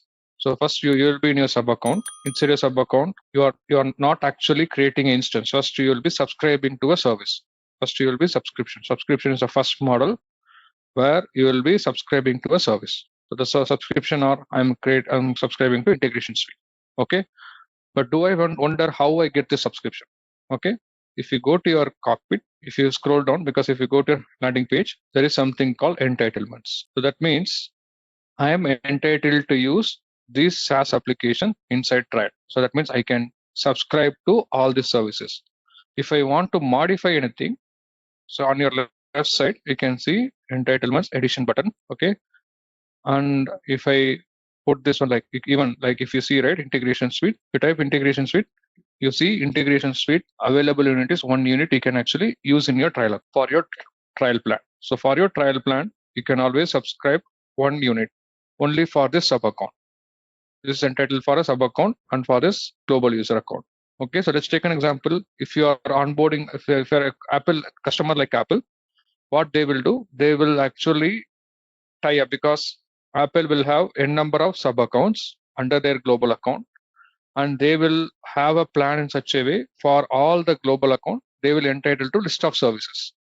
So they will entitle to integration suite, master data integration, like so on, so on, like they will entitle to anything. But if I want to change anything, you can always click on edit, and you can go to add service plan, and I can add those plans. Like if my licensing approves me, I can add any additional service plan. Like if I want to have a continuous integration services, I have only 0 service plan empty. Like if you want, in general, in trial, you'll not have multiple options to add, but in your enterprise account, your tenant admin will have access to edit your entitlement, add a new subscription also to your product. That new subscription will be done through your entitlements. So entitlement means what I am entitled to use in this sub account. So in this sub account, I am entitled to use the basic products like CPI and everything. If I want to increase something, I can increase here at the sub account level, because sub account assignment, you can see SAP will give sub account assignment level. They can give one assignment and they will tell it's a shared unit or a dedicated unit. If it is put as a shared unit, that means this services will be shared across multiple users or multiple sub accounts or multiple global accounts, because since it's a trial, so nothing will be dedicated. All the services will be shared across the global account and across the global account. Okay. Any questions or any doubts? So with this trial, we cannot increase or modify, right? In trial, we cannot increase or modify. But in your enterprise account, we can do that. Yeah, we can do that. So, but you have to pay additional cost. First, you have to work with SAP, and we have to tell SAP, I need this entitlement. So then what you have to do, you have to go to your basis admin, has to go to the entitlement, he has to click on it, and he has to add this entitlement, whatever you're looking for. Yeah. Okay. So yeah. So all your software services, if you want to subscribe, everything you have to entitle first as part of your licensing contract with SAP. So next. So since we activated our service marketplace, and we get into service marketplace, we activated our we subscribed to integration. So now everyone will be able to access integration suite, and everyone will be able to do this. Now what we will do. If you go to your integration suite, so now you are subscribed to the product. Now I need to launch that application. Before I launch that application, I need to have additional role to launch and add multiple capability. How do I do that one? Can anybody share your screen? I can guide, and also I'll tell you how you can do that one. Go to users, like you will have multiple tabs on your left side. Under that one, go to user. Your user ID will be there. Once you click on this user, and you can see some role called integration provisioner. You can see, integration _ provisioner. You need to add this role. Can anybody share their screen? Like I can guide through them. My screen, are you able to see my screen? Yes. So now go under security, go to users. Role collection. Not role collection. Go to users, click on your user, and then select role collection. Okay. Under role, go to role collection, click on role collection. Now click on 3 dots. By default, you are a sub-account administrator. So you can modify anything within assign role collection. Now type as provisioner. Come again? Provisioner. Let me put here. Yeah. Add this one. Remove this filter. And I would like to add some more things also. Remove this one. Yeah. So now add yourself as a cloud connector administrator. Scroll down. Add yourself as a connectivity and destination administrator. Okay. And destination administrator. Scroll down and sub-account service administrator. Can you just hold on? Can you just scroll up and show how many roles you selected? Yeah. You can see in the bottom right. Yeah, integration provisioner. So you can see the list of roles, right? Integration provisioner, cloud connector administrator, connectivity and destination administrator, and sub-account service administrator. Sub-account service administrator. We do not need a business application studio administrator, studio developer. No, we are not going to develop anything on UI5 or Fiori application. We do not need that one. So in the real scenario, customer place, are we getting the access roles, these all access roles, cloud connectors, connectivity, destination administrator? Because I think this is managed by basis or admin team, I guess. Correct. This will be managed by basis or admin team, because since you have your own trial account, you have to play around. You have to learn all the things, right? You'll get only integration developer for CPI, API management portal developer. So those roles are restricted there. Okay. Can I go, or do we need to add any more roles? You are good actually. Okay. So now you can actually edit your destination, so you have access to the destination, and also you can also provision cloud connector to your sub account, and also you can provision all like your other sub account. Okay. So now next step, what we will do? Can I go to your service marketplace? Okay. Sorry. Go to instance and subscription. The instance subscription. You see near integration suite. You see a pop-up like click on that one. Go to application. Now this will launch you to a separate application. So now you are inside integration suite. You're not able to launch this application by adding all the necessary roles collection. Yes. Okay. Close this guy. Perfect. So now, as I told you, integration suite is not a single service. Okay. It is not a single capability. It has multiple capability. So we need to add. So if I want to use CPI, I need to add CPI. If I want to use API management, I need to add API management. So click on add capabilities. Okay. So click on build integration scenario. Build integration scenario is nothing but your CPI. Manage API is nothing but your API management. Scroll down. Implement interface mapping is nothing but your integration advisor for B2B integration. Select that one also. Scroll down. And managing trading partner, that also relevant to your integration advisor. Select it on also. And I'm adding, this is for your audit. This is nothing but your API hub, so that we are actually adding API hub to enhance my auditor service. Okay. So fourth option is your open connector. This one. Yeah, this one. The next option is your ISAM. The last option is your integration Let's take an example. If I want to migrate from PO to SCPA, this is a migration strategy. Let's add this capability. Click on next. Okay. So your CPA, it takes almost 15 to 20 minutes to provision. Click on next. Which all not selected? Everything is selected because I don't know all selected because I'm explaining what are the services.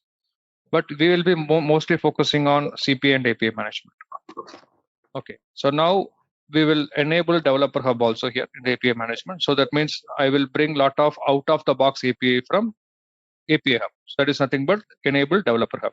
Select that one.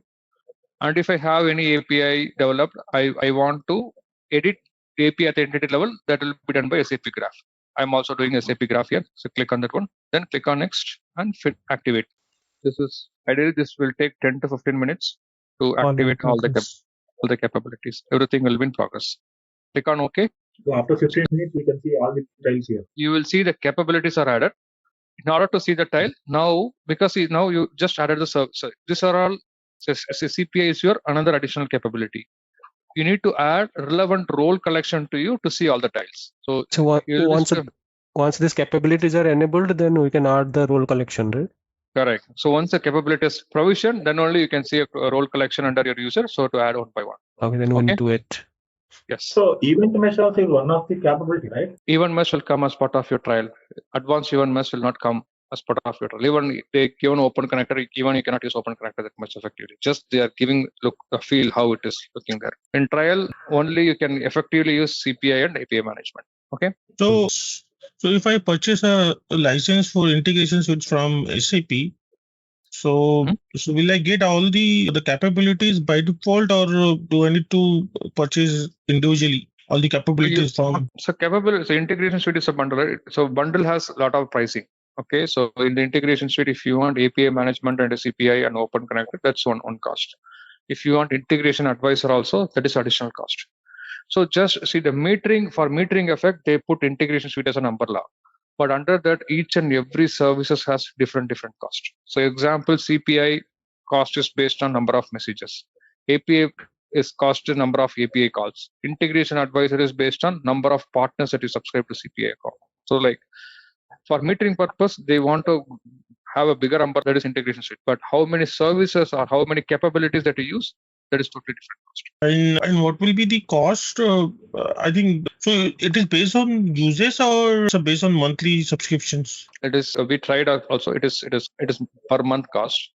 So you use 1 day or you use 10 days. It doesn't matter. For them, you have to pay for all 30 days cost. So by default, I have to pay for all the capabilities to SAP monthly. Correct. Yeah. Whether I'm using or not. Yeah, so there are two models, right? Like you are using a standard enterprise model, or you're choosing a pay as you go model, or you are using a CPA model. Bigger enterprise will go with CPA model because whenever you provision to your SAP BTP, the SAP will offer something called cloud credit. So it means so I will have a credit for CPI to use this many calls for this year, but I'm not able to. If I'm not exhausting that credit, I can carry forward this credit from this year to next year. So even API management, I have like 10 block.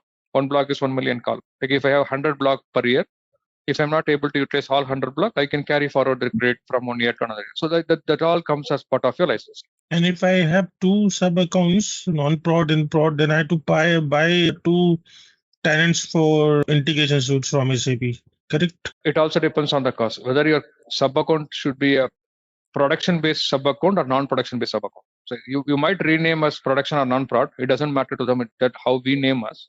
But actually, so your sub account also has a category called production sub account, non-production sub account. If you provision a sub account as a production sub account, the cost is totally different. If you provision a sub account as a non-prod sub account, that is cost is different because production sub account will have a high attention from SAP always. Non-production sub account will not have that much high attention. So big companies doesn't matter. They want to have their business seamless. They will always go with the production sub account. Okay. So Victor, for each quality system or production system, we need to have a single sub account. No. Quality system will be separate sub account. Development will be. It depends on your enterprise architecture, right? Like if you have your ECC. Let's take an example. This is all we are close adapted to. If ECC has a 3-tier landscape, it should make sense if you have a three sub accounts, because one sub account will be for your development, another sub account for your quality, another sub account for your production. Okay. Otherwise, Yeah. your landscape will be messed up. Right. Correct, Victor. Yeah. Where I can see the costing for integration suites somewhere. No, you cannot see in BTP. There is a separate one. Like I can put in the chat. Victor, is there any way we can see the progress of the capabilities which we added? No. But I can see roles are getting added after we have added the capabilities. See, earlier these many roles were not there. Yeah, it will get added slowly. So, is there so do we receive any pop-up that this capabilities added like that? No? No, it will not actually. Can you tell me what the roles we have to add again? We'll see whether they have. Yeah, I'll go there one more time. Just give me a second. I think capabilities are added. Maybe can you just double check who is sharing? Okay. Capabilities we have added, right? I think it's been some of them are enabled. Yep. Let's see now what is happening. Okay, perfect. So now can you go to your next screen? Like let's see, go to your integration suite. Let's see next tab. Yeah, refresh this browser. Refresh this browser. Okay. So looks like your API management is added already. And I think CP is the one it will be running long running job. Can you scroll down? Click on manage capability. Which one? You see something called manage capabilities. Click on that manage capabilities. Just putting in the chat for BTP subscription. It will SAP ask a lot of questions. You can get to the place. I put in the chat for how to get the billing for your SAP. Okay. So you see SAP Graphene in progress. Cloud integration also in progress. Can you scroll down? Then your trading partner is in progress. Rest all get activated. Click on OK. So now come to your user account. Go to your click on the role collection. Click on assign roles. So now since we need to use API management, can you give API management self-service administrator and also portal is API portal administrator? Scroll down. API service. Can you scroll down? No need of and we'll add. No, not needed that one. So we will add ourselves as a auth group API developer, auth group API application developer, API admin. Select for API admin, auth group API admin too. Yeah, scroll down. Then scroll down. Add yourself as auth group content admin also, auth group content admin, and auth group self-service admin also, auth group site admin also. Okay. Okay. So now scroll down. So this is for Business Application Studio. Let's skip this one. So I'll show you just a simple walkthrough on integration. So like, can you go a little bit up? We'll add as integration and INTS administrator, enterprise architect. Scroll down. There is one more role called enterprise architect and integration architect. Scroll down. Yeah. So let's assign these roles now. So here I can see create. So even I can create the users of all my sub account. So okay, we selected auth group API application developer, the group content admin, the group API admin, the group site admin, integration administrator, integration enterprise architect. Which one we added? Yeah, here is the list. The first one, API portal onboarding. I think screen is not visible. Could you please? Visible. Yeah. So guys, you added all the API related roles. We need a list, Victor. Can you send that screenshot? It would be helpful for us to add. Yeah. Okay, can you? Yeah. So send the screenshot. Then so you're able to see a screen, but whole role collections is not visible. So you need to scroll down. Perhaps if you can share a screenshot, that will be. The problem here is I can't take a screenshot in this laptop. Okay. Oh. Fine. So yeah, okay. Somebody can. Yeah, if somebody can share, I can even tell. Let me do this. Let me. Yeah. Click on assign role collection. So first we are going to work with API management. So you can actually select API management and even ask put API portal administrator also. Okay. So select these two roles first. Everyone follow the same thing. API management, self-service administrator, and API portal administrator. Okay. Then come to auth group API admin. Add auth group API admin. So then add auth group content admin. Okay. Yeah. We do not need the application developer and API portal registration. That is optional actually. You can even select. So you can select application developer also. Doesn't matter because since you're admin, you can do everything. So you can I put the auth group API portal developer also? This one also. That is not needed. That is not needed. Okay. We're not going to do anything. Yeah. Okay. Are we clear now till this point? Just scroll down a bit. So put auth group self-service admin and auth group site admin. Okay. Okay. So these are the primary roles for API management. Okay. So like to start with your API management. Okay. So then if you come to next. I'll give assign role collection. Yes, you can give assign role collection. No, then you are missing still integration administrator, integration enterprise architect. No, let's do one by one next also. Go to again to assign role collection. This is for API we just did for API management. Can you scroll down a bit? You can give integration, INTS, administrator and enterprise architect, and then you can give integration architect. Okay. Now you scroll down. Okay. I think for your CPI as provision. So I think I'm going to set another set of roles for CPI. So PI administrator is for your CPI. PI administrator, PI integration developer. Yeah. Scroll down. You are good for PI. You should be able to access. Now here in the you put for this is for your partner creation. So PMAS administrator. You put PIMAS administrator. Okay. Scroll down. These are all. We can skip this, guys. That's all. Yeah. Yeah. So can you go to graph? I think graph also. I see could you're already using graph. Yes. Graph guest, graph key user, graph navigator. Yeah. Can you select open connector user? Click on open connector user. We will be able to just consume open connector user. Where is it? Like, do we have this in the role collection? Yeah. Type it. Type it open connector. Graph. Yeah. Just type graph also. Yeah. So put a graph key user. Okay. Okay. And graph. This will be fine. Assign this role. Now can you go to your integration suite? Yes. Yeah, click on OK. So now this entire screen will get refreshed. So now we got everything here. So if you expand Discover, you should see Discover for both integration and APIs. What is the Discover button? So Discover is to discover all the standard APIs. Still we can't see. I could say integrations, but in design I could say integration and APIs. API. So still API management is not provisioned. I will tell you how to provision your API management. Okay. Inspect this is for your, so whatever you see, these are all core capability for your integrations. Everyone are able to come to the screen till this point? No, we are not able to see Discover. Left side. Yeah. Can you share your screen? Victor, it is showing 670 discovers. Huh? Yeah. So the 667 package should be available. Yeah. So that means, yeah. Can you scroll down? Go to manage capability. Let's see whether integration started or not. Yeah, still integration is still in progress. That's the thing. That's all activated for you, but integration is not activated. CPA is not activated till now. Okay. Yeah. Once it is done, you have to add PA underscore administrator and PA underscore integration developer. If you add that role, you will get that one. Okay. Yeah. Our trading partner is still in progress. What are those two? Come again. What are those two roles we have to add? PA underscore administrator. Let me put in the chat.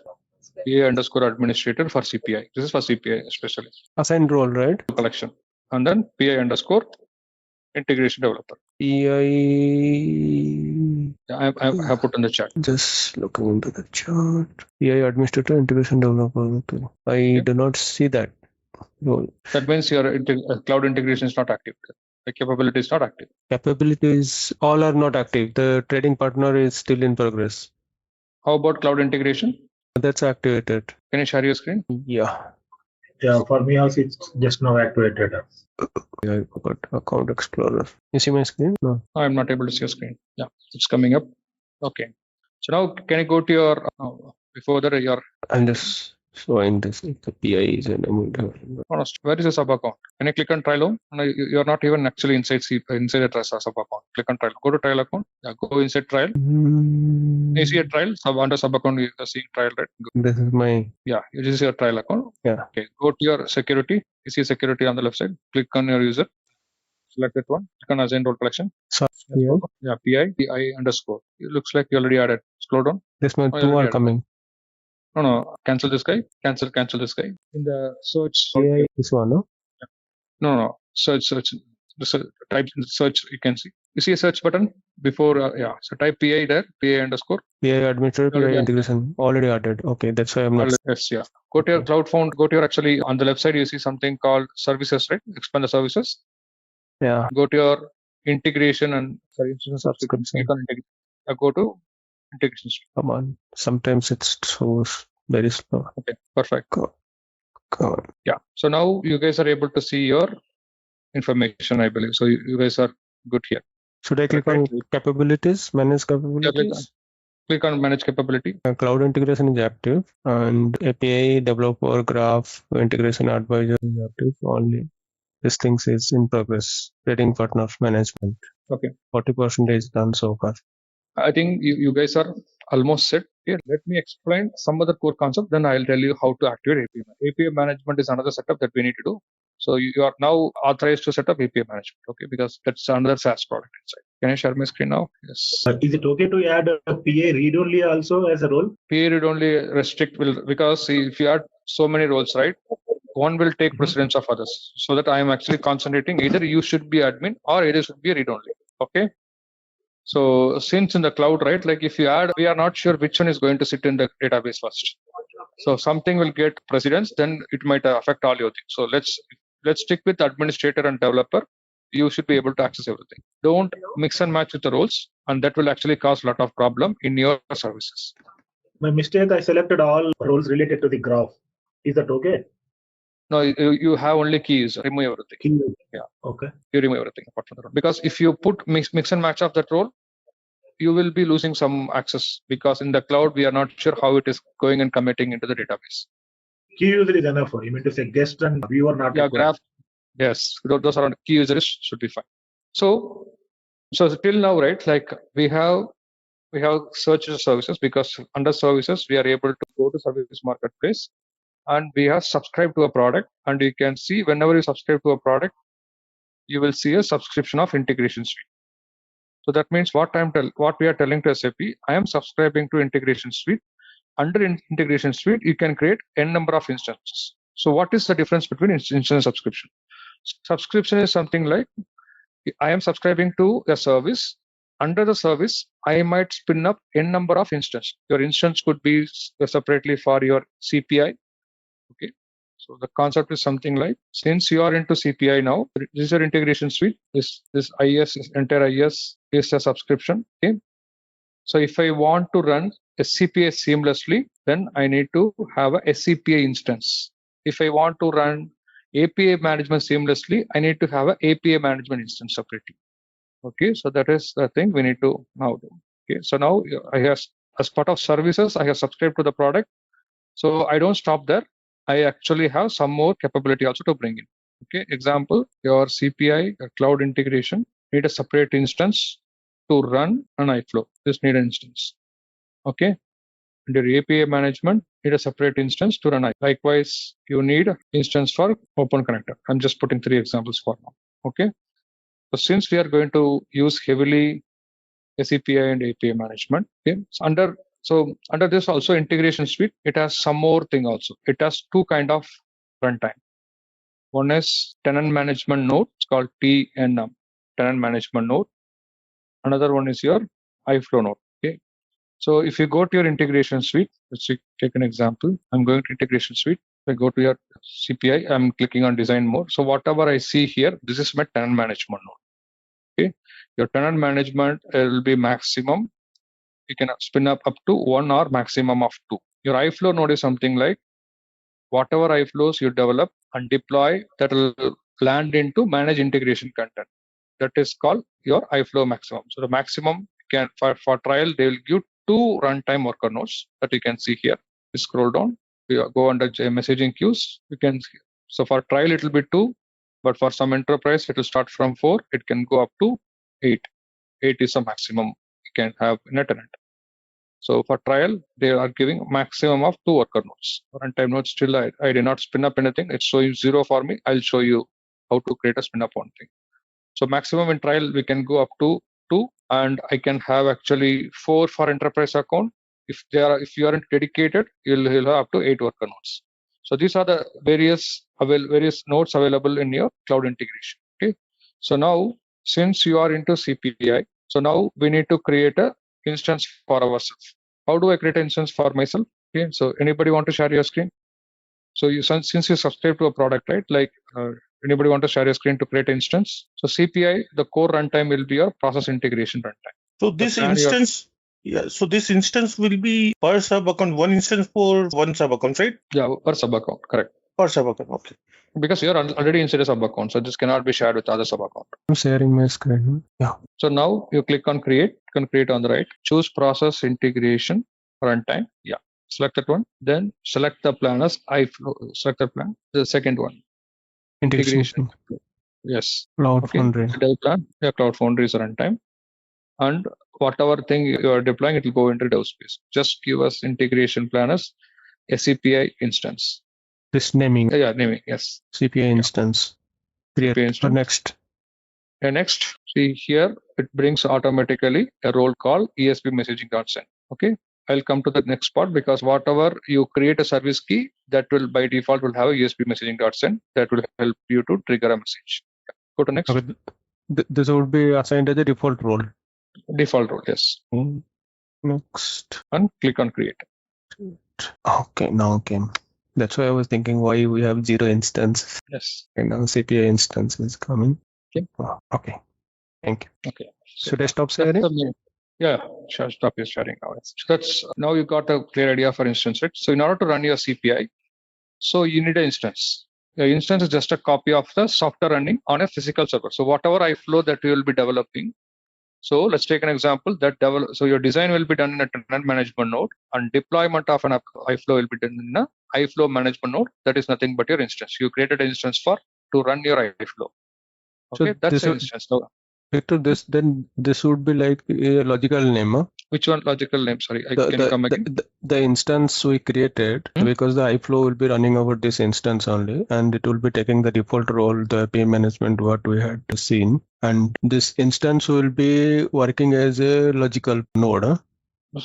If you do not create an instance, you can just design and see.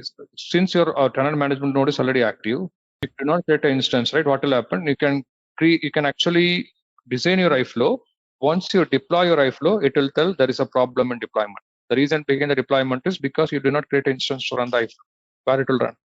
So that's a thing.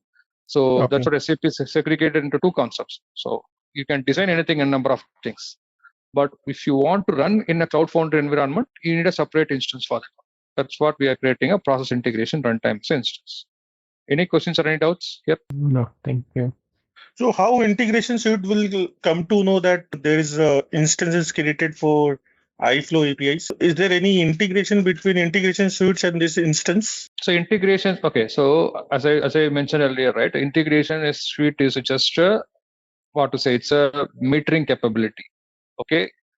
Just so I spoke to the product owner also with SAP.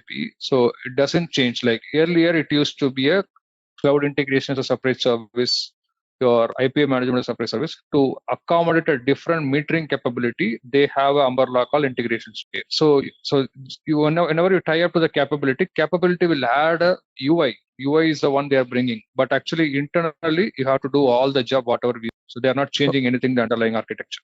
But is it like while creating the iFlow, there would be option to select the instance? Sorry, creating iFlow, which instance? Sorry. Because what you explained, if the iFlow is created and it will be running over this CPI instance. So is there an option like, okay, while creating the iFlow, we will be having some options, okay, to select the particular instance on which instance this iFlow should be running? So that kind of control we do not have. So CPI has multiple architecture. I'll come to CPI actually when I talk about CPI. I did not go CPI in depth. So CPI has a load balancer, and CPI has actually multiple pods. Okay, so everything is controlled by SAP. So I'm just at the high level. In order to run your iFlow, you need a runtime, and that runtime is nothing but your instance. That instance you have created. If you have 10 worker node also, worker node is you created a default instance with 2 worker nodes. You might have same instance with 9 worker nodes. I'm telling I need a separate machine to run my iFlow. So SAP is giving you take a single machine. In that machine, I'm giving 2 CPU core to you to run your iFlow. Okay, I cannot control like I want to run your iFlow to this worker node and that worker node. So that kind of capability is not available. Only SAP can control that one at the Unix level. So it's a intelligent decision under the product itself. It will automatically taking the right instance. Correct. It automatically it has a, I would say like 80% load balancing capability based on the load, because you have a load balancer upfront. Correct, right? If additional loads are coming in, it will dispatch a request to different worker nodes. So I'll come to the core concept of CPI later. But just I want to give you, just in order to run any iFlow, by default SAP give a single instance. That instance will have 2 for your trial account. When you go for a upper account, you'll have 4, 8, and so on. 8 is a maximum you can get for dedicated. Okay. Any questions or any doubts till this time? No, we would be getting more clarity because I'm just thinking that when there are multiple instances, how the product will be. Sorry, I don't want to be. So you are creating only one instance. You are not creating multiple instances. Your instance is going to be only one, and you have n number of worker nodes. Worker nodes are totally different.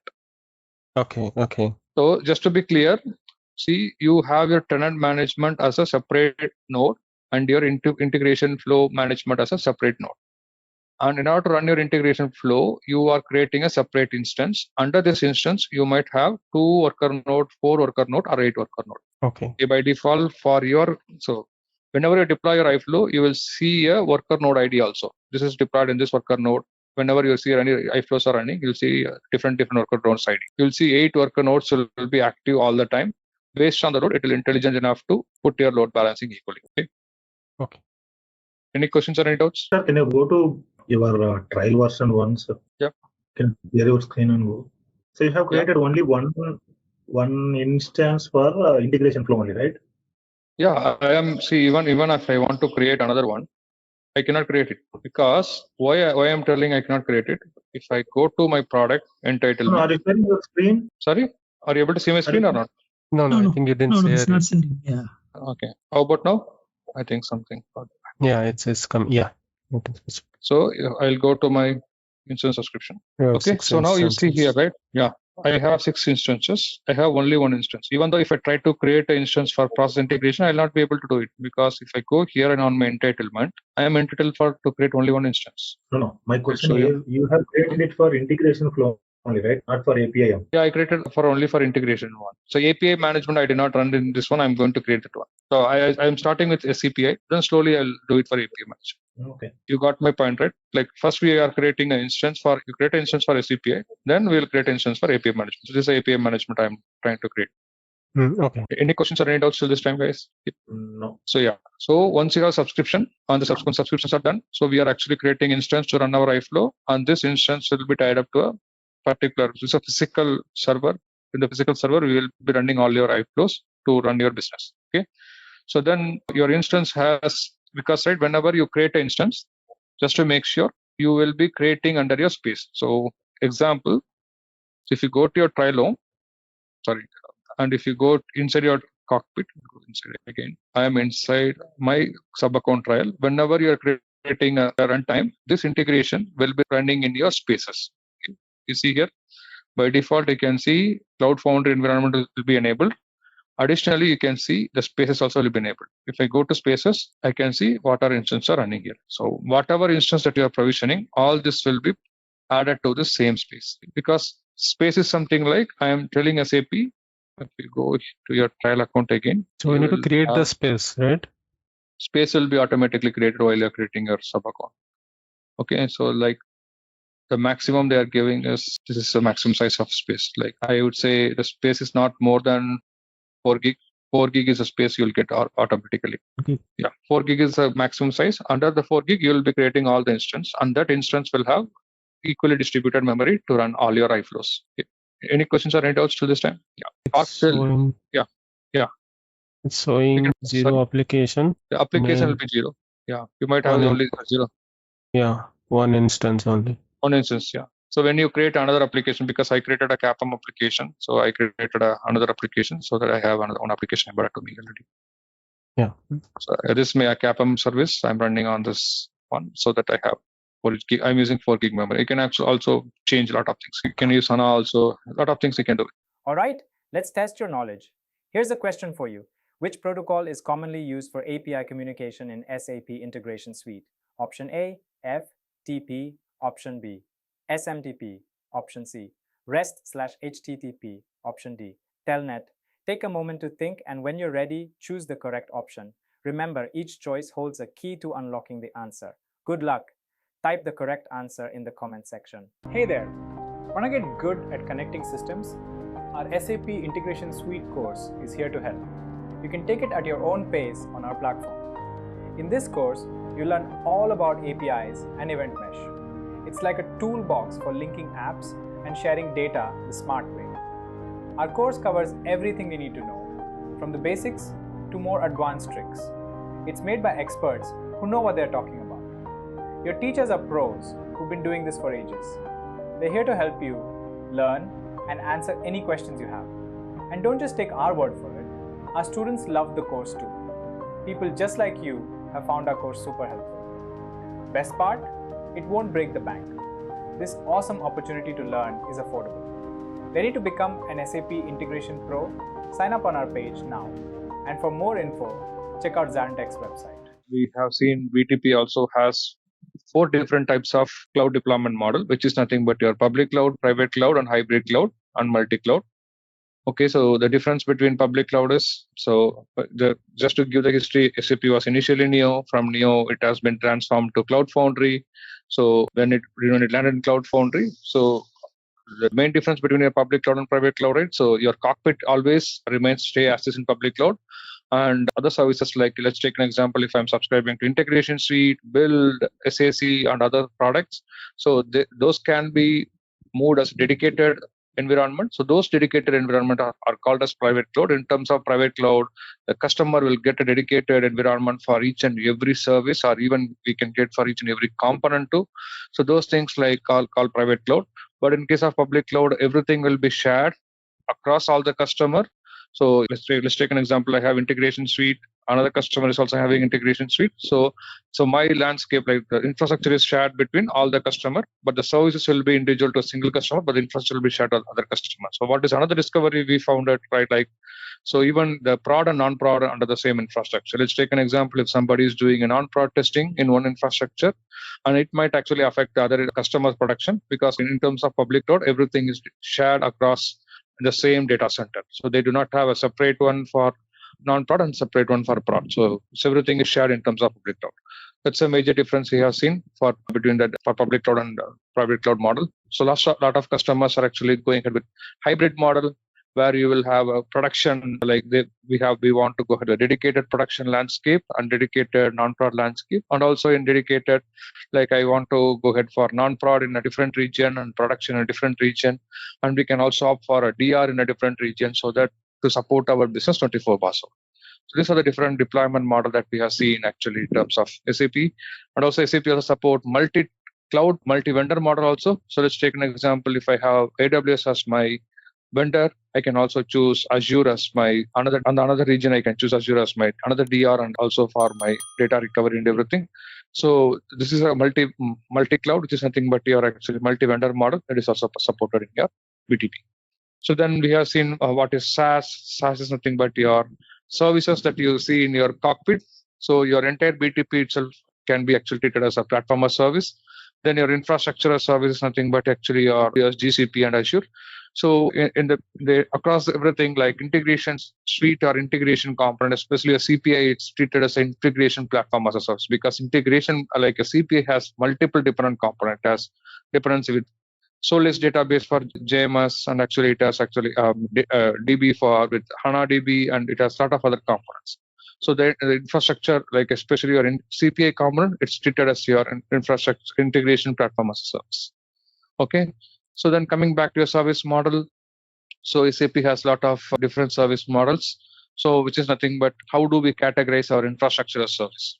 So starting from your networking to your virtualization, those are all called your IaaS, and then the upper layer where you are running, you have your runtime like your Cloud Foundry, Schema, those are all called as platform as a service, which including your database, and the application which is running on top of it is called as a SaaS. So these are the different types of service model that we have seen in, especially in our BTP, and the key features or the key characteristics of BTP. They had as a cloud computing. And also SAP is trying to bring edge computing now. So edge computing can make a different era in terms of deployment. So because SAP has now tied up with Schema, we can go ahead with actually edge computing model.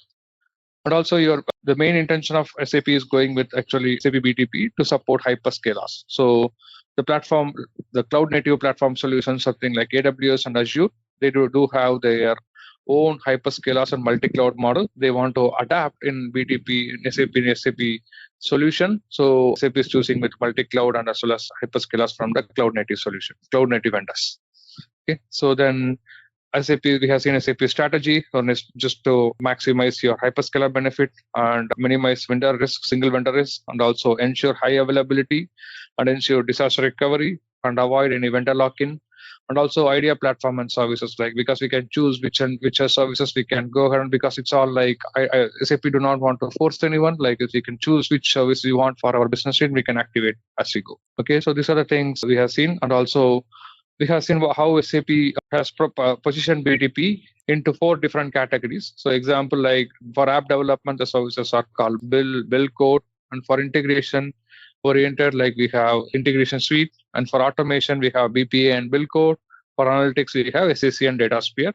So across the board, SAP is trying to bring AI feature. So because this is a completely a business technology platform, SAP's key focus is to introduce generative AI first in this one. So SAP has started actually using generative AI. Like you can see your SAP Joule is already integrated into your bill code and BAS. So SAP is trying to integrate your SAP Joule into especially CPI and API management. That's in the pilot phase. So it's been already in progress, introduce generative AI there. So other tools also down the line. So SAP will be focusing more on the AI feature, how to ease the development, or how do I go and actually shorten my development timeline or shorten my development window so that actually I can achieve my business process at the earliest.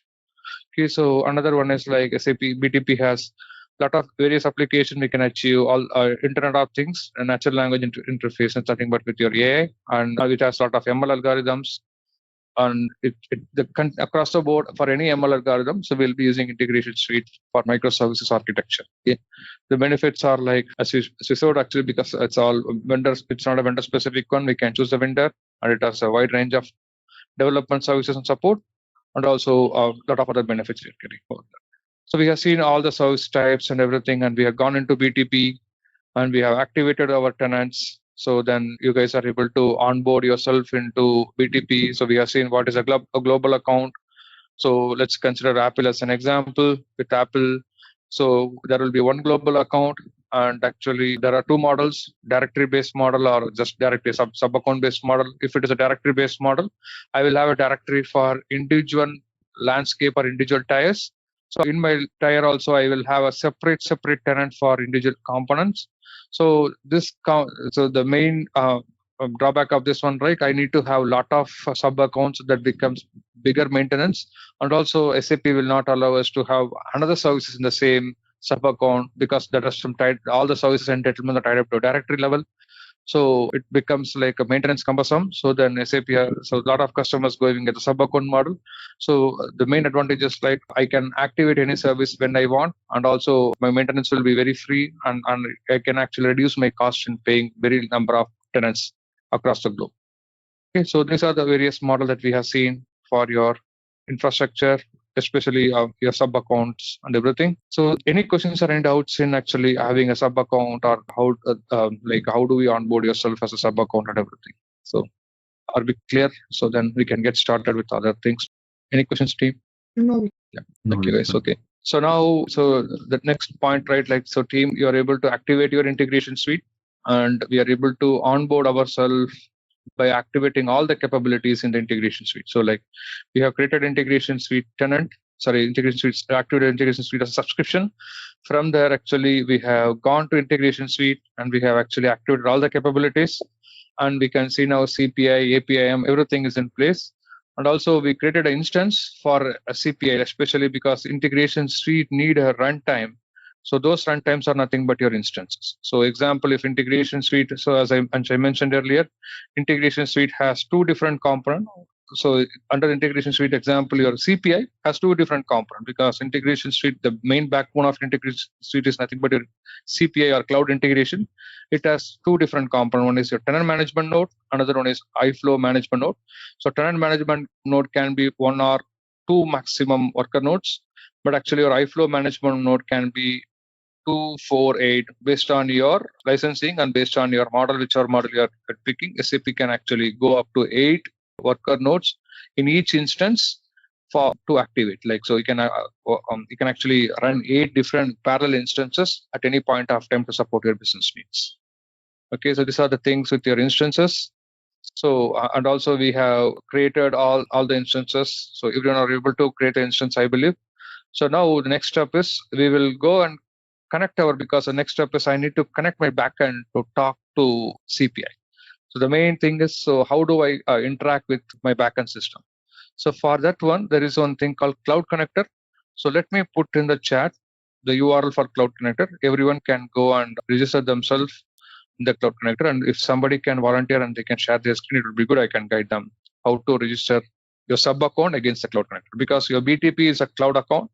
So now I need to talk to my SAP ECC. So whatever ECC that we have provided in our training, those are on-prem ECC. So we need a bridging gap. So Cloud Connector is going to bridge the gap between your cloud as well as on-premise. So we are going to onboard our cloud account into your Cloud Connector, and we are going to add the proxies. Like we are going to add our environments into that. So if anybody can share your screen, it will be really great. I'm already sharing, Victor. Okay. All right. Thank you. Let me put the URL here, and I will put the credentials also so that you can log into the Cloud Connector. Everyone can parallelly log into the Cloud Connector too. So this is your Cloud Connector URL, username. I'm putting the username here, and the password is. So now go to your overview page of your cockpit. First, let's have the overview page of your cockpit. Okay. So parallelly in another tab, you can open the Cloud Connector. Which one is the Cloud Connector? Okay. The one which I put in the chat. It should be. Is there any restriction to access this? It should not be. So only there is a certificate issue, but actually once you go with advanced mode, you should be able to log into that one. You can go to advanced and continue, right? Yes, we can go to advanced and continue. So are you using TCS network, or are you actually connected to a hotspot? I'm in my Wi-Fi. Your Wi-Fi, right? Like ideally it should be. So can you try this in an incognito window, just in case? One question, Vic. This is, we are logging with an administrator, so it will have all the sub accounts which we have created from the individuals, right? Correct. Okay, that's kind of an admin thing. Okay. So in practically, right, like when you go with your actual project, so we will not be able to do this activity. Okay. So there is a separate team, because this Cloud Connector has to be installed on a separate server. Okay. So and also it comes up with a lot of maintenance also, because every time whenever SAP releases a new update for your JDK or your new update for your entire Cloud Connector, right, like somebody has to maintain this on an ongoing basis. Basis team will be managing this entirely. So, we want to give the look and feel how the Cloud Connector works and how we can configure the back. Okay, I think my machine is not allowing using. I'm stopping it and I'm using another laptop to browse this. Sure. Yeah, sure. Definitely. Thank you. Somebody else can share. Yeah, somebody else can share your screen. Like I can. Yes, I'm sharing. Is it visible? Yeah, it is visible. So I have logged into the Cloud Connector. Okay. So let's go there. Go in Syria Cloud. 1 minute. Let me catch up. I'm logging into another system. Okay, sure. So once you log into the Cloud Connector, right? Like first, I'll tell the different components in your Cloud Connector. So Cloud Connector is nothing but, so we have our own sub account. Okay. So now I want to talk to my on-premise. Cloud Connector is nothing but a proxy box. So it helps us to communicate between. It acts as a secure tunnel between your cloud and on-premise, because let's take an example. In your PIVO world, we used to put a punch a hole in the firewall, but I should not punch a hole, but also I should be seamlessly talking to a system. How do I seamlessly talk to a system? There should be a trust enable between both the system, and there should be a separate proxy server that should trust both of them and seamlessly communicate using a tunnel security. So Cloud Connector will act as that bridging gap, and that will help us to connect seamlessly your cloud system as well as your on-prem system. So if you log into your Cloud Connector, you can see like it has a lot of components like your security status. So if there is any vulnerability attack, how do I know that one? That you can actually see all your security status here. So then if you come to your alerting, like let's take an example. If one of the connection is going beyond so many number of threads parallelly, I can set up some alerts there. So then also I can set up a high availability for this platform. Next is something like your high availability. If you click on the next one, high availability. So that will help you to see how do I actually, because this is your backbone, like, because without this cloud, if the cloud connector is entirely shut down, nobody able to post a transaction to your SAP system if you're on the public cloud. So high availability is a major one. To support high availability, SAP provides a lot of other options. Like I can have another secondary also running in the same instance, or say within the same domain, or I can run in a different domain. So you have to have a master and slave concept. So master should be always running with the primary, and there should be a slave. So let's take, if this is going down, we should have a primary that should kick in and actually that should drive all those connections. Another one is your hardware metric monitoring. So let's take an example. If I see a peak load or something like that, how is my disk space is being used? How my Java heap memories, because it's all completely Java based landscape. So do I get a lot of garbage collection? So do I get actually how my physical memory has been used? So all those things you can see in your entire monitoring. So this also help you to optimize a lot of things down the line, because SAP will continuously release a lot of new JDK to update and go from there. So these are and also what is my CPU usage, because when you have a lot of parallel threads are coming between for multiple connections, because you have cloud connector nothing but in your ecosystem you might have 20 EC system or 10 EC system, including because you will have a separate production cloud connector and you will have a separate non-prod. The best practice is to have a segregate your prod and non-prod, so the production will be always highly utilized. A non-prod can be put into the same cloud connector, because you will not have that much traffic and compared to your production. So the best practice is to have both in a separate box, and we can see our CPUs, how the CPU is used, and how the physical memory is used during any transaction. The configuration, if you come to the configuration, it helps you to set up the initial setup of your cloud connector and how we can navigate along it. So this is the overview of your cloud connector. So then can you click on the just SAP icon on the cloud connector on the top side? So it will go to the home page. Here, you see SAP icon, cloud connector administrator, right? Like you click on that one. SAP, click on home. Yes. Yeah. So now, what we are going to do, so we are going to add our sub account. So click on add sub account button. Okay. So now we have to choose our sub account. So for that one, so if you go to your cockpit, can you go to your cockpit? I'll tell you how you can see all the information. So click on that E on your navigation on the top right. There is something called E197. Click on that one. So just click on the hyperlink. Okay. Since you created a sub account, right? This sub account is available in the region US East Virginia. Correct? Right? You can see it is US East Virginia, and your provider is always AWS. So you can see this is provided by AWS. So both of your sub account is provided by AWS.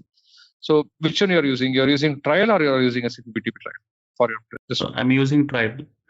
Okay. No, yeah.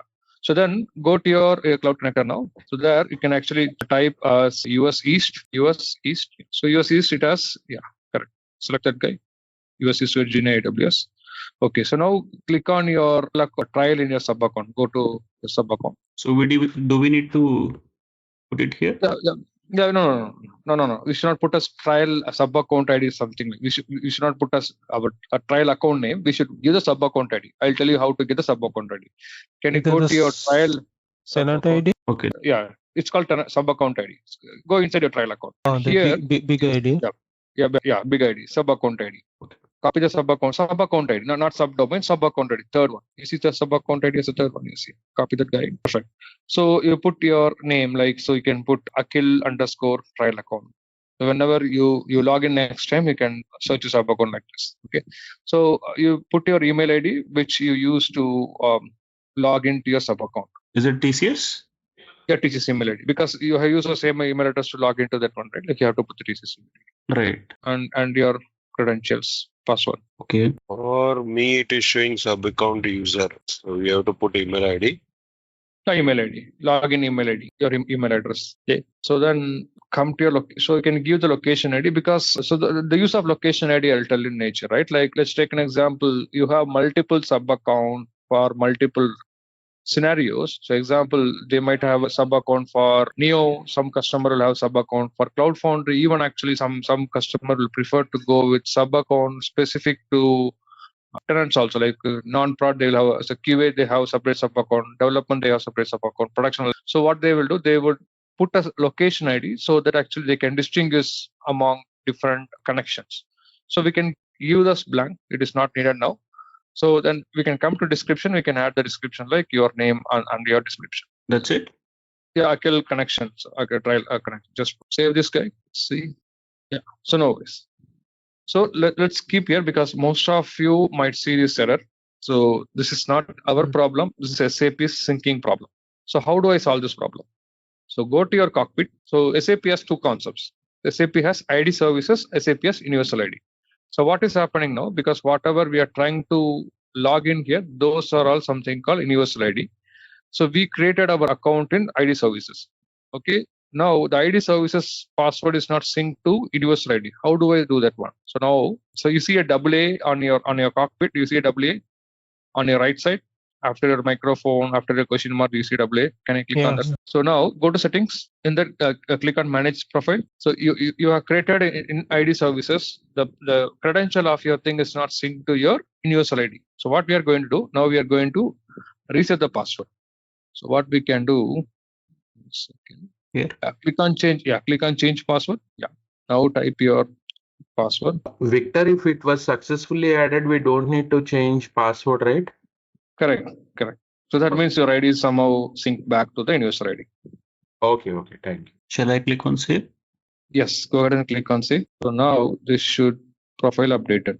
Now go and type your new password. Now click on save. Yeah, now your password is added. Okay, so now your account is added into that one. Refresh your browser. You might see a lot of new connections added. Yes. Why it is saying could not verify? I'm trying to reset my password. It's saying could not verify the existing password. Can you show me? Can you show you? No, I can't share this because I'm in a different machine. No. I am sharing. I am also getting the same. You're getting same? Oh yeah, please share. Even I'm facing the same issue. Yeah, let's see. I have shared my screen.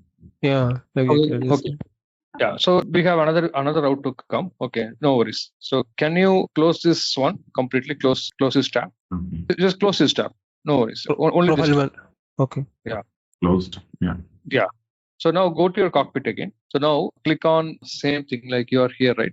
Like click on that one, manage profile. So now click on edit on your personal thing. This one? Okay. This one. Yes. This is same. Your IDs are same. Okay. So now scroll down. Oh, there is a mandatory field display name. So do you need to give that? Try to give your display name. So try to give the display name. Yes. Okay. Save, right? Save, yes. No. Yeah. Already use a different name. What is this? That name might be taken already. Yeah. Click on now change password. Let's try now. Yeah. No, it's showing the same thing. Not be verified. Okay. So give me a second. We have another one. Reset URL. We can try. I'll give another URL just for password reset. Yeah. Okay. So log out of your cockpit. Go to your cockpit. Log out of your cockpit. From this as well? Yeah, from this as well. Yes. Done. So now, okay. So now try to put the same login URL. Cockpit login URL. Click on sign in. So we'll use forget password link. Yeah. Go continue, and it should not take some. I hope it should ask for a password. Yes. Now give forget password. So you should receive an email in your TCS account. Sometimes it takes some time. Yep. Did you get that email? Not yet. Vallabh, are you able to log into TCS mailbox? Yeah, checking from mobile. Let's say my app is not working. Separate mobile to log into that from there. But I don't see any email yet. You should get an email. Does it take maximum of 2 to 3 minutes? Did anyone else get an email? They can also share me, right? Yeah, I received something universal ID notification. Yes, I also got it. Reset your password. Okay. Yes. Let's see. Resetting it. Yes. Go ahead. Now you come and log in with the same password in your cockpit. Yeah. So from where we have quit, right? Yes. I'll log in again. Then authorization problem occurred. In that screen only we have to update the password, right?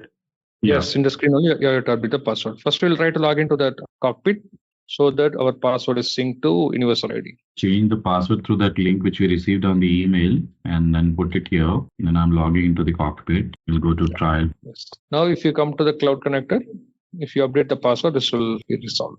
Oh, me take it longer. Sub account was added. Yes. So you are good now. Yeah. Okay. So everyone are able to add their sub account? If Still in the process of resetting my password. Okay. Because these laptops are having some restriction. Sometimes this HTTPS link is prohibited. It's not working. Okay, I'm reset. No new. Let me know. So then we can go to the next step. Yeah, say password has been reset. So I can go and relog into the cockpit, right? Sign in. I can continue. Come on. Yeah. Cockpit login. And go to cloud connector, right? Yes. Put your And new put the password same there. password, right? Correct. Put the same resetted password, whatever just you reset. Wait. Yeah, I logged in. Thank you. Okay. So now, okay. So let's add our cloud system now. Okay. So what I'm sorry, let's add our on-premise system to the cloud connector. So can you go to the cloud connector now? So click on select sub account on your top. You see a blue icon. Yes. Do you know what name you given? No. What name you given while you're adding a cloud connector? Yeah. Yes. Perfect. Click on that guy. Okay. So that means I'm selecting my sub account. I'm now for my sub account, I'm going to add the SAP server as my backend. So we have multiple options here. So we have cloud to on-premise, on-premise to cloud, and monitoring, and also audit log and traces. Okay. So first, because from cloud, I need to connect to on-premise. So I need to choose the first option, cloud to on-premise. This one, right? This one, yes. Go ahead and choose cloud to on-premise. So now click on plus icon, the plus icon. Yes. Yeah, it's a ABAP system because backend is an ABAP system. Okay.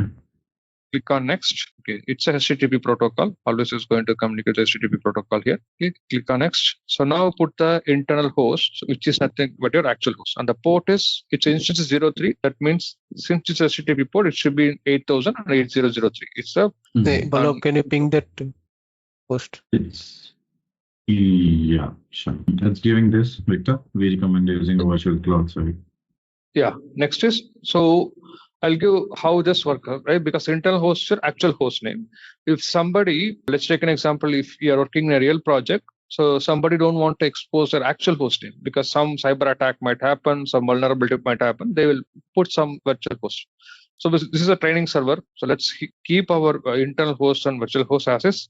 Let's get going. Okay, so now what we can do, like keep the virtual host as is. Yeah, click next. Next, okay. Yeah. So now principal propagation is another concept. So I don't want to do principal propagation. Let's do a basic authentication always. So principal propagation is nothing but propagating my ID end to end. So both are, so my login ID and my ID is not same. So like let's uncheck this box. Because we have given both virtual host and actual host both same name, right? Same name for training, but actually in an actual project, so your virtual host will be totally different than your actual host. The reason being that people don't want to have the vulnerability attack. So go click on next. So then this host use virtual host. Same thing. And click on next. Yeah. So give some description. Yeah. Finish. Click on finish. No, don't check anything. Click on finish. Okay. So now you under actions you see a search icon, right? Like with a box and search icon under your actions. Under actions, yeah. Yeah. So just we are checking, we are reachable. Yes, our SAP system is reachable now. So you can say it's green and it's reachable. So now, so this won't suffice us because we added the tunnel now.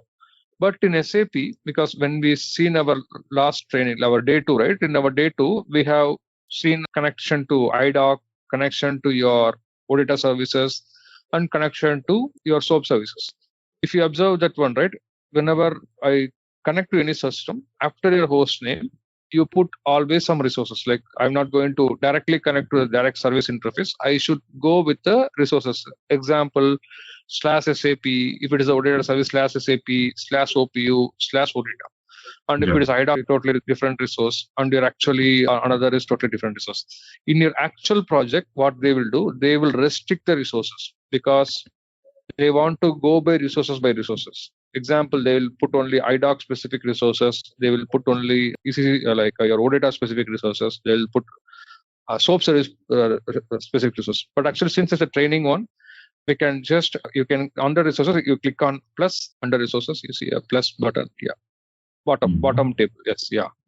So we are going to put, we are just for training purpose, we'll put access all the resources. Put a slash. Okay. So in real project, how you will admin is /SAP, /OPU, /OData. Then you put, you will create n number of resources. Since the training, I'm not restricting any resources. I want to access everything.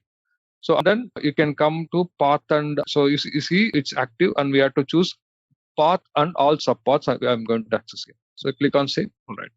So now we can connect. So this means, so this actually implied my cloud connector is connecting to backend. How do I confirm my system is connected to a cloud connector? So now you can have an assumption, like, so you might have another question. So I'm sure like this cloud connector has a connection to my SAP system. How do I make sure my cloud has a connection to cloud connector? So for that one, go to your cockpit. So expand your connectivity bar there, actually expand your connectivity bar. And then go to cloud connectors. So if your cloud system is connected to a cloud connector, it should tell me which cloud connector is connected. So you see, so you have created a connection. It shows with your ID and also which system you're connected. So that means this cloud connector, any services you are going to access this one, like you can use Integration Suite or any like query application, anything. You can make use of this connection, and you can seamlessly do all your transaction and all your business process. So I believe everyone are able to see your cloud connector connection in cockpit. Yes. Yes. All right. So we are now good with the cloud connector connection. Any questions or any doubts or anyone abstract? Victor, I'm not able to see that option, connectivity. Can I share my screen? Yeah, go ahead. I think after password reset, it is now it is coming. Go to cloud connectors. Yes. So account trial of connected. This is right. Yes. Yeah, this is it is taking some time to reflect. Yes. Yeah. All right. Now we have the connection to backend. We can actually work on our actual scenarios. All right. So now I'll actually start up with another concept. So now then we can go to CPI. Okay. So then, yeah. So now the first and foremost thing why we added this cloud connection, right? Because in your same cockpit tab. So let me show you. Go to my cockpit. So you will be creating a number of destinations. So these destinations are something like, so some services connect to destinations. Some services will directly use the actual host to connect. So if you come to your connectivity tab, what you will be seeing, you will be asked to create some destination. So you can ask Basis also to create some destination to connect. Let's take an example. If you're using APIM as a capability in your integration suite, APIM always transact through basically through this one, because you can see like I have created a lot of connection for API manager to connect to backend system, but we are not going to create anything physically here. So we have a separate thing. We will come from there, because for the foundation for this one is first we need to make a cloud connection. That's what we have created, a cloud connector connection with our SAP account. So when it comes to API management, I will show you how this connection will be added seamlessly. When you add from there, everything will be replicated directly from here. So we should not anything add directly in this one for API management, especially for integration suite. So every SaaS, like your API manager has a separate option called API provider. So we have to create a provider, and that should reflect in your. So this will connect directly to your backend system.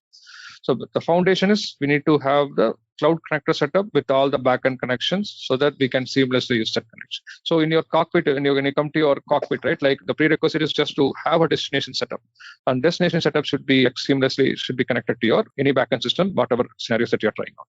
Okay, so then these are the steps to create all your destination, and also so every instance has its own information, and we can create all those things. So one more thing we are going to check, because since you created an instance on last session, and let's take an example of every system. Example, your CPI and your API management going to have its own instance. But if I am a developer, or integration consultant, I'm going to see how I'm going to connect to this entire CPI, like seamlessly. If I want to trigger a CPI endpoint, how do I trigger a CPI endpoint?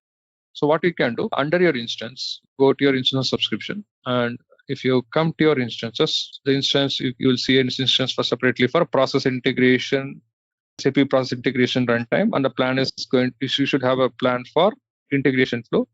Under this one, you need to create a separate service key. So if you click on that one, you will be directed to service keys. Under the service key, you should be creating the service key. So if you click on create, it will pop up like this, and just to give the name, service key name, some CPI instance service key, and click on create. This has to create a service key file, and I'll show you the make use of this file in coming this one. Like we are going to use this one now. So can you guys create a service key for your instance?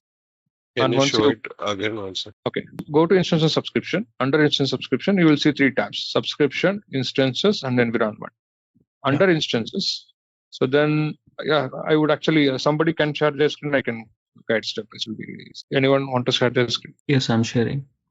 Yeah, go ahead. Okay. Yes. Okay, so now I need to call my CPA system. So for that one, I need a service key. So for that step, we are going to do that one now. So under instance, you see arrow mark. You're already in CPA instance. You see that arrow mark on your right. Click on that. Yes. Then So now go to service key is 0. Now we will create a separate service key. Click on create on the service key. Okay. Yeah. So just put CPI instance service key or something. Click on create. So this will create a separate service key. Once you open that service key, yeah. So you have. So generally, your BTP works by XSUA authentication. The backbone of XSUA authentication is all OAuth 2.0 communication. So we have created a service key which has OAuth token URL and also has a client ID, client secret, and also it has a generic authentication URL to authenticate to your platform. Okay, so this service key is important, and if you remember, whenever we created instance that tied to a role called ESP messaging.set, because any activity or any key that you created under this one will have the native role of ESP messaging.set. And also I'll show you how to test your cockpit. So we are going to see everything one by one. I believe everyone have their Postman installed on their machine. So if not, can you install Postman on your machine parallelly, so that we are going to create an iFlow. And we are going to test the iFlow also. So parallelly, I would actually ask everyone to have a Postman install on your machine. If not Postman, if you have Bruno, that is also fine. If you have REST client, anything is fine. Have your any testing landscape to test. I would prefer Postman. That is easy to connect.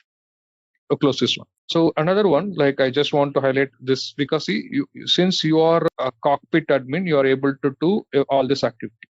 But how this cockpit admin? Because you never assign anything called cockpit admin or something like that, right? Because you just added yourself a service administrator, sub-account administrator, and everything. Because sub-account administrator will have access to just to add the services or activate the services. But how do you get all this access in this cockpit? Do you wonder how did it get? Because that is more important when it comes to any cockpit. Because whenever you remember, like there are three concepts: global account. And global account, you came to a sub account, and sub account it will create a sub account, and it will create an org. Org is a chart. This org is the one which controls the entire cockpit. So where you can see that one, right? Expand your Cloud Foundry. You see after services, you see something called Cloud Foundry. Right? Put your Cloud Foundry. You see Cloud Foundry. Yeah. So here you see something called org members. So org members, the one which decides who is going to be admin, who is going to be the developer. So under your org. So if you click on it, there will be three roles. If at all you get a cockpit access, most likely admins will have manager and org auditor role. And primarily everyone are org user, they will have org user. Most 90% they will try to restrict the access because they will not give access to create any, activate any services or create any destination or control anything. So 90% they will, if somebody want to have only view only access, they will have only org user. Admins will have all three roles just to play around, just to keep control of the entire cockpit. They will have all these roles. So this is the main about your entire cockpit. So should we choose org auditor or not? Yeah, you can choose auditor also. So we as an integration consultant, we will be getting access to org user only. Yes, org user only. Consultant will get only user role. And all the developers. All the developers. All yes. developer, yeah. Probably your architect or lead, they will get a manager and a org user role, but they will not give this access. This has become completely controlled by admin. Click on save. And also whenever you create an instance, right? Because a tenant is something is a container, right? So a tenant will run multiple operations. For example, you have instance for your, because if it is a bigger customer, they will have a lot of Fiori application that will be going on. There will be a lot of BP application that will be going on. Everything has to put in a container. That container is nothing but your space. And space has lot of option to start an instance, stop an instance, and delete an instance, everything. If you go inside a space, even your space access has been controlled. Go inside a space, go inside a dev. So whenever you create it, because under org, you will create a space called dev space, right? Like next step, whenever you create a sub account, you'll see all those things, right? Like, yeah. So this security, how it is controlled, like if you go to space members, where you can space members on the bottom. So you see on the application services space. Left side. Yes. So here, just since we created our own sub-account trial, we get all the access, space developer and space manager. How actually we have manager and auditor. Here also we have something called space manager, space auditor, and space developer. So most likely, if you get our user access, you'll get only space developer access. We will not be able to get, as an integration consultant, they will not give space manager or space auditor role because this has a lot of privileges. One can actually go and stop the entire instance. One can actually go and delete the instance. This will have a lot of tight control because whenever you create any instance, whenever you deploy any application, everything has to come inside a space, and space will route and it will actually deploy into respective servers internally. So that's what this is a high level of security. So they will restrict everything one by one from onto the space. Okay, just I want to give the brief about this concept. Okay. Any questions or any doubts? Now for us we can select all, right? No problem, right? No problem. We don't have any problem. You can select everything. Victor, one question. Is it okay to have CPI and Fury both in same sub account? Yeah. Why not? We can have. If you are a CPA customer, because your licensing model is CPA, and you can actually choose everything. That's the advantage of going with a sub-account model. I can have any services as and when I go. And also every services will have a cloud credits. So there are multiple way of having your billing. One is pay as you go. Another one is standard or actually standard enterprise basic model. Another one is CPA model. CPA model is the highest model in the enterprise account where each and every service will have its own cloud credits. So CPA, let's say CPI will have something like if you can execute yearly 100 million blocks of message. So then if you carry forward, you can carry forward for. So if you're not able to consume those many messages in a year, you can carry forward for next year. So your API will have your 20 blocks of your message. One block is 1 million. They will have 200, 20 million requests. If you're not able to consume this year, you can carry forward for next year. So that will have a lot of cloud. They'll bring a lot of cloud credits. If you're not able to consume the cloud credit within a year, and it will carry forward for next 2 years. So that's how the customer will choose, because that has to tie up to a single sub account. All this will go for a single sub account. They will. Its customer will prefer to have everything a simple sub account. They can also negotiate to have something equivalent if they want to. Yeah, but this dev space they are having only 4 GB. What does that mean? Actually, you'll in your enterprise account will have up to 1 TB, 2 TB also. So it's up on your licensing, everything will be taken care of. So this is a container, right? Consider it's a Docker container. This Docker container maximum can support 4 gig. So 4 gig itself a very, very huge amount for trial. Okay? So consider, I'm actually having almost 700 instances running in my landscape. I'm almost having more than 500 gig. So, but till now I used only 40 gig. So it's a huge. So okay. Any questions or any doubts till this time? Not from me. Right. Now let's start with CPI. So next week. What is the security groups here? So these security groups, whatever you see, so you will be deploying a number of applications, Fury applications. So you will actually have applications, something like your freestyle applications, freestyle CAPM application. This security group help to manage access at the log level. So let's take an example. If you run n number of instances, right, you can tie up to some security roles or tie up to some security collections. Because this is whenever you, so that's a deep dive into security concept.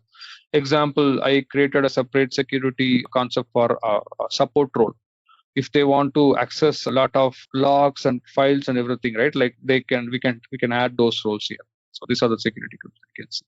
Under SAP HANA Cloud is nothing but SAP used to have SAP HANA Cloud tied up to this space. So now SAP has a separate, although it's completely moved this as a separate into HANA Studio, Cloud Studio. So that's called SAP HANA admin tool. So you can click on that one. If you have a HANA instance, so you will be directed to a separate one and you can manage all your servers. So these are the various things. Yeah. So routes are nothing but to connect to different connections. So connect different backend, different services, those are called routes. So you can, let's take an example. If you're running a Fury application, you'll create something called app router. So those app router will connect to different routes. So Fury and CAPM will have these connections. Those are the things. Even that routes also can be managed by different level of access. That is totally different. Full stack development. All other things will be used only for integration. We are going to just use our instance is going to run minimal, right? So let me share my screen for other content. Yeah. So So as part of your your SME, so that actually he want to cover API at the last. So I'll cover first CPI. So CPI, we are going to cover these topics. We are going to create a simple iFlow if possible, and we will actually try to test iFlow with a different one. Okay. So now A3 course, right? API, yeah. So day 3, like we're skipping. We'll come to this because actually he want to cover first CPI because CPI is the foundation and backbone. So then we are going to start with CPI, which is nothing but manage cloud integration. So then once complete CPI is done, I'll take API. API will take almost 4 to 6 hours. So I'll cover everything. Okay. All right. So now we'll come back to our CPI here. So in CPI, so manage cloud integration is nothing but your, so because CPI has like your integration suite has multiple capability. One of the capabilities is nothing but your cloud integration. Okay. Just disclaimer, right? So then, so in this one, we are going to see what is CPI. So what are the development cycles CPI has, and also how do I monitor? Like we are going to deep dive into in CPI multiple sections because CPI has monitoring is the biggest component in CPI. We are going to see each and every component in monitoring, and then what is your backbone of your entire CPI because CPI is running a different server and your cockpit is having a different server. How that is connected. And also, if I want to run any custom function or custom thing in my CPI, because CPI is just a BPM based tool, right? Like if I want to use some variable, how do I use those variable? What are the various options are available to access those variables? We're going to see that one.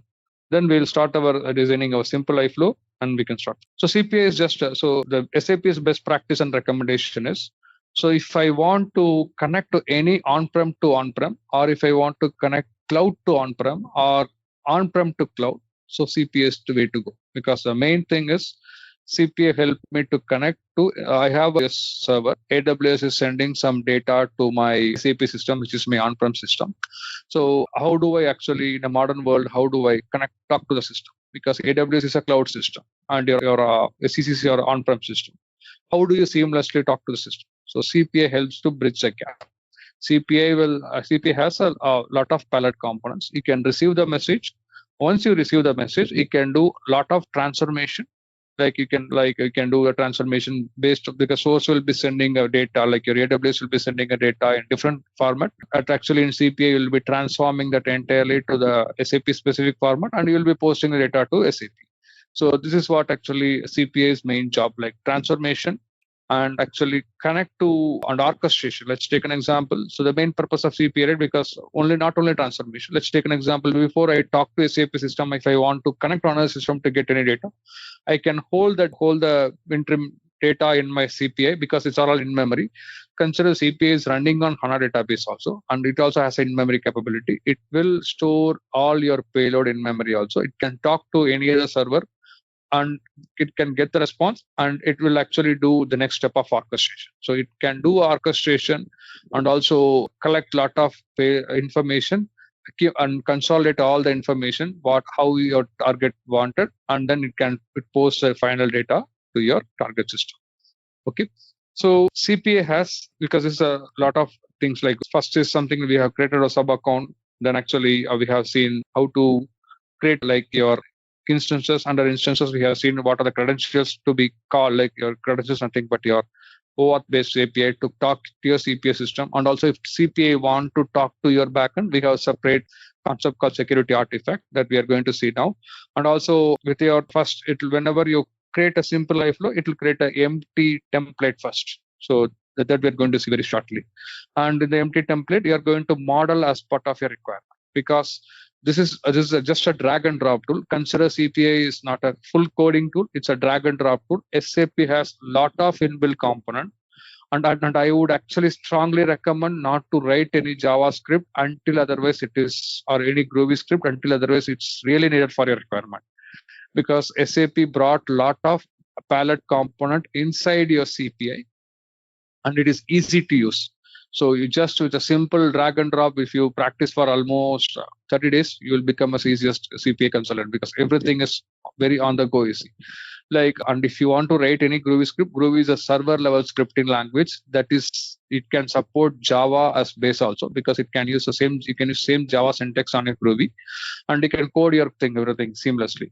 But the main problem with the Java thing, right? We will not know when there will be any vulnerability attack for those things, or when we will not know any API will be having outdated API or something like that. We will not know when SAP will stop supporting that API. That's what the strong recommendation from a lot of people, right? Like, don't write your Groovy so many, because SAP has lot of pilot components. Try to make use of pilot components seamlessly so that you can design your iFlows seamlessly. So in bits and pieces, like, you can create a lot of components, and you can, if you want to create a reusable component, I'm going to see how to create a reusable component, also how to create a sub process, how to call the sub process, and how to model the sub process. We are going to see as part of your modeling concept. Okay, so that you'll understand how you can think in a different angle, how to model as part of your requirement and design your iFlows. Okay, so then CPI also has some monitoring and logging, especially your CPI whenever you connect to any CPI server, right? So like, you will be deploying your iFlow to CPI local server, which is nothing but your Camel engine. So CPI Apache Camel engine, and whenever you deploy that into Apache Camel engine, so all these things, whenever it runs a message, it will be as a single threaded, like example. So when connection to backend is multi-threaded, but the entire thing will be shown as a single message. Under your message, you can see like what is your payload available, what is the payload that you got from your source. You can even trace each and every step easily, and you can even fine-tune your model as part of your business requirement. So logging is easy, and your actually tracing of your payload is easy. And also you can simulate your step. Let's take an example. If you model something, if I want to see my output in a desired way, you can simulate that input, and you can see if you're getting a desired output, or if you can change your modeling according to your business requirement. Okay, so like, and when you log any message, when you run any message, it is going to log into your MPL. So MPL is nothing but message processing log. And let's take an example. If you are a bigger customer, like, you see like your day volume is going to be 14 or 15 million or 20 million a day, your peak volume, it is always recommended to have a dedicated MPL server, because the logs can eat up your memory like anything. So that's what I'll show you the concept of what kind of log is needed for which scenario.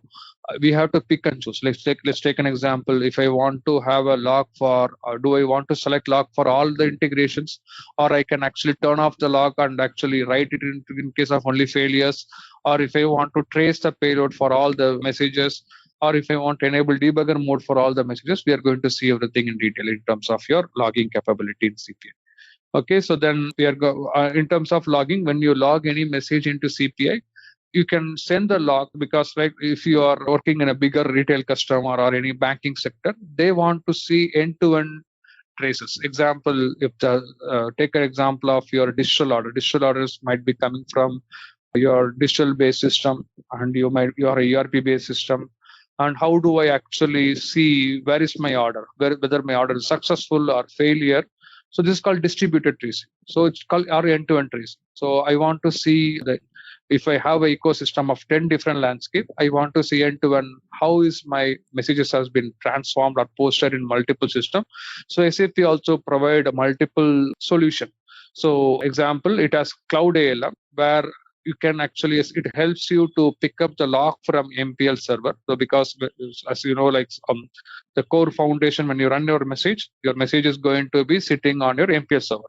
And MPL server has multiple capability. So either you can actually pull the log as an API and post it to any APM tools like your Splunk. You might have, as an enterprise wide, you might have Splunk as another system where you can actually have all your distributed tracing sitting in one place. Or SAP also has its own APM tool like Cloud ALM, Solution Manager, Focused Run, or AAF. AAF also will give the in SAP also you can, same logs can be pushed to AAF. Also you can see all the messages there. These are various options that SAP is giving to. These are all SAP specific APM tool to see all the logs and traces in one place. Okay. So and also as a developer, right, like, so you will not have a same level of access in your higher landscape. Example, if you are an integration consultant, you will have a PI underscore developer role in your dev tenant. Okay. When you go to QA and production, you will not have the same role. So you will have PI underscore business expert role, and in your upper landscape, PI underscore read only role. So a lot of roles will be restricted because each and develop as part of governance, as part of actually your compliance, we should keep the role intact for your specific landscape. So PA underscore developer role will bring a lot of higher level of privileges. And if you want to have the entire tenant admin level concept, so like you have to a PA underscore admin. So PA underscore admin will be given to only your basis team and security team. So as a developer, you will have only PA underscore developer role, integration developer role. When you go to upper landscape, most likely you will have PA underscore business expert or PA underscore read only role. So based on your landscape, they will try to restrict the roles. So this is our, as a developer, you will have access to, let's take an example. If I want to see the messages, PA underscore integration developer also can see the MPL logs, PA underscore business expert also can see the logs, and PA underscore read only also see the log. The difference between business expert and actually your read only. So read only is something like you'll be able to see only the logs. Let's take an example. If I want to debug something, so PA underscore business expert will have access to enable some higher level of traces, like you can change to from info to error or error to read only. So those kind of level of access will be given to PA underscore business expert. Or if you want to check your JMS queue, or you want to go and retry your JMS queue, PA underscore business expert will have the option to retry that one. Read only, just to read only the entire MPL. So I'm going to see shortly the entire this one. Message monitoring tab. We are going to see the entire monitoring and logging. So let me, before we go here, I'll go to CPI. So you'll be inside Instruction Subscription. Once you click on your Integration Suite, you will be launched into Integration Suite. Then you can actually see various sections like your home, discovery, design. We have seen all these options. So then what we are going to do now, our foremost thing is integration and APIs. So let's add integration and API. I go to integration and API because these are the integrations that we will be developing. Like, so as a developer, so there are two ways that we can see, right? Because just I will touch upon the first foremost concept. So as an integration consultant, as part of business requirement, we will be actually asked to search some integration in the discovery mode. Discovery modes are nothing but actually integrations are by default SAP has developed those integration and published as out of the box content. Out of the box is nothing but these are all standard contents. So let's take an example. If I want to replicate my master data, example, if I want to replicate master data between, consider in my ecosystem, I have SAP S4 system and I have actually Commerce Cloud. If I want to replicate material between Commerce Cloud and everything, what we can do, so like as integration consultant, so like you can come to this discover mode and you can actually select on this filter, and filter will give you a lot of options. It will give options to select your integration, like integration specific to CPI or integration specific to PO. And also, like if you know the vendor, because mostly we are going to see all out of the box package from SAP or some packages. So some third-party consultancy company, a third-party partner company with SAP, they might also develop some integration. Those integration will come as a community model or a partner model. So those are like partners are like PriceFX, AG, and actually Ciron Labs, and a lot of vendors SAP has supported. Okay, so then line of business. So like if you are into, like if you don't know exactly what type of integration that you want to search, you can also search by sales. If I want to search the integration by sales or finance or HR, you can also see all this integration one by one from here. And also we can search integration based on industries. Industries can be your supply chain industry, retail, utilities, consumer products, and everything. So like based on that one, we can search the integration one by one on this one. Actually, like so, you can filter the integration. But now I'm going to show you. I know my source is going to be SAP S4, and from SAP S4 I need to replicate my master data to SAP S4 has some material, it has some actually customer, and actually it has a lot of other master data product. I need to actually replicate that one to a Commerce Cloud. Commerce Cloud is nothing but another SAP system. How do I find those integration? Like I'm clicking on filter. So now I'm choosing my information like SAP S/4HANA. So then I can scroll down and find out what our other target system is going to be. Commerce Cloud. You can actually see if Commerce Cloud is coming here. Yeah, I see Commerce Cloud. Okay. So now if I click on OK, it proposes 3 integration. One is integration, SAP Commerce Cloud integration, which is this SAP S/4HANA retail version and SAP ERP version. Because we need to be very specific which ERP system we are going to replicate. Are we going to replicate normal SAP S/4HANA system, or it's going to be S/4HANA retail specific box, or it's actually some other system? We have to be very particular. So if the requirement is, take an example, if your requirement is to replicate material, the requirement is to replicate material master from SAP S/4HANA to Commerce Cloud. So then I need to be more specifically looking into only SAP S/4HANA with Commerce Cloud integration. You can pick this integration package. Okay, so then I see there are 24 artifacts are there. So these 24 artifacts might have a material, like if I type a material, yeah, it proposes 3 things. So one is, yeah, here I can see a replicate material from SAP S/4HANA to Commerce Cloud. So this is something like I'm going to replicate my MatMass IDOC. So this is outbound from SAP, which is nothing but outbound from SAP is an IDOC format. And inbound to Commerce Cloud, we can check it could be a SOAP or it could be a HTTP format. So if you click on the iFlow, you can see it is coming through Process Direct. Probably it might have some lot of dependencies before that one. Like you will see, we can see the entire flow like this one. Like you can check that one. We drag and drop, it will show you the entire option how we can do that one. Yeah, so connecting to Commerce Cloud is going to be, that is also done by another Process Direct. So that means this package has a lot of dependencies. We need to go through the documentation. So first and foremost thing I would actually tell, like whenever you see any integration package, there are 3 types of integration package. Standard package has 3 options. One is configure only, another one is read only, another one is editable. Okay.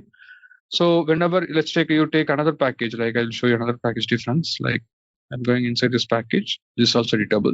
And if I come here, this is also editable. I'll show you another package, some differences. Okay, so what is configurable only? So this configure only means you can only configure some parameters. Example, the parameters could be what are parameters that you can configure? So you can configure source host name, because host name will be different for each and every client, every customer, and target host name. So Victor, I meant to say the configure only category would be a kind of framework. So we can. Yeah, it's a framework. Yes. Just SAP is just giving that framework. Take that adapt framework and then just use that package to configure your system information.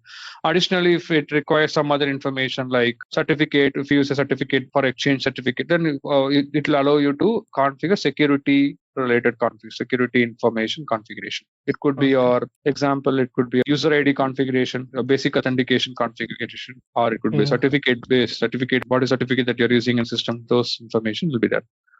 So, okay, so this is another one, what we are going to see, read only. So read only is something like SAP is proposing to giving a package. This package will not be, so you are good to go. This is called as good to activation package. That means ready to use.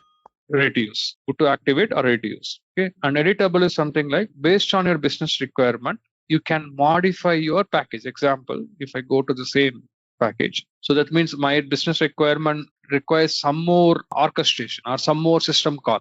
Like what I can do, I can actually directly introduce some components inside this one.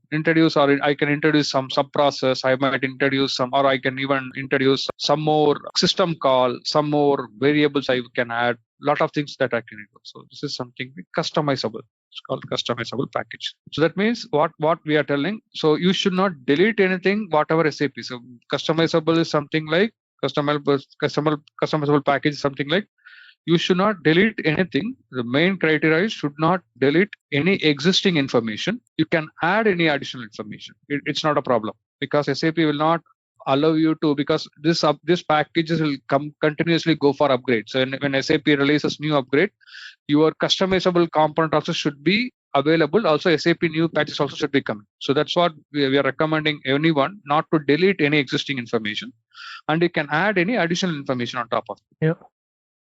Okay, so in that case, your changes also will be there, and also SAP changes also will be coming as is.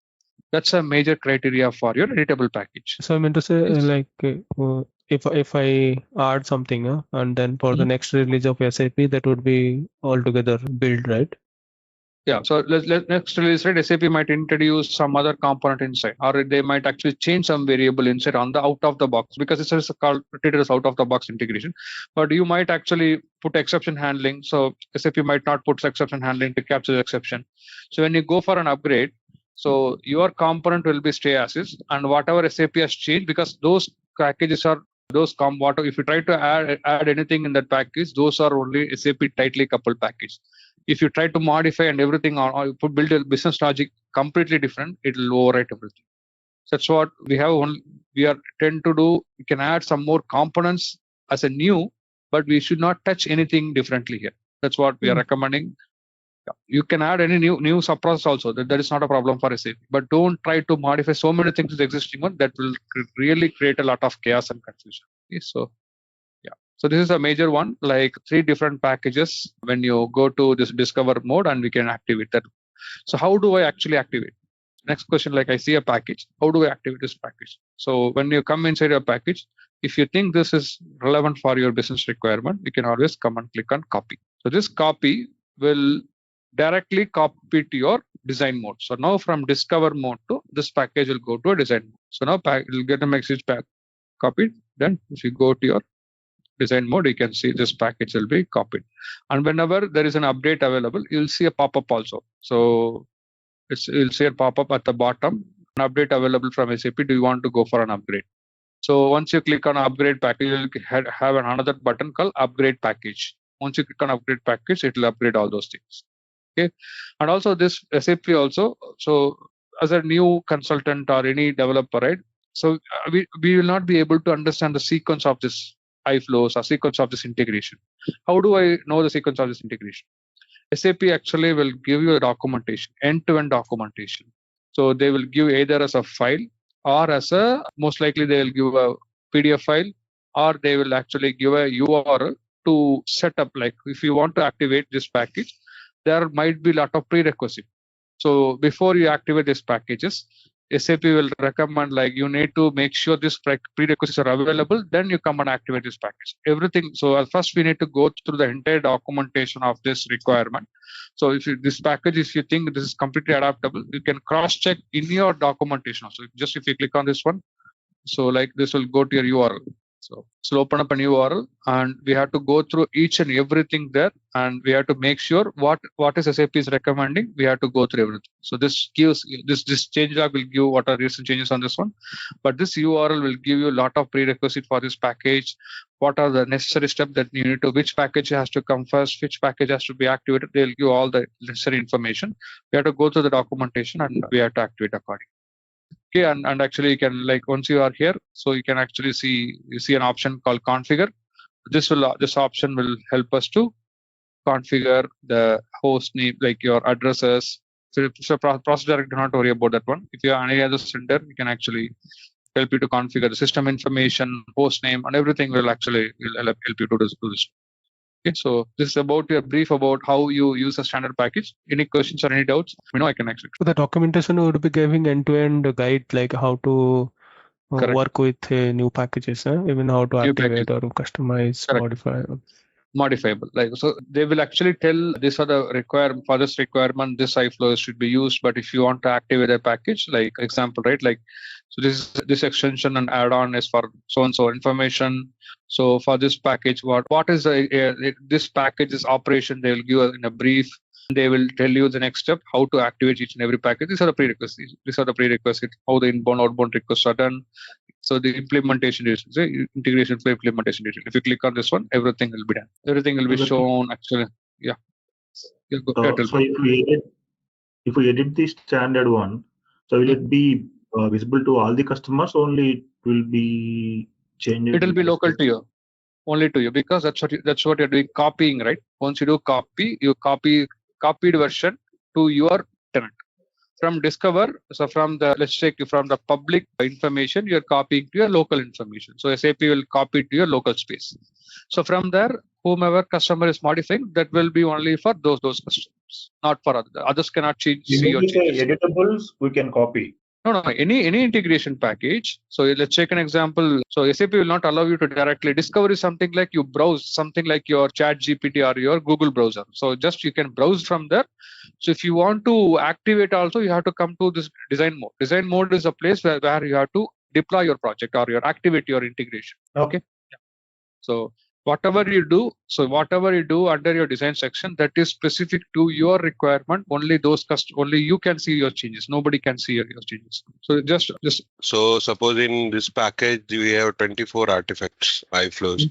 So can we copy only one of them from discover to, or we need to copy complete package? So take this iFlow, right? Like I'll show an example. You will never be able to copy a single artifact because this comes as a package bundle.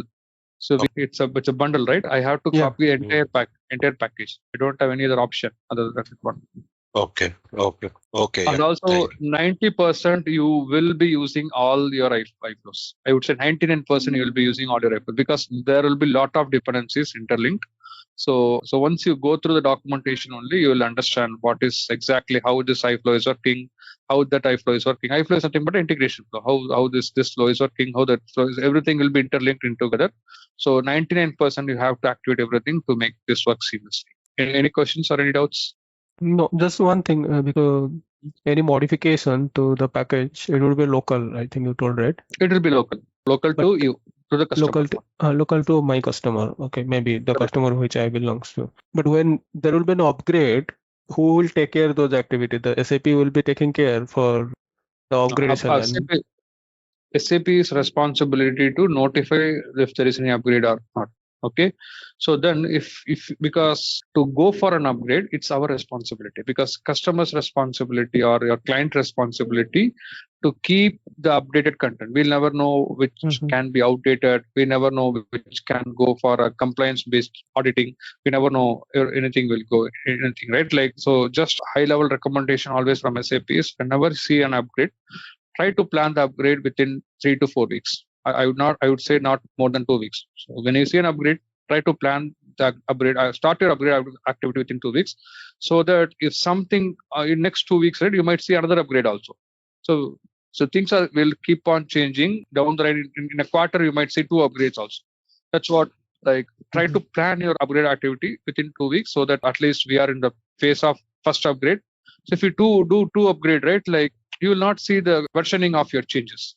So some version, so you will not adopt the actual change when you go for that. So try to do it within 2 weeks so that you're completely safe. Victor, are these upgrades at package level or at the artifacts level?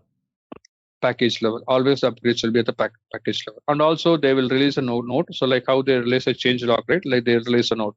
For example, they add a gather step, this one. So this version, this one, they'll add all the upgrade changes as a separate change log. Whenever they are actually telling for an upgrade, right? Like you will receive a new change log, so on so. So just to keep the customer intact.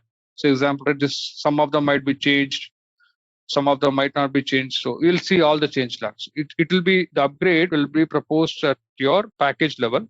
But when you come to your change log, you can see for that date what iFlows has been changed. They will have everything the change log. Let's say I have upgraded my package to the latest version, but one of the artifact or the integration flow is not working as expected. Then is it possible to revert back to the old version? It's not possible. Once you upgraded, it is done. See, you really brought up a very good question. See, here's a version. I'm going to cover the versioning also later. You can see all the versionings here. Okay, so this is a latest version, right? Like, an example, if I have this one version, you will have a versioning of that package to go back. Okay, but what you will see a change, right? Like, you will the change upgraded versions of, see, whenever you do a customization, you can go back to the version. But in a standard package, even though if you try to go back to your previous version, the changes might not bring as is how it was earlier. So that's what, like, if you face any issue during your upgrade process, I would strongly recommend try to open a SAP OSS node, and SAP will guide you how to solve the problem. So because this package is, because you see, right, whenever you create a package, this is managed by SAP. SAP might come across so many different error scenarios or failure scenarios. So do not do a lot of touch points. Like if we might actually see, even actually I also tried to go back to the previous session, but going back to the previous session is impacting other changes, or it is impacting some other thing also. So that's what I would strongly recommend. Rise of OSS node. SAP, if you go to, now it's called mycase.sap.com. If you open a case like me.sap, if you go to me.sap.com site, there is something called cases.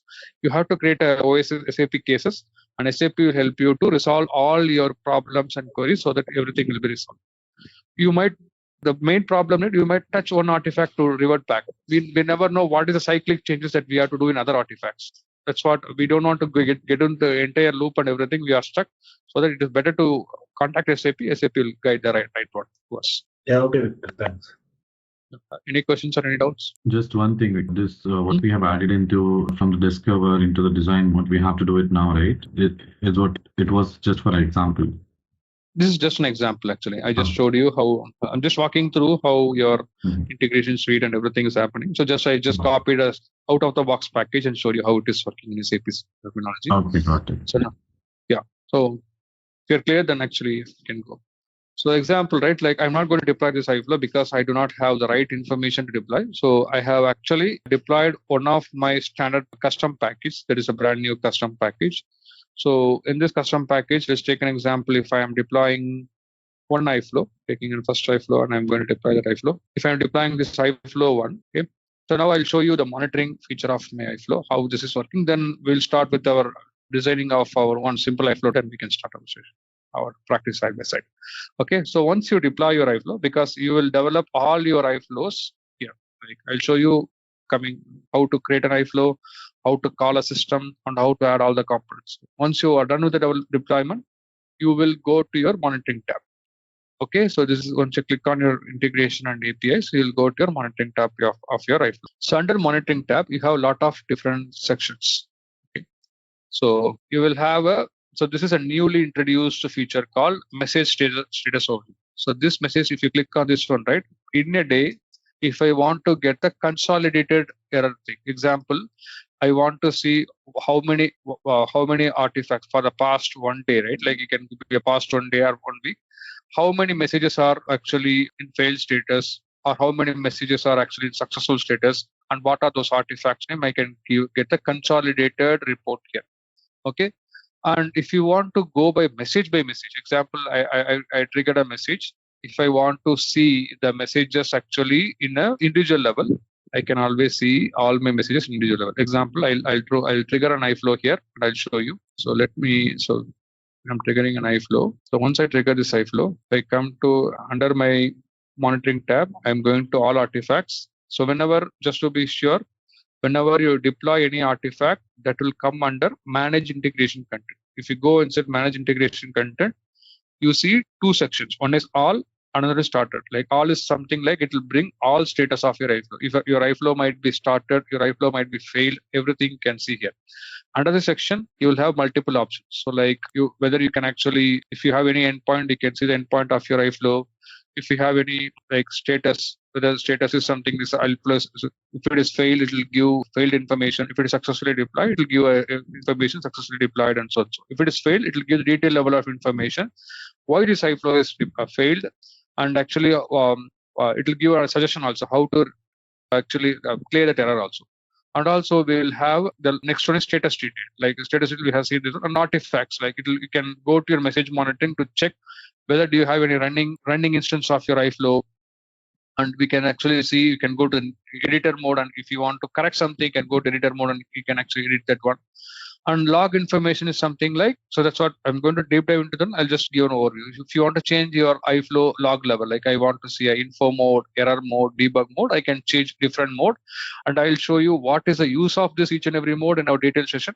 And each and everything has a lot of implication in your logging. Because when you change one mode, it has if you choose none, it has a different level of implication. If you change it to info, it has a different level of implication. If you put the highest level of trace, it has a different level of implication because it is going to print a lot of information on your server. So when to use which mode, which mode we'll see in our coming sessions. Okay. So this is just whenever you deploy an iFlow, you can see all your started iFlow as well as failed iFlow in this manage integration content section. And also they have different tile for started and error status. Okay. And if you trigger an iFlow, you'll see all your MPL logs here. Okay? So let's take an example. I trigger this iFlow. I can see whether my iFlow is triggered successfully. If it is triggered successfully, then it will go to a completed status. If it is still processing, it will see a status called processing. So there are multiple status for your iFlow. What and all comes under artifacts? Can you show me? Which artifacts? That monitoring, under monitoring. This is your artifacts, right? No. Under monitoring, this is manage integration. No. I am asking what and all comes under artifacts. Only the iFlow we can treat it as an artifact, or any other things also. Yeah. So okay. So let's do one thing. Okay, guys. So like before I explain this concept. So just I'm passing here, right? Okay. So I created an iFlow. I want you to also. I'm going to create one simple iFlow. I want you guys also create parallelly with me, and I'll touch upon the concepts. Okay, that is easy. And once you do, then you. Yeah. Sorry, Victor. One more thing. At the monitoring, we can see only past 1 month maximum. Yeah. You can see it depends on your use case. So even if you are a heavily used, so in general, your understanding is correct. Maximum you can see past 1 month. But if you are using heavily MPL, SAP will not print you more than past 8 days. So other than that, you have to find a way to log, because this is a very, very costly server in terms of logging. Okay. Got it. Because I saw that under the message status, its maximum is showing the 1 month only. Yeah. So I would actually recommend everyone create a package along with me. iFlow _ integration training. API. Okay. Yeah. Just go to integration and API, create a package, iFlow _ training. Just give the short description. So just given the foundation, when you deploy and everything, now we will create step by step all the artifacts. First and foremost thing, I'm going to create a training test, and version I'm going to give us 1.0.0, because all your versions should start with 3 characters. Okay, so like initially you have to start with 1.0.0, then from there you can go incrementally. And so in terms of is this the standard, Victor? The versioning standard 1.0.0? 1.00 is a versioning standard in SCPI. So this is a versioning that we need to use. Okay. This will actually, because this covers a lot of internal version at this level also, and if you want to go for next level also, you can have this. So anything, whenever you create an iFlow also, you'll see iFlow also will be created in this 1.0.0, 2.0.0, everything. I'll show you. I'll come to the version. Okay. Okay. Yeah. So then I'm going to give the vendor name. Vendor. So vendor. Don't ever use SAP vendor. Even don't use com.sap. Don't ever use anything related to SAP. So if you're working, for example, if you're working for a customer called Pepsi, just put com.pepsi or com.coca-cola, something like, because they will have the naming convention. So just I'm putting an example. So here com.pepsi, I'm just putting ZaranTech. Every customer will have a development standard and naming convention how to create a package. Here I create a package name as something like iFlow training, right? But in general, they will have a naming convention to create a package, because it could be a program level naming. If you're working for a S4 implementation, they will have a program level naming convention based on the rise of IDs, based on actually they will have another example, like they will have a source and target based naming convention. We never know. So you have to follow, adhere as part of your customer naming convention. Okay. Just to make sure you read the development standards and follow as part of your customer naming convention. Is this the standard is recommended by the customer, or is the standard is fixed by SAP? Whenever you go for a custom design, that will be by customer specific. Standard package, whatever SAP is giving, you should not touch the name of your standard package. No, that I got it. That is the standard. Nobody is going to touch that. But there should be a recommendation also, right, from SAP. How should you follow the standard of package naming? The best practice. Best practices are given by SAP how to name. They will actually always refer my name what I have given in the discover mode. Try to follow the same name. Okay, but every customer is unique, right? They might follow the same thing. They might not follow the same thing. But SAP's always recommendation is, if you are, I'll just get this guy. You have the same name of standard package also, it will not allow you to create, right? Name you can have, but it will not allow you to save in the com.sap. Okay. That they will actually stop. Mm-hmm. Vendor name you have to actually keep different. So SAP has given SAP Commerce Cloud integration with SAP. So it's something like if you're working for other integration, SAP SuccessFactors integration with S4. So that's what SAP recommends to follow this naming convention. Whatever they are proposing, they are also asking us to follow the same naming convention. But every customer is unique. So they will have a different naming convention as part of their enterprise standard. They want to follow something like that, right? Like you have to just work with your leads or architect just to find out what is the naming convention, or if they have any development standard or something like that, whether you can adopt that one. You have to. Our job is to adopt what the customer. Okay, so and I understood. It's so we need to save it, right? Once we so no. I'll come to the next section. Right? So whenever you create the next package, right? Let's take an iFlow you're creating for your customer requirement. You are going to you're envisioning to create 2 to 3 different iFlows.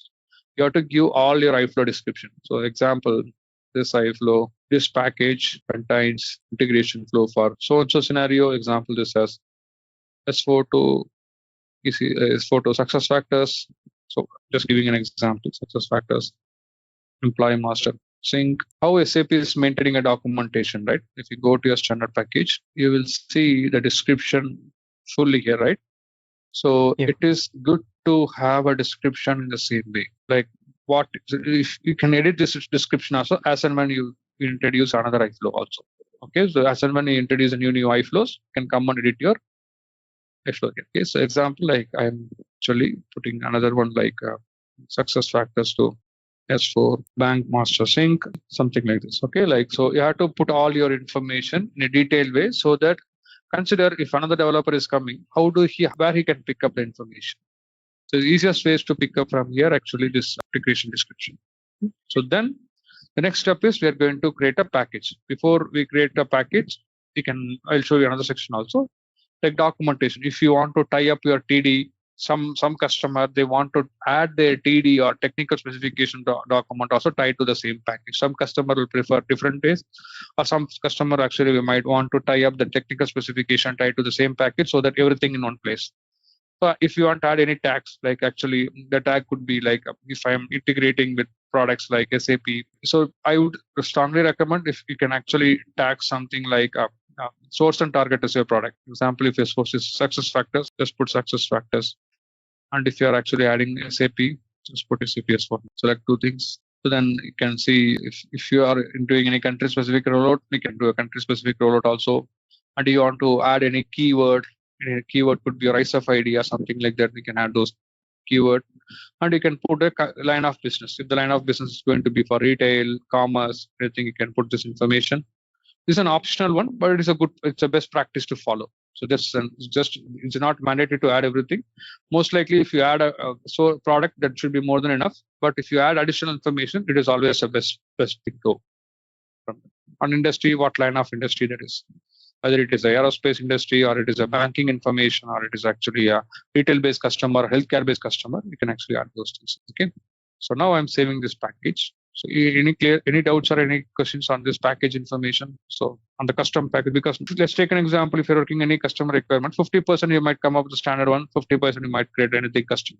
So this is a thing that we need to keep intact when we create any custom flow. Any questions or any doubts? No. What should I add in artifact? Anything? No. Artifact I'm going to show you next step. Okay. Clicking on save, you'll not be able to add any artifact. So once you click on save, then next step it will take you to another artifact. So the mode is editable. No, can you go to the header? The mode is here is editable. So is there a way to lock this particular package? If you means actually, so what do you mean by locking? No, Nobody can edit only. So he meant to say, I think if we lock it, so other guy cannot do any modification. So if it is in editable mode, this package is in editable mode, other guy cannot actually access it. Example, if you are working in an integration team, right? Like if you make this package, so let's take instead of cancel mode, if I click on edit, so let's take an example. I'm just duplicating my window here. I can show you that one also. It will be showing this package is locked by this so and so.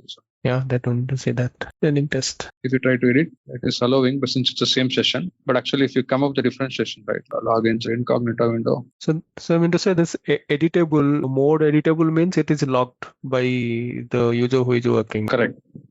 It is completely editable. So you mean to say it's kind of a lock? It's a lock to the package level, but there is a way to release the lock also. That is everything is available release the lock. If it's who is admin, right, or who has admin role, they can come and release the lock anytime. Let's say if we deploy, then also we can edit. I think. I mean, someone else. Yeah, anytime.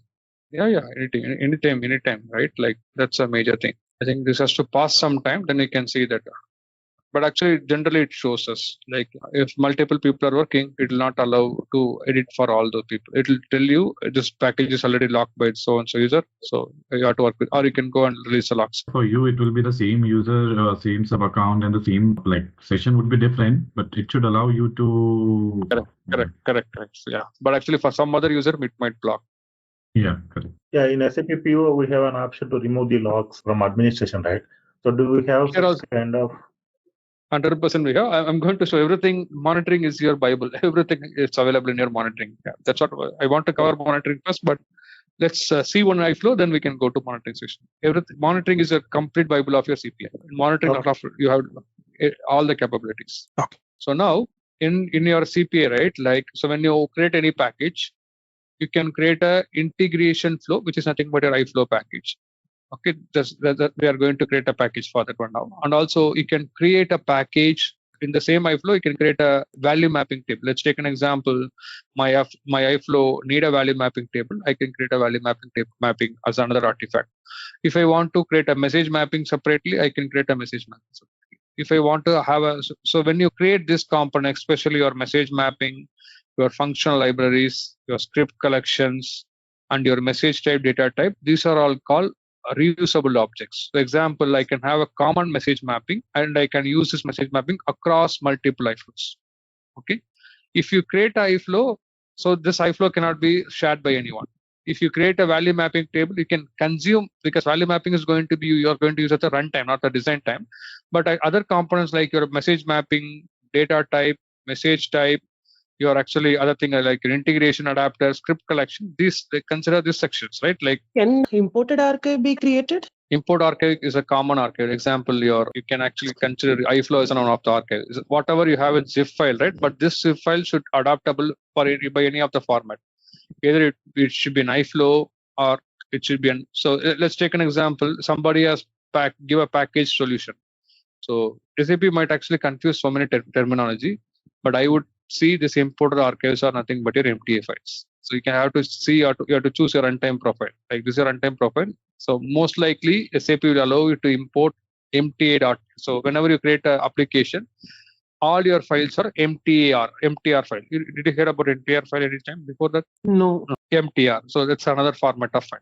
Okay, I'll come to that one. Like first we will see the file format, then actually. So yeah. So reusable artifacts are okay. Anyone has any doubts? Under artifact add, I just want to know what the difference between API and integration flow. API is for API development. So example, if you want, it's totally different. Okay. It's totally different. So your data type can be reusable. See, iFlow is your actual integration flow development. Flow. Yeah. API is something like you can, if you want to have a API development, let's check. So we have seen OData service development in S4 system, right? Right. So similarly, if I want to develop a similar OData API in my UI, I can use API option of development. But I would prefer not to use this option because this will become cumbersome, because you will have your source of record in SAP S4 system, and you are just relying on the system and just importing. This becomes a lot of maintenance activity. Okay, so we are going to see mainly integration flow and value mapping, other relevant components. Okay, so data type is a reusable artifact, or actually message type is a reusable artifact, and your script collection is a reusable artifact. Then your actually message mapping is a reusable artifact. Value mapping you're not going to use in design time, right? Value mapping is going to use in runtime. Correct. So that is runtime wise, you can call this value mapping anytime. So either there is a two ways to consume your value mapping, either through a Groovy script or actually through a message mapping. Anyway, I'll show an example how to use that one also. So if you use either of the option, you are going to call the value mapping deployed version, not runtime version, not your design time version. Okay, these are all your reusable artifacts mostly, like your under integration adapter. So let's take an example. If you are using any OEM adapters, like any third-party adapters or any other OEM adapters, integration adapters. So basically, these are the design time object. These are design time. Yes. Reusable artifact using design time. So then Now, next one is your like standalone artifacts, right?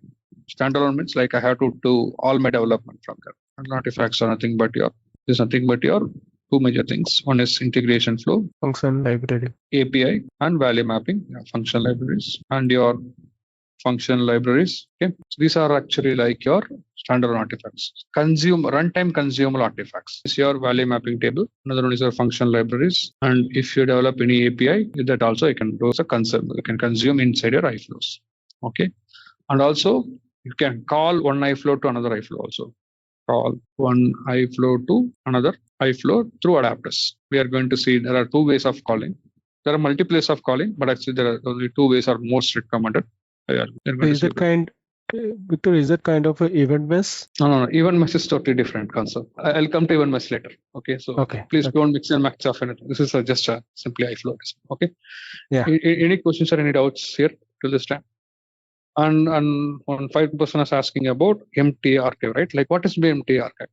As I want to explain, it's import archive. Import is really a very good concept. Okay? So whenever you design any iFlow in your, especially whenever you design any iFlow in your CPI, so you are going to deploy that iFlow. Deployment of any artifact is going to happen into Cloud Foundry. Correct, right? Because this is actually cloud integration. So you'll be deploying to cloud integration server, which is nothing but your Apache Camel server, Apache Camel engine. And this Apache Camel engine will be hosted on Cloud Foundry. Cloud Foundry is your runtime environment because everything has to tie up to your cockpit. Cockpit as your PaaS, which is a runtime environment. So, and consider you want to move your object from one landscape to another landscape. So you want to move your object from one landscape to another landscape. You cannot actually move your design time object. You have to move your deployed object also. So by default, SAP brought up a concept for deployment is called multi-target application, which is called as MTA, multi-target application. So any development that you develop and deploy to your Cloud Foundry, it's going to be a multi-target application. So MTA, when you archive that file, it will come as MTR. The archival format of MTA is called MTA. So this MTR file is easy to transport from one tenant to another tenant or one sub account to another sub account. Okay? So that's what actually you might have a MTR file and you can actually import that MTR file.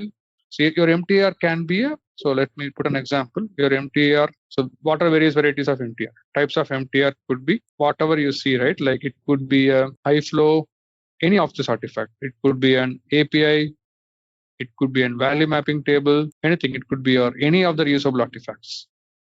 Anything. So it could be any type. So SAP is just facilitating just to import as an MTR file so that if you can actually take your production MTR file and you can deploy it to your development to find out what is said. That so MTR actually it could be any of this file and you can import as an archive to your CPI and you can run as this. Okay, so most likely whenever you release a transport, right? Like we are going to see the transport management also later. Whenever you release a transport, everything will be going as a MTR archive, and that so it will have multiple. Where your transport number will have multiple MTR file that will bundle up into a single transport number for transport. So deployment of artifacts. So once it is deployed, then it become the MTA, right? Correct. So this MTA is basically it's a runtime object or it's a design time. So this is actually a build time object, build and deploy time object. So build and deployment happens through build and deployment has happened. So once it is deployed, it becomes MTR. Okay. Once your build is successful, it will be MTR file. It's an archive file. Okay. And once I want to transfer this from development to quality of production, so MTA archive file will go. So correct. So when it will transfer to target, then everything will transport or only this build and deployment will transport? No. Only see. So whenever you enable your transport management, right, you are going to tie up to a transport number. Correct, right? The transport number is going to be 120 some number, right? Under the transport number, you can actually put one MTR or multiple MTR. Doesn't matter. So it depends on your change cycle. So your change requires multiple MTR file. So your change actually my changes require value mapping table my SCPI component, everything is a single MTR file. So I would actually recommend create a single MTR file, because whenever you select an I don't enable actually transport management here. You have to select your individual object, and there is an option called release transport. That release transport will pop up and some telling, right? So this object is been tied up to a transport number with so and so MTR name. So each and every object will have an individual MTR file, and it will be going and sitting there. Okay. I would actually recommend to have a single MTR file. SAP also has an option to bundle everything into multiple MTR file. That create a lot of chaos. So every object has, because you can easily, if you don't want something, you can avoid a lot of dependencies. If you bundle into everything in a single one, that will become as a chaos. Okay, is that the recommendation, right? That's a recommendation always. SAP has multiple options, but actually I always use a single artifact as a single FTR. That is safest and easiest to maintain. Okay. Any questions or any doubts till this time? All right. So I will create a simple test iFlow now. iFlow test 01. Just I'm putting test 01 for just actually for my naming convention, but please follow your client specific naming convention. So the naming convention, they want to actually like how SAP is following, right? Replicate, master data, so and so. That's SAP recommended. SAP has recommended this such a kind of naming convention, but it's all client how they want to name it. They want to do it. We have to do accordingly. So whenever you create an artifact as an iFlow, right, you have to consider two things.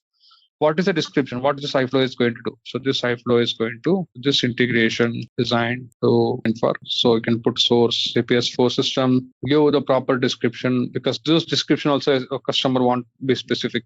So just follow their customer naming convention and standards. Target is going to be success factors. Okay, and put the sender and receiver. Sender is something like who is the caller. Receiver is nothing but who you are going to send the information. Okay, so example, if it is S4 system, type receive is S4 system, and your receiver is going to be just add this guy, then click on add. So your artifacts will be created. Okay, so this artifacts will be created with all the description. You can see in the standard package also. They will try to give some utility iFlow to so and so. They are given the description, and some iFlow might have a sender and receiver information, but it is a best practice to give the sender and receiver information to have everything clear. So once I click on this one, so now this is my primary template. So this is a template actually you will be starting from here. So like once you create a iFlow, your iFlow will have a template like a sender and receiver, and you can actually either you can start your template from here and you can modify everything. So anyone has any doubts till this point? You want to start with the creation of this iFlow? Yeah, we can create it. Yes. Parallelly, what I will do parallelly. So once you create this one, I will show you how to connect to a HTTP. So because sender is in our entire testing example, we are going to use sender as a postman. The postman will be called through HTTP. I'm going to put a HTTP link here. Sender, I'm connecting to a HTTP adapter. So you have multiple adapters. I will show you. I'll explain each and every adapter when it comes to adapter section. But for our testing purpose, I'm using HTTPS adapter here. Okay, once I choose HTTPS adapter, I'm going to put the connection information, like test training test 01. Okay, so then user role is going to be, so who can trigger this iFlow? Whoever this role can trigger this iFlow. So I'm not going to put CSR of protected. CSR of protected is something like you want to generate a token and you want to have a 2 level of security. That is nothing but CSR of token. But we want to have a simple. I would recommend not to use this option until otherwise it has been forced by your client. But actually CSR of protected is something like I don't want to use only user role authentication. I also want to extend my authentication for CSR of protected. If I want to use that option, then actually CSR of protected is supported. But this option I would strongly recommend not to use at all. So just keep it simple like this. So then we need to type the address always, or is there an option like we can pull it out from somewhere? Sorry. Can you come again on the HTTP address? Address is something like once you deploy your iFlow, it will have its own address. Just we have to keep simple address. Okay. So address is something like so. This address is you're not able to see. No. In that sender option, I can't see that connectivity option. HTTPS. You should be able to see it. Okay. So can I share my screen? Yeah, go ahead. It should be below, Ashwin, just the bottom of your screen. Can see my screen, right? Yes, I can see your screen. Here, drag and option. Go to edit mode. You have to edit, right? So now you drag and drop. Yeah. HTTPS. Okay, so now you can give your connection information. The connection can just give example. It's this can based on your requirement you have to give the address, but you should not give the like www.com or HTTP. So SAP will come up with its own host name and everything. So this is just a S path. What is the service path I want? Consider this a service I'm developing. What is the S path I need to use? Just you have to put a slash and okay. So this will be a prefix in short. Correct. Prefix in short. True. Okay. Any questions or any doubts till this time? No, we need to save it, right? Yeah, we need to save as a version. So versioning is another one. Like we can say 1.0.1, 1.0.2, and whenever you save a version, just put the comment. What this version meant for? Just iFlow for. Yeah. Yes, you have to put the versioning, right? So this user role, what is this user role? ESB messaging.send. Yeah. So this iFlow has to be triggered by only certain sub users. How do you restrict your iFlow triggers, right? Like if you will be deploying into public cloud, correct, right? And how do you restrict access for a public cloud user? So either you can actually, SAP's recommendation is to put the same role, ESB messaging.send. And you can have, let's take if you select, if you have any system specific role also, you can put that role. So only those roles can be added. You can select one role or multiple role to restrict the access of this triggering your iFlow. Okay, so triggering of the iFlow. So you mean to say that the user who's going to trigger, that the user should have this role, something kind of, or no? This is all now been transformed in Cloud Foundry. So you are going to trigger through OAuth 2.0 based authentication. Okay, so whenever you generate a OAuth token, so I showed you right, ESB messaging.send. When you create a service instance, that service instance master will have a ESB messaging.send role, and that role will help you to trigger this.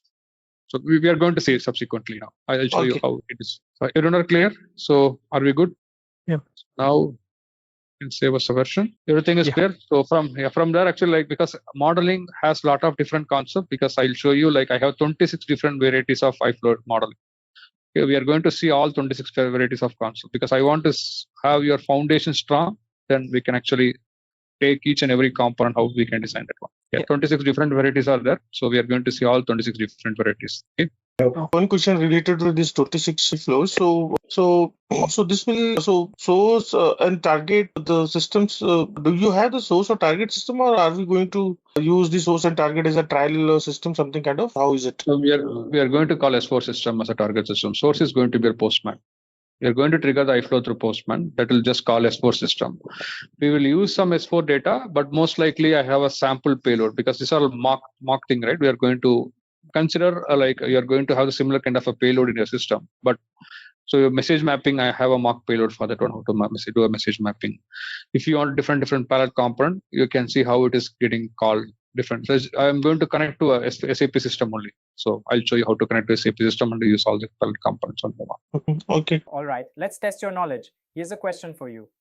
What is a key characteristic of event-driven architecture using event mesh? Option A, synchronous communication only. Option B, tight coupling between systems.